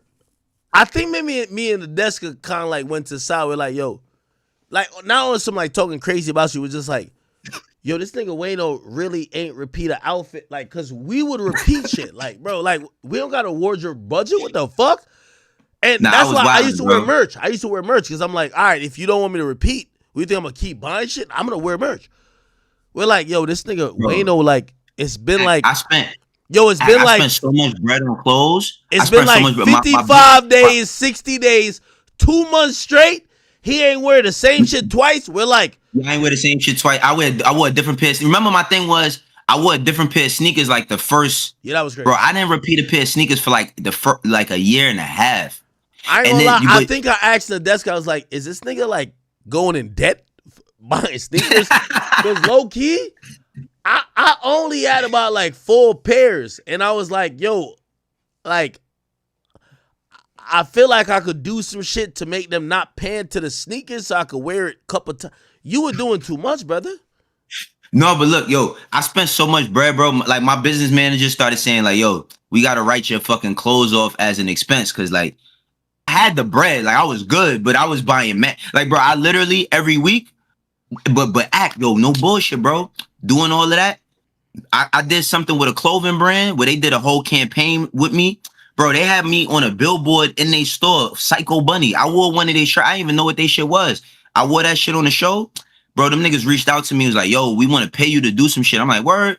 They offered me a band. I got like 5 bands out them niggas. And they did a whole photo shoot with me. That shit was in like on the news and all types of shit.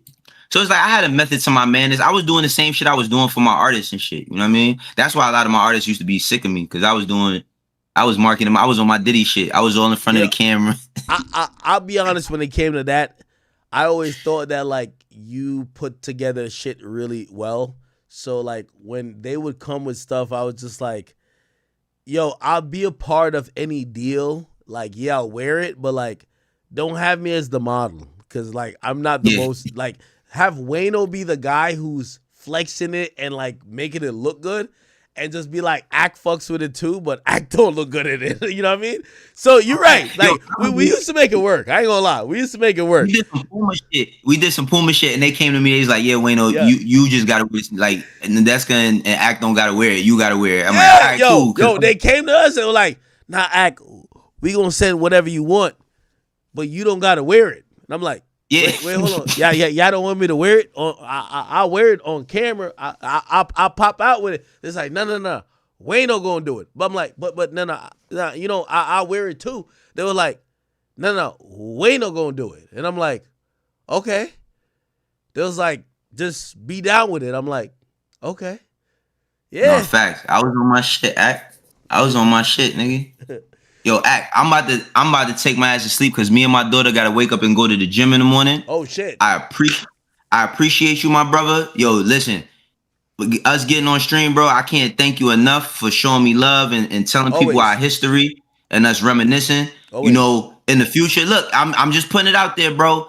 I'm out here, I'm in these internet streets, so I'm always able to pop in if we gotta chop it up on some shit or whatever. You feel me? So again. Yo, please, everybody who's watching me, give my man Wayno the 70,000. This is a Chat Nigga special. Like, you know, Wayno, I love Wayno. Wayno can't say, and I would hope it's vice versa. Wayno can't say nothing about me that could ever, like, make me hate him, and vice versa. I would hope, you know what I mean? Because you know what? I know him, and anything he says about me, even if you guys don't like it, I know it's coming from a place of, yo, I've spent so much time with you. I understand you. I love you and I respect you. And I hope you guys understand that. And much love. You know, as Wayno's going through his journey, we're here for him all the time. So please show him some love. You know, me and Wayno's, you know, history can never be erased. And we'll always, again, the stories you heard here, we got 1 million more of those. So. We got 1 million more, bro. 1 million more. And you know, when you come down to Atlanta, you know your brother pulled up on me. You got to pull up on me one day. You know what I mean? That's another thing. I'm gonna tell you, yo, my brother loves you. Yo, that's my guy. Yo, my brother will bring a Wayno up like, yo, man, like, y'all feel like y'all got like a whole relationship that like we got. Me and Act brother got our own relationship outside of Act. Like, you know what I mean? That's my nigga, like, straight up. There's been a couple events we like all pulled up, and like he's telling me like, yo, man, Wayne. I'm like, God damn, man. I'm like, I feel like y'all are homies more than me and Wayno. But yo, Wayno, I love you, brother. That's my nigga right there. Yo, Wayno, you wanna know why? Cause he a Lock fan, nigga. He know what this shit be about. Yo, Wayno, let me tell you this. Anything you need, I hope you know. Not only me, but the whole community fucks with you, and thank you, brother. With you, thank you. Not on some dick riding shit, because no, I expect if you think I ever say or I am acting out of line, that you're gonna say, I fuck with you and I love you, but I could call you on this. I could That's a fact. say this. I could say this without you taking it like whatever. And you know that's a fact. I would never be like, oh man, yo, Wayno, I love you and I love everything that you're doing, and I want to keep encouraging you and anything I can help with, you know. I try to share my platform. Love you too, bro. That shit mean a lot, bro. For real. That shit mean a lot. For real. I try to share my platform with so many people, but of course, when people mention Everyday Struggle, like I love when Joe said, Joe even said it like, yo, Everyday Struggle is the best show that's ever existed. And I always tell people, I'm like, y'all got to remember the entire Everyday Struggle. Yeah, I did the show with Joe, but man, I spent almost 3 times the amount of time I spent with Joe with Wayno, and we had to grind it out, figure it out, We went through highs, lows. We went through confusing points, but it all happened, and I'm very proud of that. So, you know, they definitely got to do a documentary on that one day. Some content on that shit. You feel me? Hell yeah! And I'm telling you now, bro. I'm coming back. I'm coming back to Jersey too. Like I'm going to give me a spot back in Jersey. You feel me? Well, first of all, I'm coming to Atlanta soon. So if you're gonna be in Atlanta, I'll link up with you. Only thing is, I'm gonna be with Charleston White. Charleston White's bring me back there. Yeah, he's crazy. I mean, I don't mind meeting him, but you know what I mean. He do be talking crazy. You know what I mean? He do be talking crazy. Bueno, me and you, we gotta link back up. Do some more stuff. I appreciate you and I love you, and I want my audience to know that Wayno is a part of our history, just like Joe Budden's a part of our history. And you know, I hope you guys also have the discernment to say, if they ever have criticism about me, it's not like random niggas hating. Like, random niggas hating is different. If Wayno says, yo, man, I know act. Right now, that nigga right now, he's upset about this. That's why he's saying this. Take him at face value because he's been in my presence. He's seen my demeanor. Yo, we've shown up to that goddamn green room, and you know, I might show up early, but I start sleeping, whatever. We wake up, we gotta do what we do. He knows me. And Facts. You know, Facts. you my guy, bro, and I'm always like hoping and praying for everybody around me, because my thing is that everybody who I've came in contact with, I want them all to succeed. All right? Facts, man. And vice versa, bro. Love you too, bro. This, like I said, man, this has been amazing, man. It's always good to chop it up with you. And, you know, we will do this more, man. Like, you know what I mean? I love the fact that I've had the opportunity to work with you and learn shit from you. You feel me? It's been vice versa. It's still sharp and still. You feel me? Like, pause, but it's like, you know, thank you, brother. I appreciate you wholeheartedly, and you got my support. Even when you be bugging the fuck out, I be like, listen, y'all might say a lot of shit about him, but like, y'all don't know him the way I know him. People call me biased and all that. I don't give a fuck. You know what I mean? You my dog. So, but Wayno, my guy, yeah, listen, we'll get up, brother. We'll get up. You got my personal number, so you can hit me anytime. Hell yeah, bro. Have a good one. Peace, chat. Catch y'all later. Love. It's good. I'm glad that me and Wayno got up. Yeah, I love Wayno. Everybody should know that. All right, okay, cool. I know some of y'all like, all right, Ak, I know you about to cut stream. I'm fucking not, okay?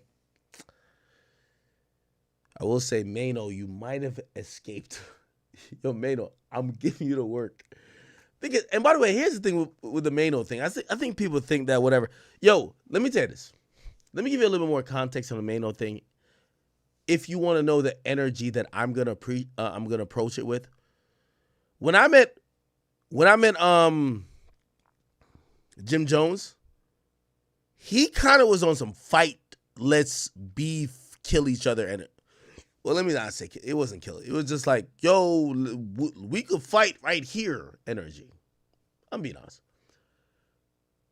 Yo, it was also the YB tour that it was in Brooklyn, and Wayno's right there, and me and Wayno, we were there laughing and joking and everything.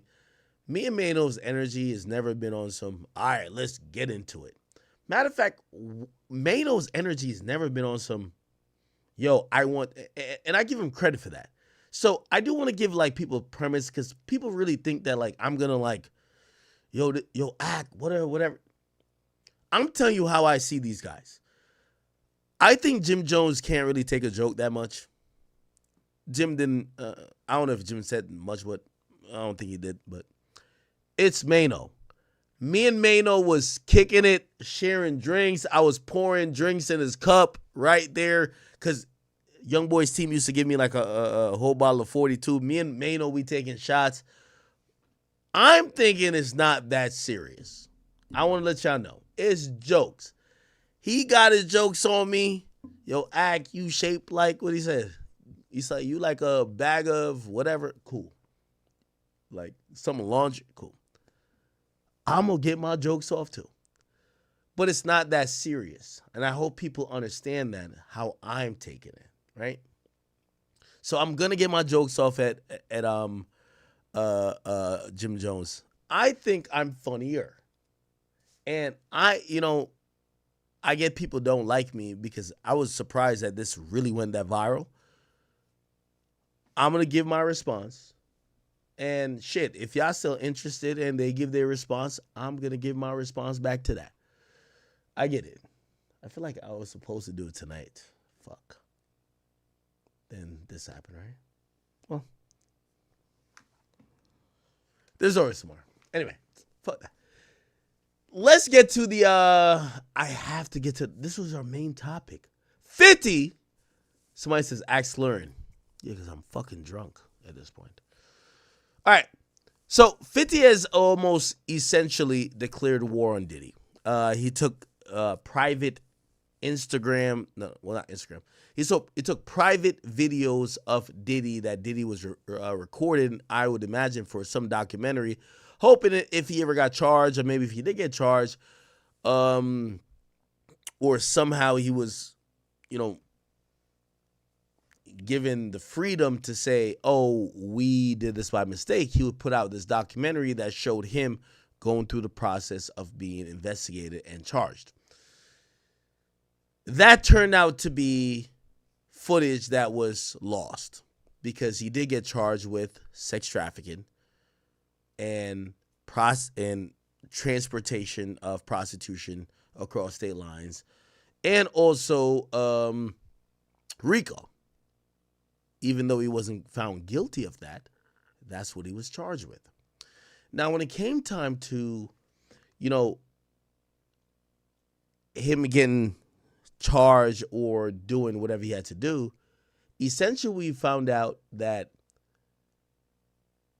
he never paid the videographers. So the videographers that filmed some of the most intimate moments of his sold the footage to TMZ and 50 Cent.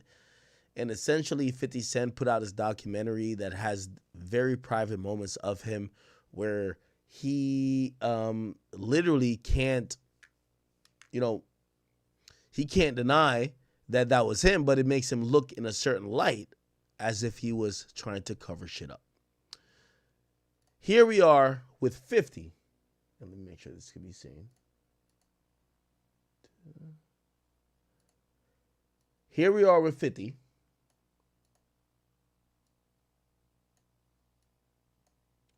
Who have said, yo, what kind of gay shit is this, Diddy?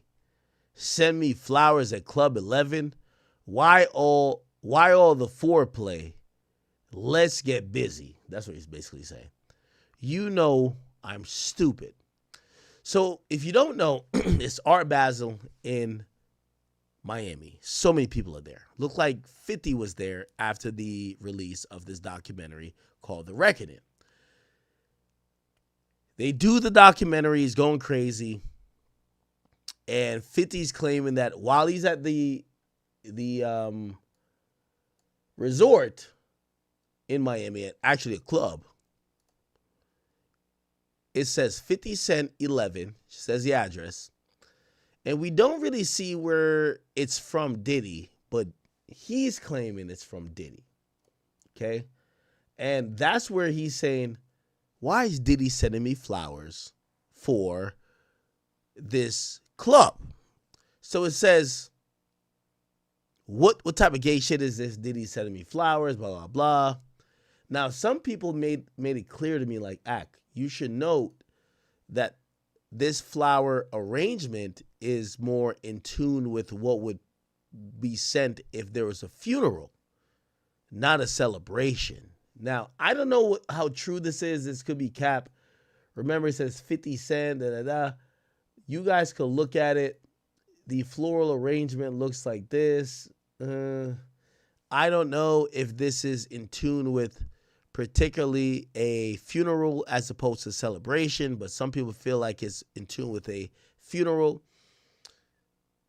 50 people hasn't said anything. No, well, not 50 people. Diddy's people hasn't said anything. So we're wondering, did Diddy send flowers to 50? Wow. 50 seems to claim it is, according to his message. He says, what kind of gay shit is this? There's a lot of conversation around that. People are like, well, is this gay? Is this talking to the cops? Is this alerting people that there is possibly a threat on your life? Some people feel like 50 might be trolling. Maybe he sent them to himself and he just wanted to get some additional promo. Or Diddy did send these flowers and he wants to use this opportunity to tell the police that Diddy's sending threats, which I'm like, would Diddy do that? I don't know. Regardless, people are looking at this situation to say, what the fuck is going on? All right.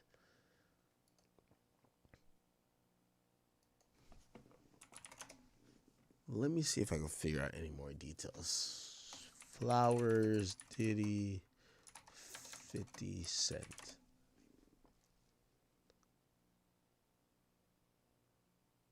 But I'm hearing it's like funeral flowers.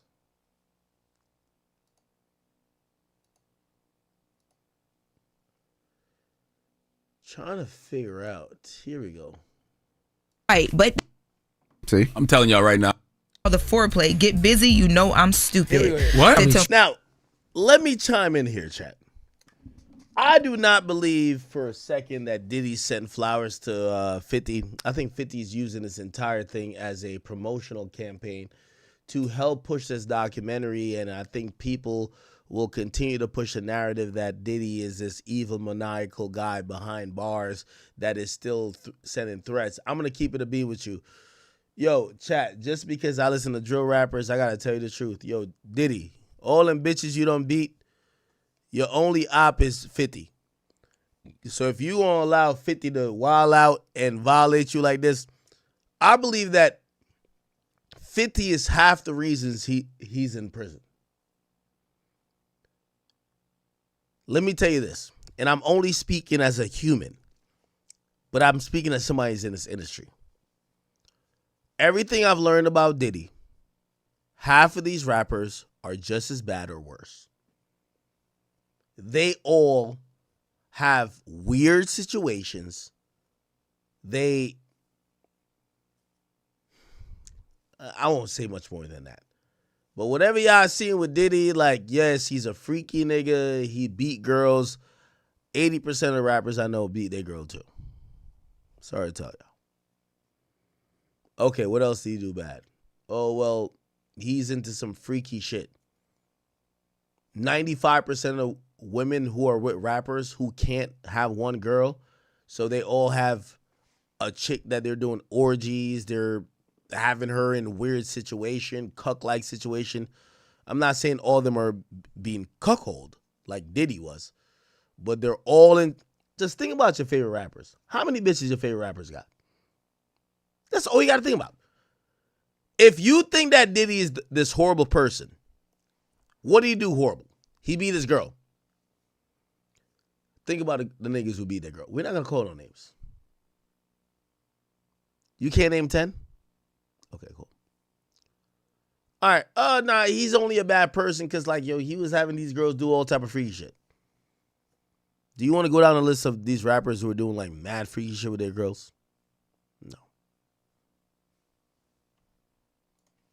Gotcha. Shout to my nigga Charmin, but he talking that Marvel shit right now. Fuck all that. Okay. All right. Anyway, let me see if I could make this crystallize the topic. Yo, here's the point, chat. So, I think that 50's playing the whole game. Diddy didn't reach out to him. But I'm going to keep it a bean with you. I think Diddy's stupid. If Diddy's everything we ever thought he was, I'm going to just be honest with you.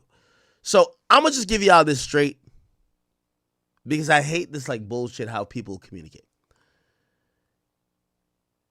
If what 50's saying Diddy is,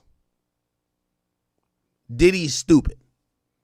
If Diddy has all the power to make people go missing, do all the thing, yo, Diddy, if you ain't killed 50, you a pussy. Straight up, nigga. Because that's why you locked up. That's why everything is happening to you. I'm not saying just 50. But like, nigga, you were beating all them bitches thinking you were the guy.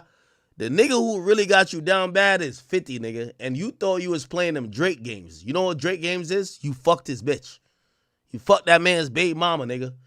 And that nigga made sure that even while you locked up, he dancing on your grave. You got Tupac killed. You got them niggas never fucked your baby moms, nigga. So this is how I really think about Diddy. Diddy is either super pussy and he's a liar, or he's a nigga who took aim at women instead of his real op. The nigga who violating you, he's still violating you to this day is 50, nigga. So like, this is why like some of the shit we'll be hearing with 50, I can't, the Diddy, I can't respect it. Oh, you beat up a girl? The nigga who made sure you in jail and he trying to make sure that nigga you're done, you ain't do nothing with him. So like, when I see this, like honestly, and this is from my heart, bro. When I see this, cause y'all know how I feel about, cause niggas have came to my house and left dumbass messages.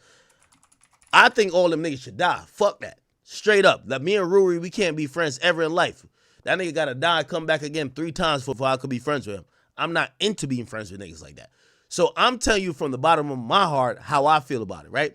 When I see shit like this, if Diddy actually did leave this weird ass message, bro, you don't need to leave no weird ass message to 50, bro. You leaving flowers? Nigga, you in jail. The nigga done fucked your baby. Like, yo, come on, bro. Like, he done got you locked up. Like, it's over. So, I'm with 50 on this. But this is why I think this is not Diddy. It's no way you've been in jail for this long and you're sending flowers. It's no way. The nigga got you locked up for this long and you're sending flowers on some Ruri shit. Like, the nigga sent something in my mailbox. Fuck all that shit. It's either you gonna crash out or not. So again, I think this is 50 just sending a message and trying to like troll off of Diddy.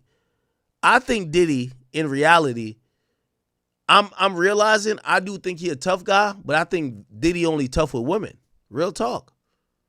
He tough with women and bitch ass homosexuals like Kid Cudi. Real talk. I don't even know if he's homosexual.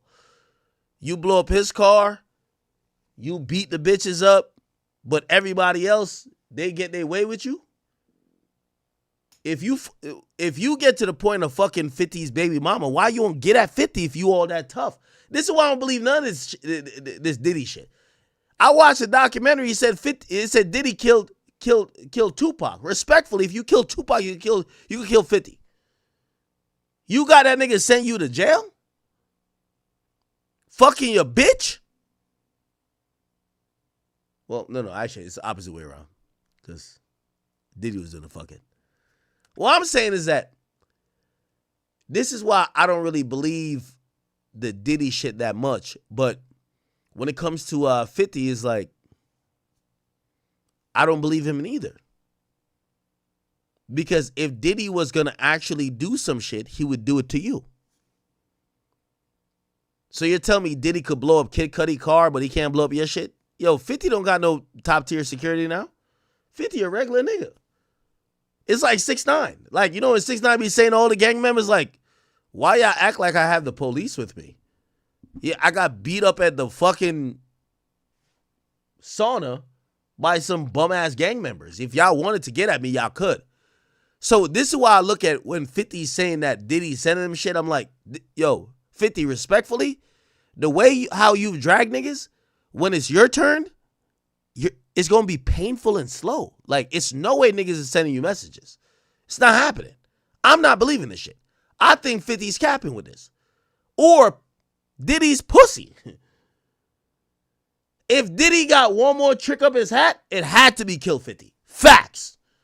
If Diddy got $1 billion left, it should have been, yo, get rid of this nigga off earth. And if that's not that, bro, I'm going to keep it a beat. Bro, like, we just talking the talk. This is 50 promoting this shit. 50 know that Diddy can't do shit.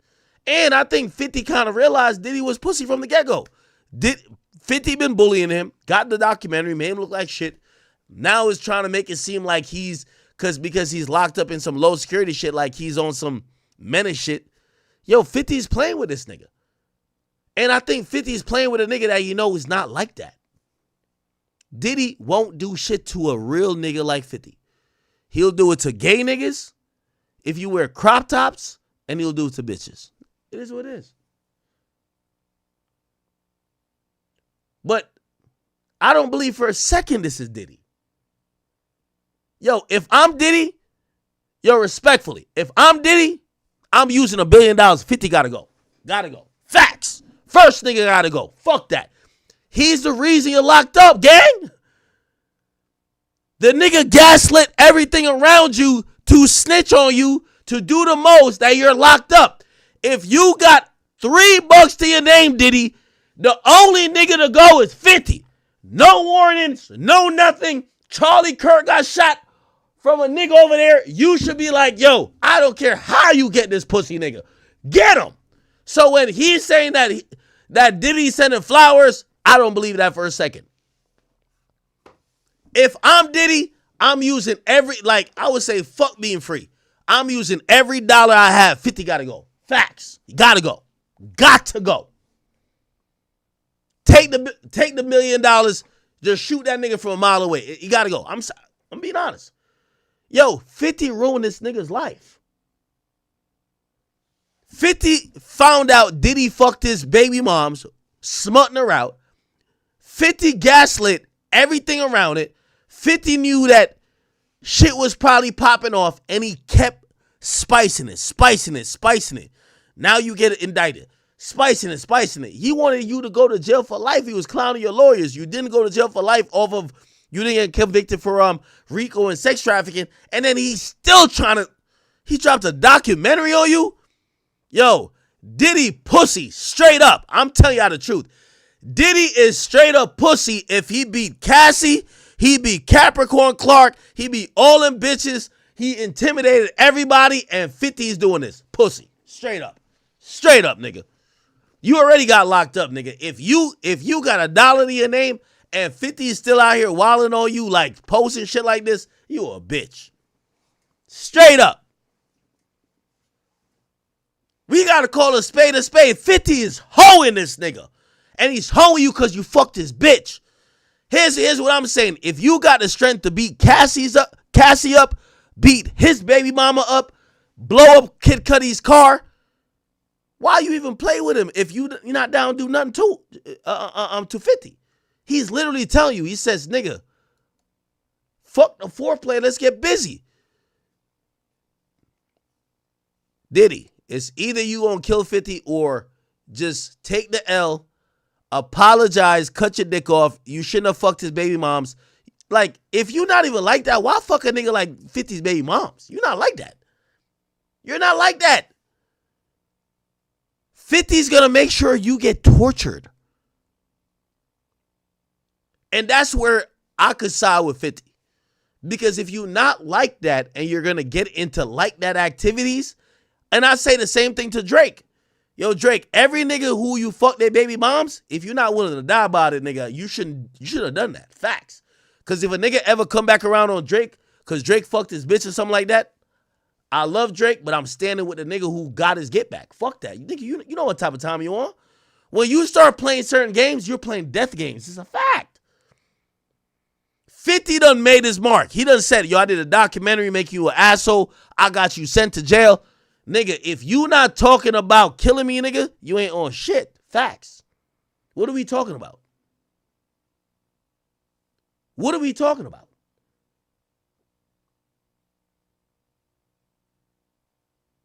So somebody said the Fed's watching Diddy, what are you going to do? You're right. What I know he not going to do is send flowers. Bro, we don't need no warning. There's no warning for this shit. What do you mean? You need a warning? You gotta send a nigga some flowers. If you that tight, you fighting over honey buns, nigga. You getting niggas trying to fuck you. You get all your bitches getting fucked right now. Your kids in shambles. You don't need to send no warning to 50.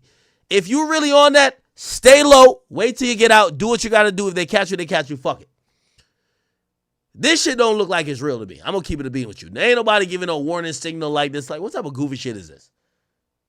Why the fuck? Yo, thank you for saying that, unpredictable. I rock with 50. 50 sent these flowers to his damn self. Because if I'm Diddy and I'm in jail and I'm thinking this nigga did all the shit to me, and I'm like, yo, fuck it, I'm about to crash, I'm going to wait till I get out, and nigga, I'm putting every resource behind me. Just kill this nigga. If I get caught, fuck it. I'll be being cell with Lil Durk. Fuck it. But I know for a fact, ain't no way did he send this shit. Unless he's a bitch. Yo, niggas ruined your life like that and you sending flowers like on some like Rory shit? Nigga, you need to go get active, nigga. Nigga, go pick up a switch. Go pick up, I'm sorry to say. Or get over it. You can always get over it. You could be like, all right, fuck it, man. I'm not believing none of this shit. 50's just doing a troll. He's just putting some shit out because we're thinking what Diddy's gonna do. No. I'm not believing it. I ain't believing it. I ain't believing it at all, bro. Let's call a spade, man. Yo, 50 sent that message to himself, and Diddy is straight pussy if he, like, by the way, he don't gotta do nothing, because, like, at this point, nobody want to be locked up, cool. But if Diddy acting like he did some shit, that's why I'm saying he didn't do this. Because if Diddy sent, we're not, you getting locked up, no, this ain't the mob, nigga. This is some Rory shit. You see that pussy-ass nigga, let me tell you this, let me tell you what really happened. You know when that pussy-ass nigga Rui dropped a letter in my mailbox, think he was on a Godfather? This ain't no symbolism, nigga. You feel certain type of way and you want to get active, nigga. There ain't no message. When that nigga dropped some shit in my mailbox, he was with some bitch named, I forgot what her Instagram name was. Nigga, I ruined their life, nigga. I brought his side chick here, got her fucked in my pool, nigga. Everything on videotape, nigga. I made sure that happened. Your life is ruined, gang. You not gonna fuck with me and play around? That's why I will never forgive that nigga. This whole thing, y'all be like, yo, this is not a Godfather. This is not no, you're doing cryptic shit. You do certain shit, niggas gotta get handled or you're gonna let it go. It's okay with letting it go too. When that bitch ass nigga did that shit, nigga, I ruined his entire life. And this is why I post him with his kid in this new shit, because I know his new bitch, I ruined his life again. I'm not playing around with that nigga. I don't care what none of y'all say. Like, this is not no content shit. I don't care. I'm telling you, this is how I'm giving it up. I don't like, we're 50 and this nigga's at with it. Bro, what are y'all talking about? Like, bro, niggas is sending flowers. Diddy is either super pussy. If he's sending flowers at this point, there's no more messages. There's no more online shit. You're in jail. There's no more online shit. There's nothing you need to send a message about. You're in jail, my nigga. You're either going to take the L and be like, you know what? It's my fault to put myself in that position, which I think that's how we should take it. It's my fault to put myself in that position. Shit. I should have never even been there when niggas can even get me down like that. That's how we should take it. But the people who actually think that Diddy's sending messages, you're retarded. Like, you're fucking stupid. 50 sent them shit to himself, clearly. Like, nobody on planet Earth would think Diddy's in jail. Like, oh, I'm going to send a message. Is Diddy fucking retarded? If I'm Diddy, nigga, I'd rather send a hit more than I send a goddamn message. What the fuck? So that's clearly 50 just like playing around because 50 got the ups. Now, I'm gonna say this to 50. Yo, 50, just make sure your karma is good. Because you built up mad enemies. Nobody in life ever wins for a lifetime. There's going to be a time you're going to be down. And when them niggas get to kicking your shit, be warned. Because they won't have any sympathy on you because you've never had sympathy on them. As long as he's down for that, it is what it is. This is warfare. But like, chat, I recognize from get-go, I'm like, oh, okay, he's playing the game. Like, why the fuck would I think that Diddy sending him flowers? Only an idiot would think that. He's clowning the nigga who locked up. Here's the thing. Diddy gonna get to he gonna have to get to a place mentally where he realized, yo, Diddy, you done spent $1 billion on bitches. Here's the problem. 50 has spent $1 billion on his ops. Not $1 billion. I'm being hyperbolic. You're gonna either have to handle 50 or nigga, I don't care if you get out or not. That nigga always gonna make sure your back is kicked in. And at some point, he's going to make sure that you get back in the same position. So, if I'm Diddy, I'll be like, yo, shit. I'm going to have to figure out what I'm going to do with this nigga 50, man. This nigga keep lying on me. Straight up. Diddy got to figure out what he going to do with it. Look. Shout out to my man, Sean G.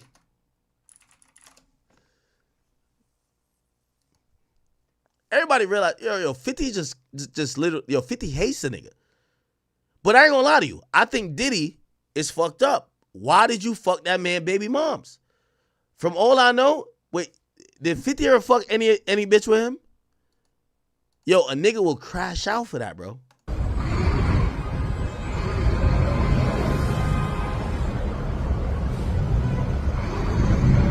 Hey, yo, Curtis. Another thing that came out at the trial after Puffy stole your girl from you, she moved from the East Coast to Los Angeles, and she moved within a half an hour away from Puffy's crib.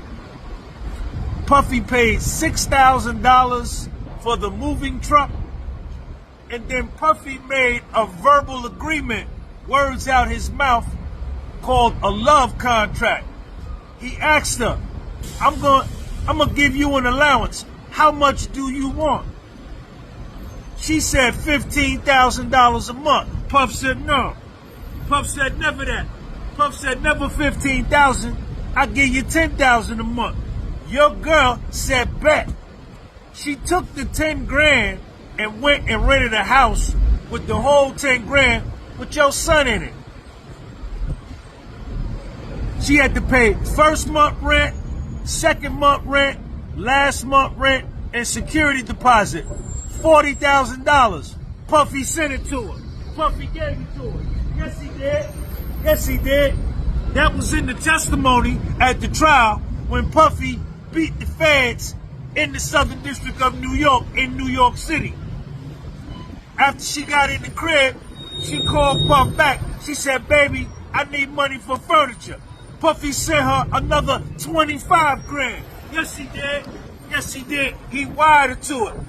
And on the stand, she said, you didn't contribute nothing to her move, and your son was with her. Free Puff. Free Puff. Free Puff. You understand? See, all this came out in the testimony. Is this in the documentary? Did Netflix put this part in the documentary? I was in the courtroom, 24th floor, in courtroom observer. My documentary is being produced right now. The cross-examination by Sean G. It don't never stop. Curtis, live from New York. Peace. My boy Sean G been on it like. Hey, Sean G, live on Canal Street. You understand? New York City. NBC, Good Morning America, Robin Roberts. Y'all gotta be fair and balanced. You gotta bring me on the show and let me tell you. Chat, the point I was trying to make, I hope you know, is that I don't believe, like, this is a tactic. The only, if Diddy would send flowers to 50, Diddy is a fucking idiot. If Diddy gonna send something to 50, it's gonna be a bullet. Straight up. Anything else, we're playing games. Hey, yo, funny blue jacket Curtis with the gray tie. Man, you don't look like nothing, man.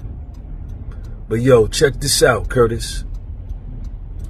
Puffy gave $1 million to Jackson State University, historically black college.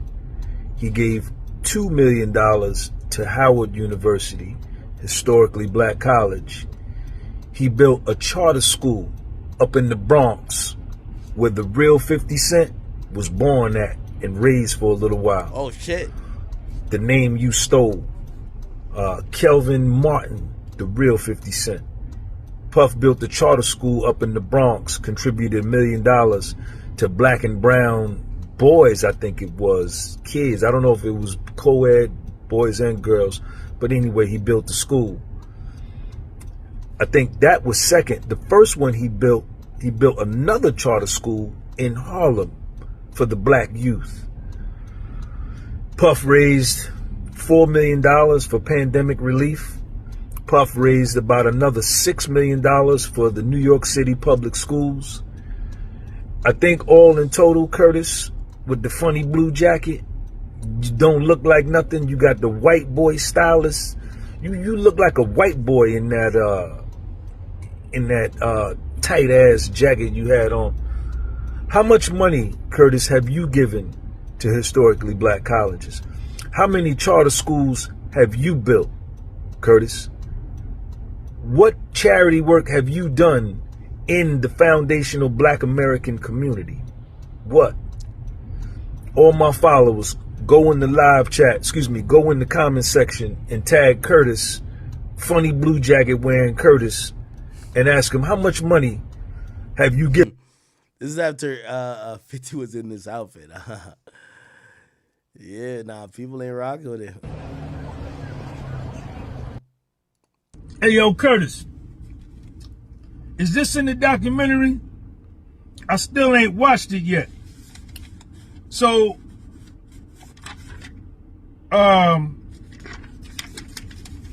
Jane Doe and... Yo, let me tell you this, and I want to be clear, man. Yo, this whole 50 and Diddy shit, bro, I hope everybody understand, like, my demeanor to it, bro. This ain't got to do nothing with no Cassie, no sexual assault, nothing like that. That's two men going at it. They both got hundreds of millions of dollars. The reality is what we've always said about women and men, that you could get two powerful men that have all the resources at their disposal. What will always turn them sour and get them to crash out is a woman that they both like. You know, 50 always, he wasn't the best of friends. He don't got to be the best of friends with Diddy. But he was always like, you know what, all right, cool. I could still be on stage with you for the $1 billion whatever remix. They could kind of like, you know, not really be friends, but whatever. What made this all shit turn sour? Diddy start fucking 50's baby mama. Diddy start fucking 50's baby mama. After that, 50 ain't had a sympathetic bone in his body to say that nigga should not go to jail. He wanted that nigga to go to jail. He wanted that nigga to go to hell. That tells you all you need to know about men. At the end of the day, it's not about the money. Niggas be arguing and they be going and dying over bitches. Puffy used to do hotel nights. That was the same name that was synonymous with a freak off. With Cassie, Cassie and Puffy called it a freak off. Jane Doe and Puffy called it a hotel night, which was nothing more than Puffy, Jane Doe or Cassie, and one male escort. That was the extent of it. Jane Doe, in 2021, see that right there? These are my notes. I was in the courtroom. She would go buy special lingerie and special tight shorts for Puffy to put on and the male escort to put on. She would go do that herself before the freak-off, because she would plan the freak-offs. Jane Doe and Cassie would both plan the freak-offs, not Puff. She would go get her nails done, go to the gym, get a tan, my hair to be ready for Puff.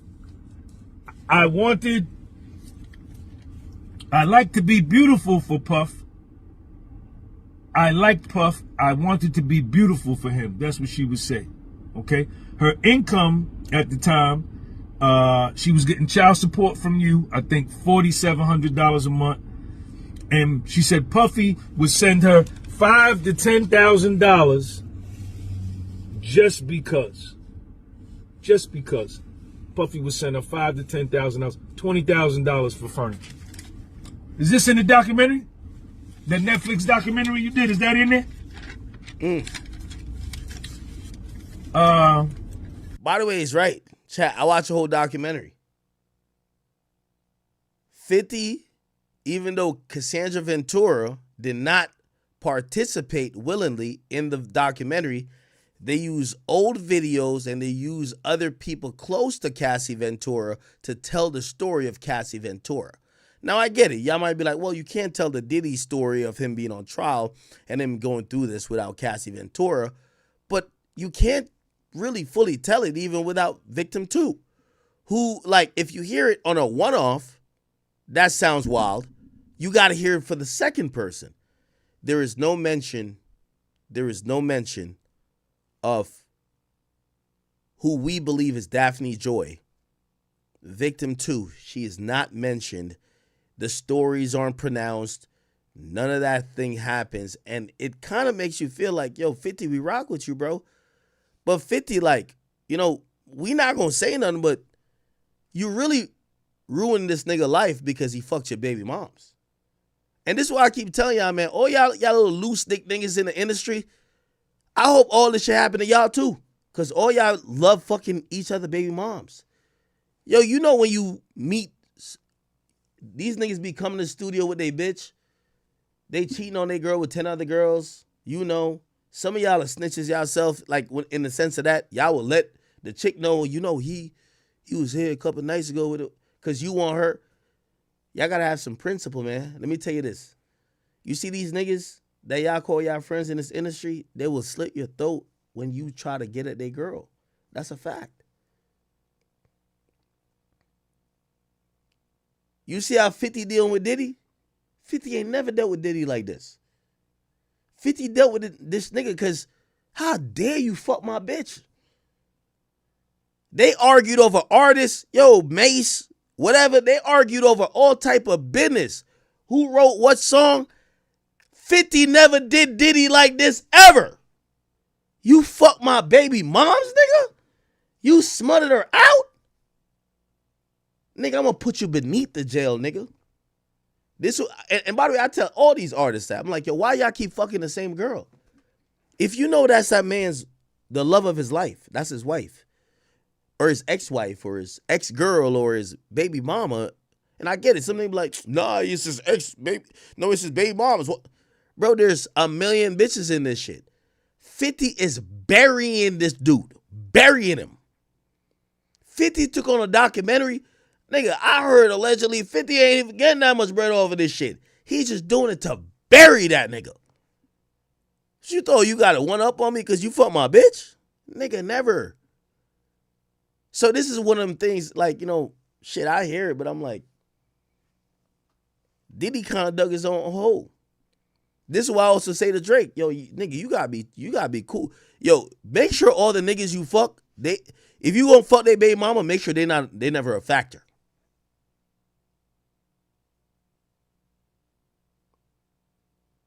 And I think artists know that. Nigga, when I was with, like, this is real talk. Nigga, when I was with Angelica, Tory fell out with a nigga around him, type shit. And one of them niggas was DMing Angelica back then. Bro, when Tory, when whole shit was going on, the drama with him and the nigga, Tory hit me up apologizing like, yo, bro, like, just letting you know, like, nigga, it was never me that ever tried to fuck. That was a nigga around me who wildin'. You know why? Tory don't want me to hate him. Now, granted, I never thought that was Tory, but I get it. You feel what I'm saying? These artists and these other niggas, they all fucked each other's bitches. They doing all the wild shit. And I ain't gonna lie to you, I think Diddy fucked up by fucking Daphne. Bro, the nigga loved Daphne. Come on, stop playing, bro. We seen the, like, let me tell you this.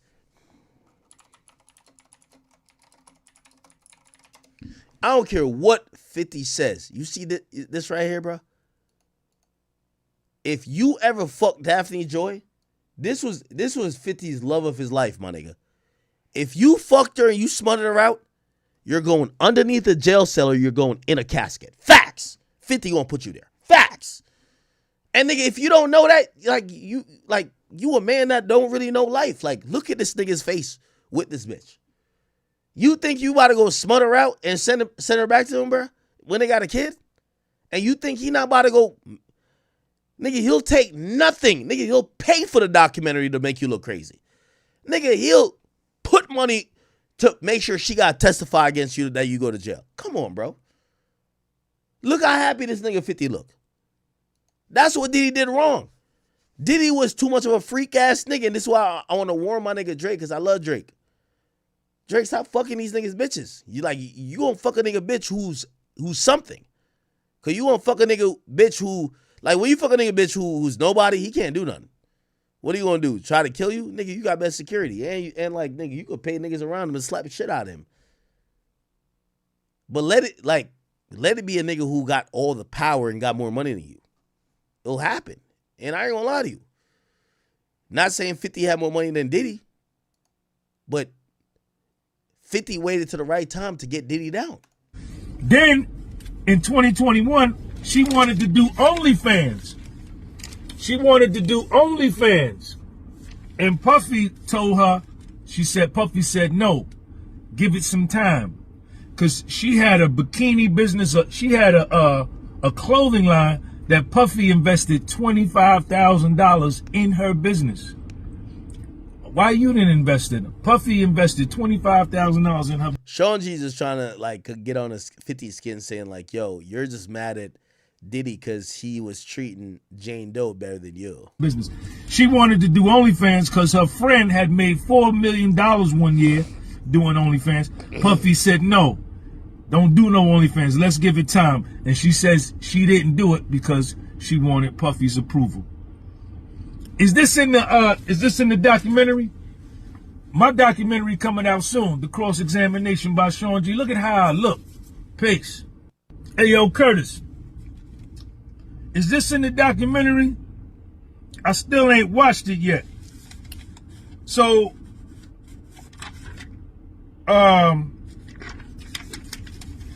Jane Doe and Puffy used to do hotel nights. That was the same name that was synonymous with a freak off. With Cassie, Cassie and Puffy called it a freak off. Jane Doe and Puffy called it a hotel night, which was nothing more than Puffy, Jane Doe or Cassie, and one male escort. That was the extent of it. Jane Doe, in 2021, see that right there? These are my notes. I was in the courtroom. She would go buy special lingerie and special tight shorts for Puffy to put on and the male escort to put on. She would go do that herself. So he's like detailing how 50's baby mom was getting fucked. Before the freak off. Because she would plan the freak offs. Jane Doe and Cassie would both plan the freak offs, not Puff. She would go get her nails done, go to the gym, get a tan, my hair to be ready for Puff. I like to be beautiful for Puff. I liked Puff. I wanted to be beautiful for him. That's what she would say. Okay? Her income at the time, she was getting child support from you, I think $4,700 a month.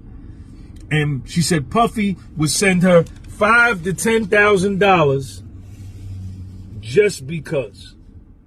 Just because. Puffy would send her $5,000 to $10,000, $20,000 for furniture. Is this in the documentary?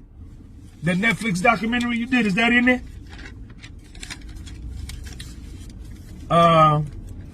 Then, in 2021, she wanted to do OnlyFans. And Puffy told her, Puffy said, no, give it some time. Because she had a bikini business, she had a clothing line that Puffy invested $25,000 in her business. Why you didn't invest in her? Puffy invested $25,000 in her business. She wanted to do OnlyFans because her friend had made $4 million one year doing OnlyFans. Puffy said, no, don't do no OnlyFans. Let's give it time. And she says she didn't do it because she wanted Puffy's approval. Is this in the documentary? My documentary coming out soon. The cross-examination by Sean G. Look at how I look. Peace. Hey, yo, Curtis. Is this in the documentary? I still ain't watched it yet. So,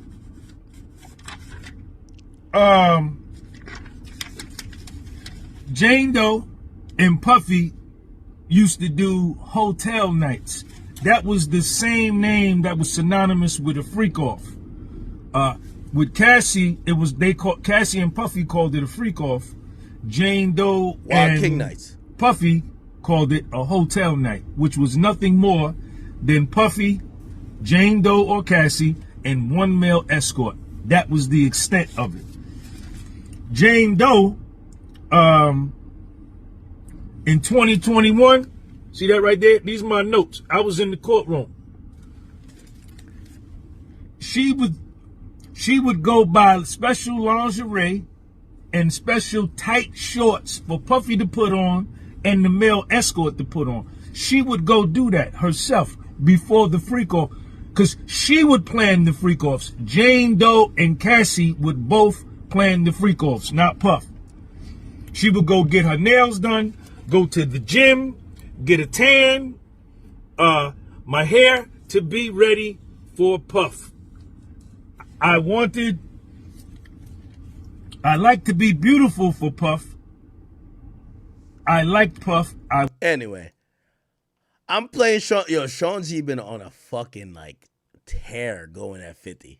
Yo, Detroit, what's up? Okay, let me see. He been going on a tear. Go look. He been going crazy on it.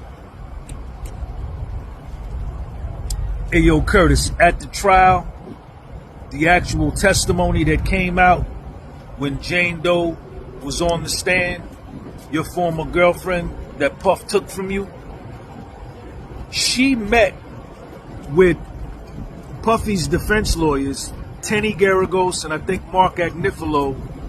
I think she met with them twice. At first, she was going to testify for Puff and help Puff. But then the feds flipped her. They got in her dome and flipped her to be a government witness against Puff. Even though Puffy was paying her $10,000 a month rent while he was sitting in MDC Brooklyn. He continued to pay it. Puffy was also paying for her attorney fees while he was sitting in MDC Brooklyn, while she was on the stand pointing at him, helping the government convict him and give him a life sentence. The agreement that Puffy had with your girl was only a verbal agreement. He could have broke it at any time. But the man told Jane Doe that the love contract was 2 years for $10,000 a month. Verbal, on his word, no written contract, and he fulfilled it. Even though that bitch got up on the stand and was pointing at him and helping the feds send him to prison for life without parole. Sean G, 24th floor, inside the courtroom observer, 24th floor. Yo, my man would go crazy so much.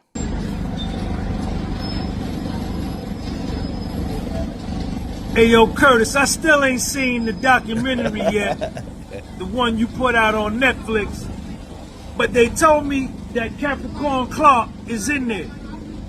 Did Capricorn Clark tell you that at the trial, on the stand, under oath, testimony came out that she was entrusted with a bunch of diamond jewelry, very expensive jewelry, that belonged to Puffy, that went missing, and she was the last one with it? Did that come out on the stand? Did that come out in the documentary? Let me tell you what happened. Capricorn Clark was in charge of the jewelry. Big time jewelry, $100,000, diamonds, all of that. It got missing. Puffy got with her, made her go take lie detector tests to see if she was telling the truth about how the jewelry got missing. Long story short, Capricorn Clark gets fired.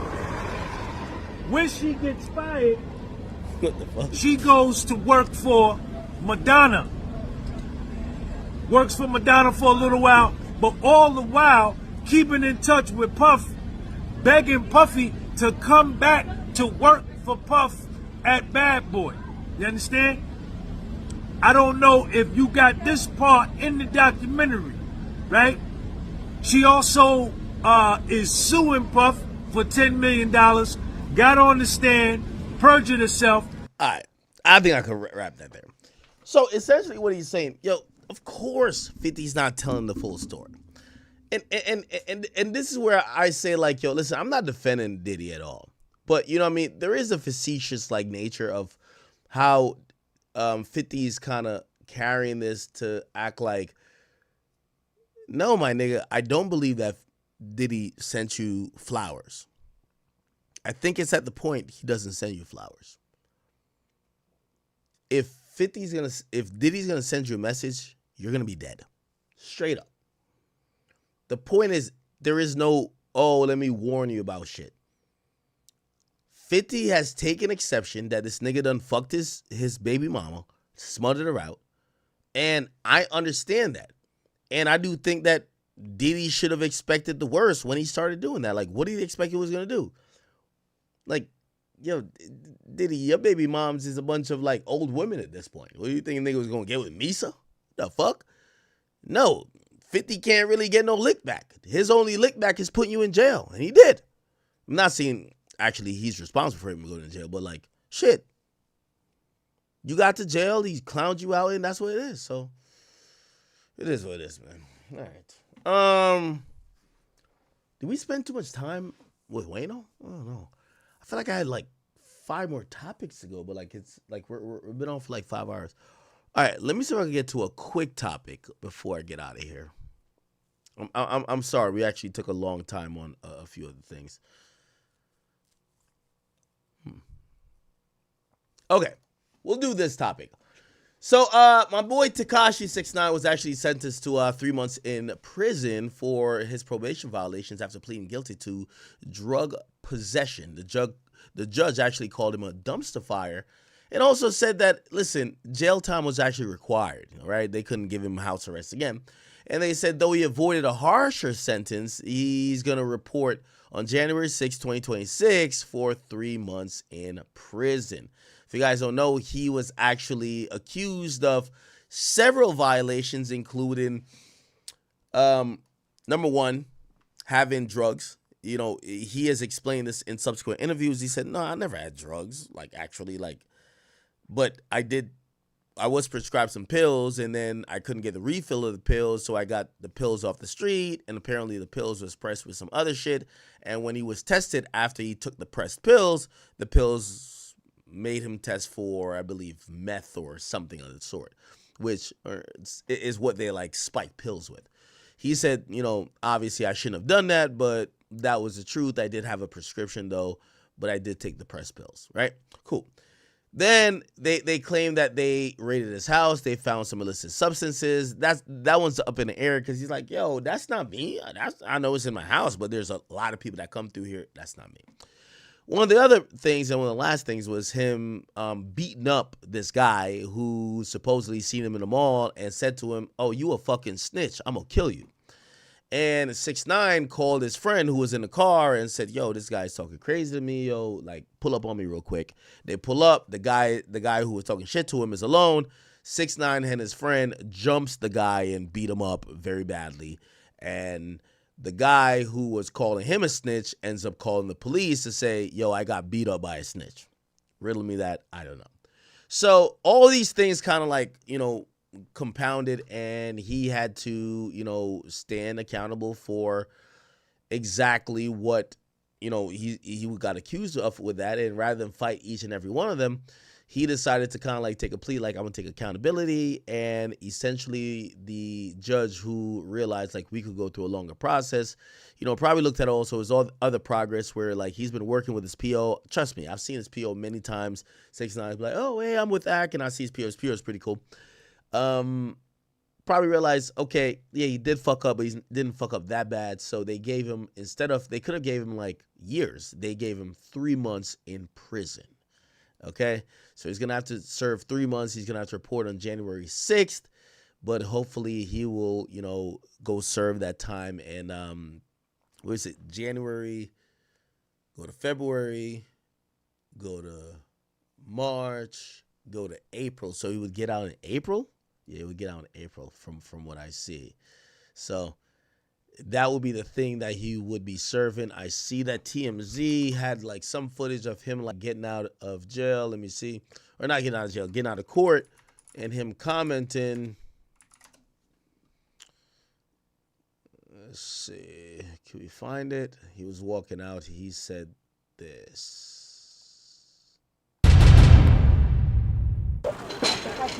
Hey, Takashi, how do you feel today? ¿Sientes que fue justa la sentencia del juez? Sí, 12 meses de supervisión.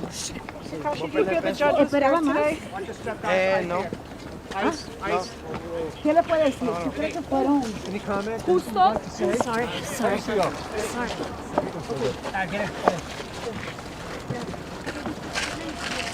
Yeah.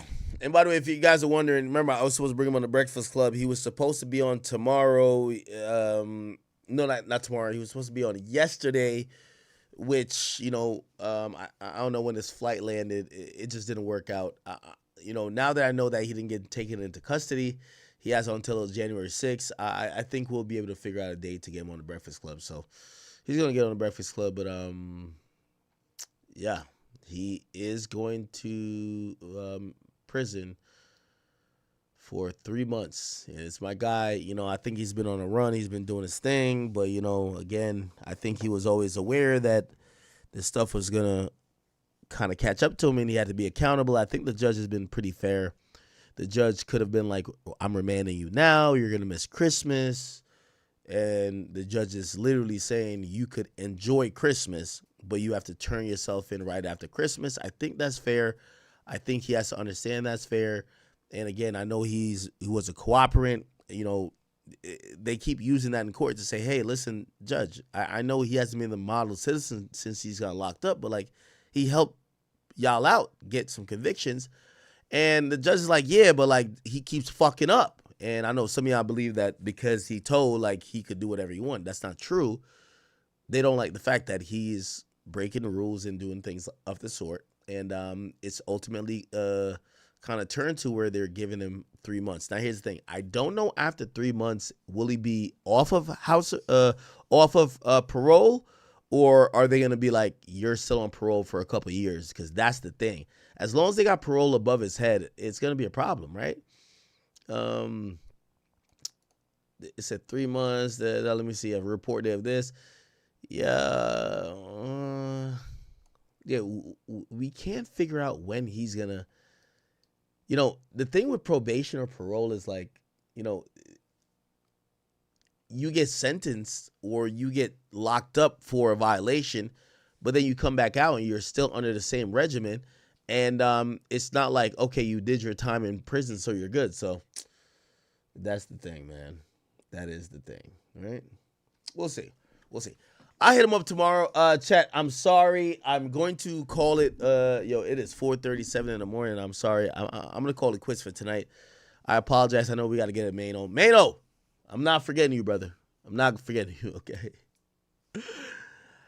Chat, I look at it as fun. Like, of course, I'm going to get at them. But I look at it as fun. It's like, yeah, they're coming into my world. They want to get all the, the attention and clout. By the way, people love when people go back and forth.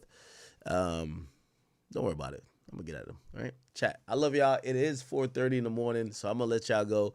We did spend a significant time with Wayno, and I think, hopefully you guys have been at least somewhat entertained. Again, we're streaming for the rest of the year, so if you didn't get with the entertainment you wanted to get tonight, I will be back on tomorrow Don't worry. And I thank you guys for giving me all your attention and your time.